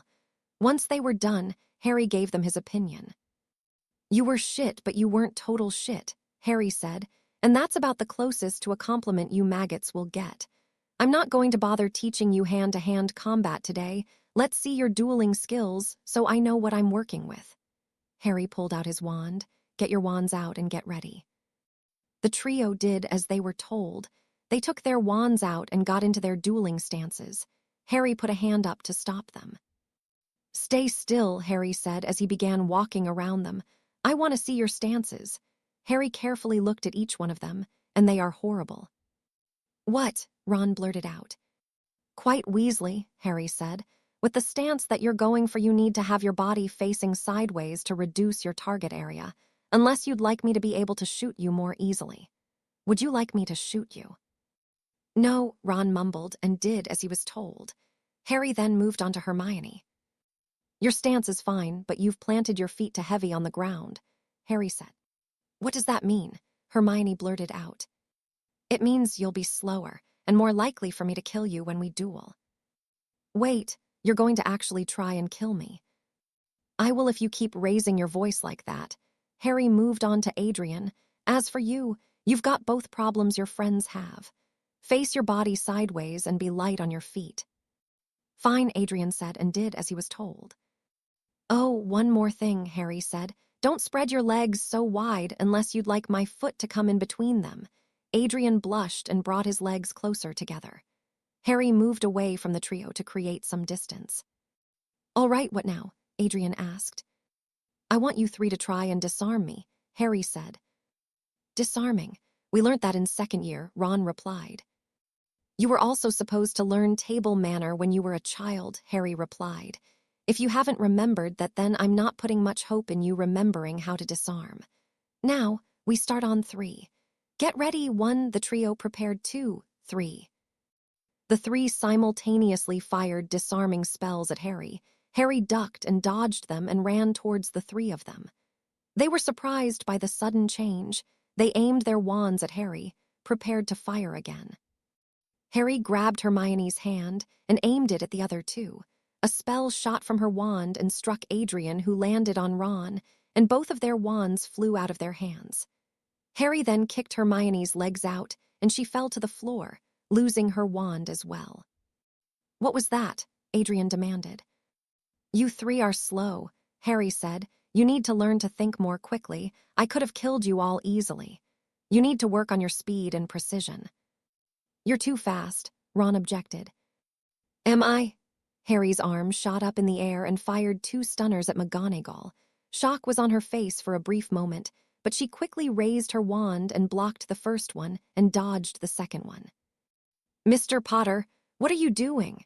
McGonagall demanded. Snape also had his wand out, and from the look on his face it was obvious that he wanted to know as well. "Proving a point," Harry looked back to the stunned trio. "Professor McGonagall is old enough to be your grandmother, and Snape is in his 30s and teaches classes that usually don't have anything to do with wands, yet she blocked both stunners and Snape had his wand out quick enough to defend or attack. What's your excuse?" "Well, Hermione struggled to come up with an excuse. "Exactly," Harry continued. "You three are a trio of spoilt brats who think you possess greatness. Be glad that I'm showing you how wrong you are instead of a Death Eater." "We're not spoiled," Ron shouted. "My family is poor. I have to share everything with my brothers and my sister." "Cry me a river," Harry said unsympathetically. "You have a family, shelter, and food. Forgive me if I don't have much pity because you have to share or can't afford the latest broomstick." "Like you know what it's like," Ron spat back. "I don't know what your life's been like," Harry replied. "But even if I lived your life, I would still be smart enough to remember that there's always someone who's had better, and there's always someone who's had worse. Trust me, I've met people who would make you look like as spoilt as a Malfoy. Now get your worthless arses off the ground." "You can't talk to us like that," Adrian growled. "If I want to address you as an idiot or even the sugar plum fairy, then I will do so. Your options are to take it like a man, prove you're worth the effort of addressing you with respect, make me stop or quit. If I was you, then I'd go for either the first or last option. They're more reachable aims than the others. Now up or I will make you get up." The trio reluctantly got up. Harry set the trio on disarming, and if this was any indication of what teaching was like then, he'd never teach again. Soon the lesson ended, and Harry looked at the trio with a critical eye. Maybe now you'd at least be able to disarm a Death Eater, if he was blind. And distracted by a large noise, Harry said slowly. "Hey, would you stop being such an arse?" Adrian demanded. "Can't, it's a full-time job," Harry shrugged. "In all fairness, you three can disarm fairly decently now, but you have a whole way to go, a very long way to go. In an actual fight, you'd last about a minute if you're lucky." "Like you've been in actual fights," Ron snorted. "Mr. Weasley, Mr. Potter has competed multiple times in the Japanese war duels." Snape reminded him, duels that are famously known for allowing the use of any spell, including the Unforgivables. Needless to say, Mr. Potter was required to be at a higher level than you to avoid getting killed. "Yeah, but it's not like anyone actually tries to kill people in those duels," Adrian said. "My last duel I fought against a Japanese girl and boy," Harry said. "The boy was fairly easy, whilst the girl tried to cut my head off with a cutting curse, kill me a few times with the killing curse, and then she tried to remove my head and legs with a sword. If you don't believe me, then ask Dumbledore. He was in the crowd at that time." "What was Dumbledore doing there?" Hermione asked. "Oh, he was hopping to see up the skirts of young Japanese girls like in anime," Harry lied. Though with the look that Hermione was giving him, he had no regrets about doing so, either way. "Lesson is over, so get your pitiful arses out of my sights." "You don't have to insult us," Hermione said. "I don't have to train you either. Deal with it or get lost," Harry replied. "Come on, guys. Let's go." Hermione glared at Harry and left with the trio, not before McGonagall transfigured their clothes back. "Mr. Potter, was all of that necessary?" McGonagall said to Harry. "It was a complete waste of my time, is what it was," Harry replied, and made his way back to the punching bag. He started punching it as he talked, the so-called boy who lived, and none of you thought it was a good idea to make sure he could at least disarm properly. I planned to spend today's lesson seeing where they were at, and I am very disappointed. But surely you can see that you were too harsh on them, McGonagall replied. Harsh, please, that was angelic compared to the training that I had received, Harry said as he kept punching. I've had much worse when I was a lot younger. Your lions are kittens, and if they want to survive my training, then they had better grow up or I won't be so nice next lesson. Nice? You call this nice? McGonagall blurted out in surprise. Too nice, I think, Harry replied. Let your cubs know that they should be here the same time tomorrow, and the same rules apply. Also, if I hear them complain tomorrow, then I will personally throw them in a lake with shackles attached to their ankles and make them swim in it. Oh, and tell Dumbledore that I want my payment before every lesson. I'm not coming near those idiots without it. I will make sure he's informed, Snape said, suppressing a smirk at McGonagall's open-mouthed face.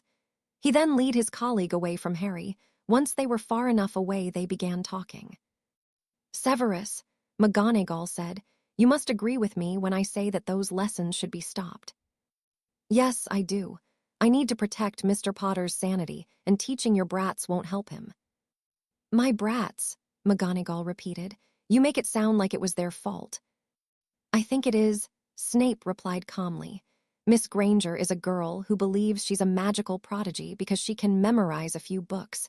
Mr. Weasley and your Potter are lazy and spoilt by Albus. It's about time that they learn about how the real world works. Real world? Surely you noticed Mr. Potter saying that he had practiced falling on concrete, and him saying he's received worse training when he was younger. From the sounds of it, your lions are moaning and complaining about training that would seem like child's play to him. I understand why he's upset. Imagine having 7th-year students complaining and saying that transfiguring a matchstick into a needle is too hard. Do you know what training Mr. Potter went through? McGonagall asked. All I know is I've got another piece of the puzzle that is Harry Potter. Soon Harry, Daphne, and Rose found themselves in the care of magical creatures class. It turned out that Hagrid was teaching it. This worried Harry slightly. Hagrid, with all the best will in the world, was a nice guy, but had a different idea on what is appropriate for kids than, say, a regular teacher, or a student, or a muggle, or just about anyone. Hagrid began leading them to their first creature. Harry couldn't help but notice that the trio were trying to stand as far away from him as possible. He smirked, knowing that he at least achieved something today. All right, everyone, Hagrid said when everyone stopped. Get your books out and turn to page 64. Just how are we supposed to do that? Malfoy asked sarcastically, holding up the biting book that was held shut with a belt. Just stroke the spine, dumbass, Harry sighed and stroked the book. He removed the belt and showed that the book wasn't trying to bite him. Malfoy turned a bit red but didn't say anything. He and everyone else just did as Harry said. Why do you put up with him? Theodore Nott whispered to Harry. You're the head of like 50 powerful houses, yet you still put up with Malfoy. Why don't you just use that political power and shut him up? Because if I keep doing that, then he'd eventually realize that I'm not following through with my threats. Harry replied. I could ruin the Malfoy family, but I won't. Not yet, at least. Why's that? Nott asked curiously. Let's just say I know someone who prefers the Malfoys to stay afloat for now. Harry responded vaguely. Say hello to Buckbeak, Hagrid said proudly as he brought a hippogriff towards the group. Isn't he beautiful? Hagrid, what the bloody hell is that? Ron asked. That, Ron, is a hippogriff. The first thing you need to know about hippogriffs are they are very proud creature. Very easily offended, you do not want to insult a hippogriff, may just be the last thing you ever do. Now, who wants to say hello? I do. Harry raised a hand. Many people looked at him like he was mad. Harry stepped forward and made his way over. Well done, Harry. It's nice to see you so eager to meet him, Hagrid smiled. Yes, well, when you live with Draco Malfoy, you take up the opportunity to interact with intelligent beings whenever you can, Harry said, simultaneously insulting Malfoy and complimenting Buckbeak at the same time. The former growled while the latter proudly raised its head, as if to say, damn straight. Now the first thing you need to do is bow, Hagrid instructed. Then you wait and see if he bows back. If he does, then you can go and touch him. If not, then, well, we'll get to that later. Harry nodded to show his understanding. He looked towards Buckbeak, looking him directly in the eye. He slowly arched his back, bowing enough to seem respectful. Buckbeak looked at him for a moment before deciding to grace Harry with his own bow. "Ah, well done, Buckbeak, well done," Hagrid praised as he threw him a dead ferret. "And there goes one of Malfoy's brethren," Harry commented, causing giggles to go through the crowd along with snorts and suppressed laughter. Harry slowly made his way forward. He made sure to keep his speed slow so he doesn't startle Buckbeak. He raised his arm up and gently patted Buckbeak on the head. Buckbeak seemed to like it and nuzzled Harry's hand. "Ah, well done, Buckbeak." Hagrid smiled and made his way over. "I think he may just let you ride him now," Hagrid said to Harry. "I beg your pardon." But no sooner than the words had left his mouth, Hagrid had picked him up and placed him on Buckbeak's back.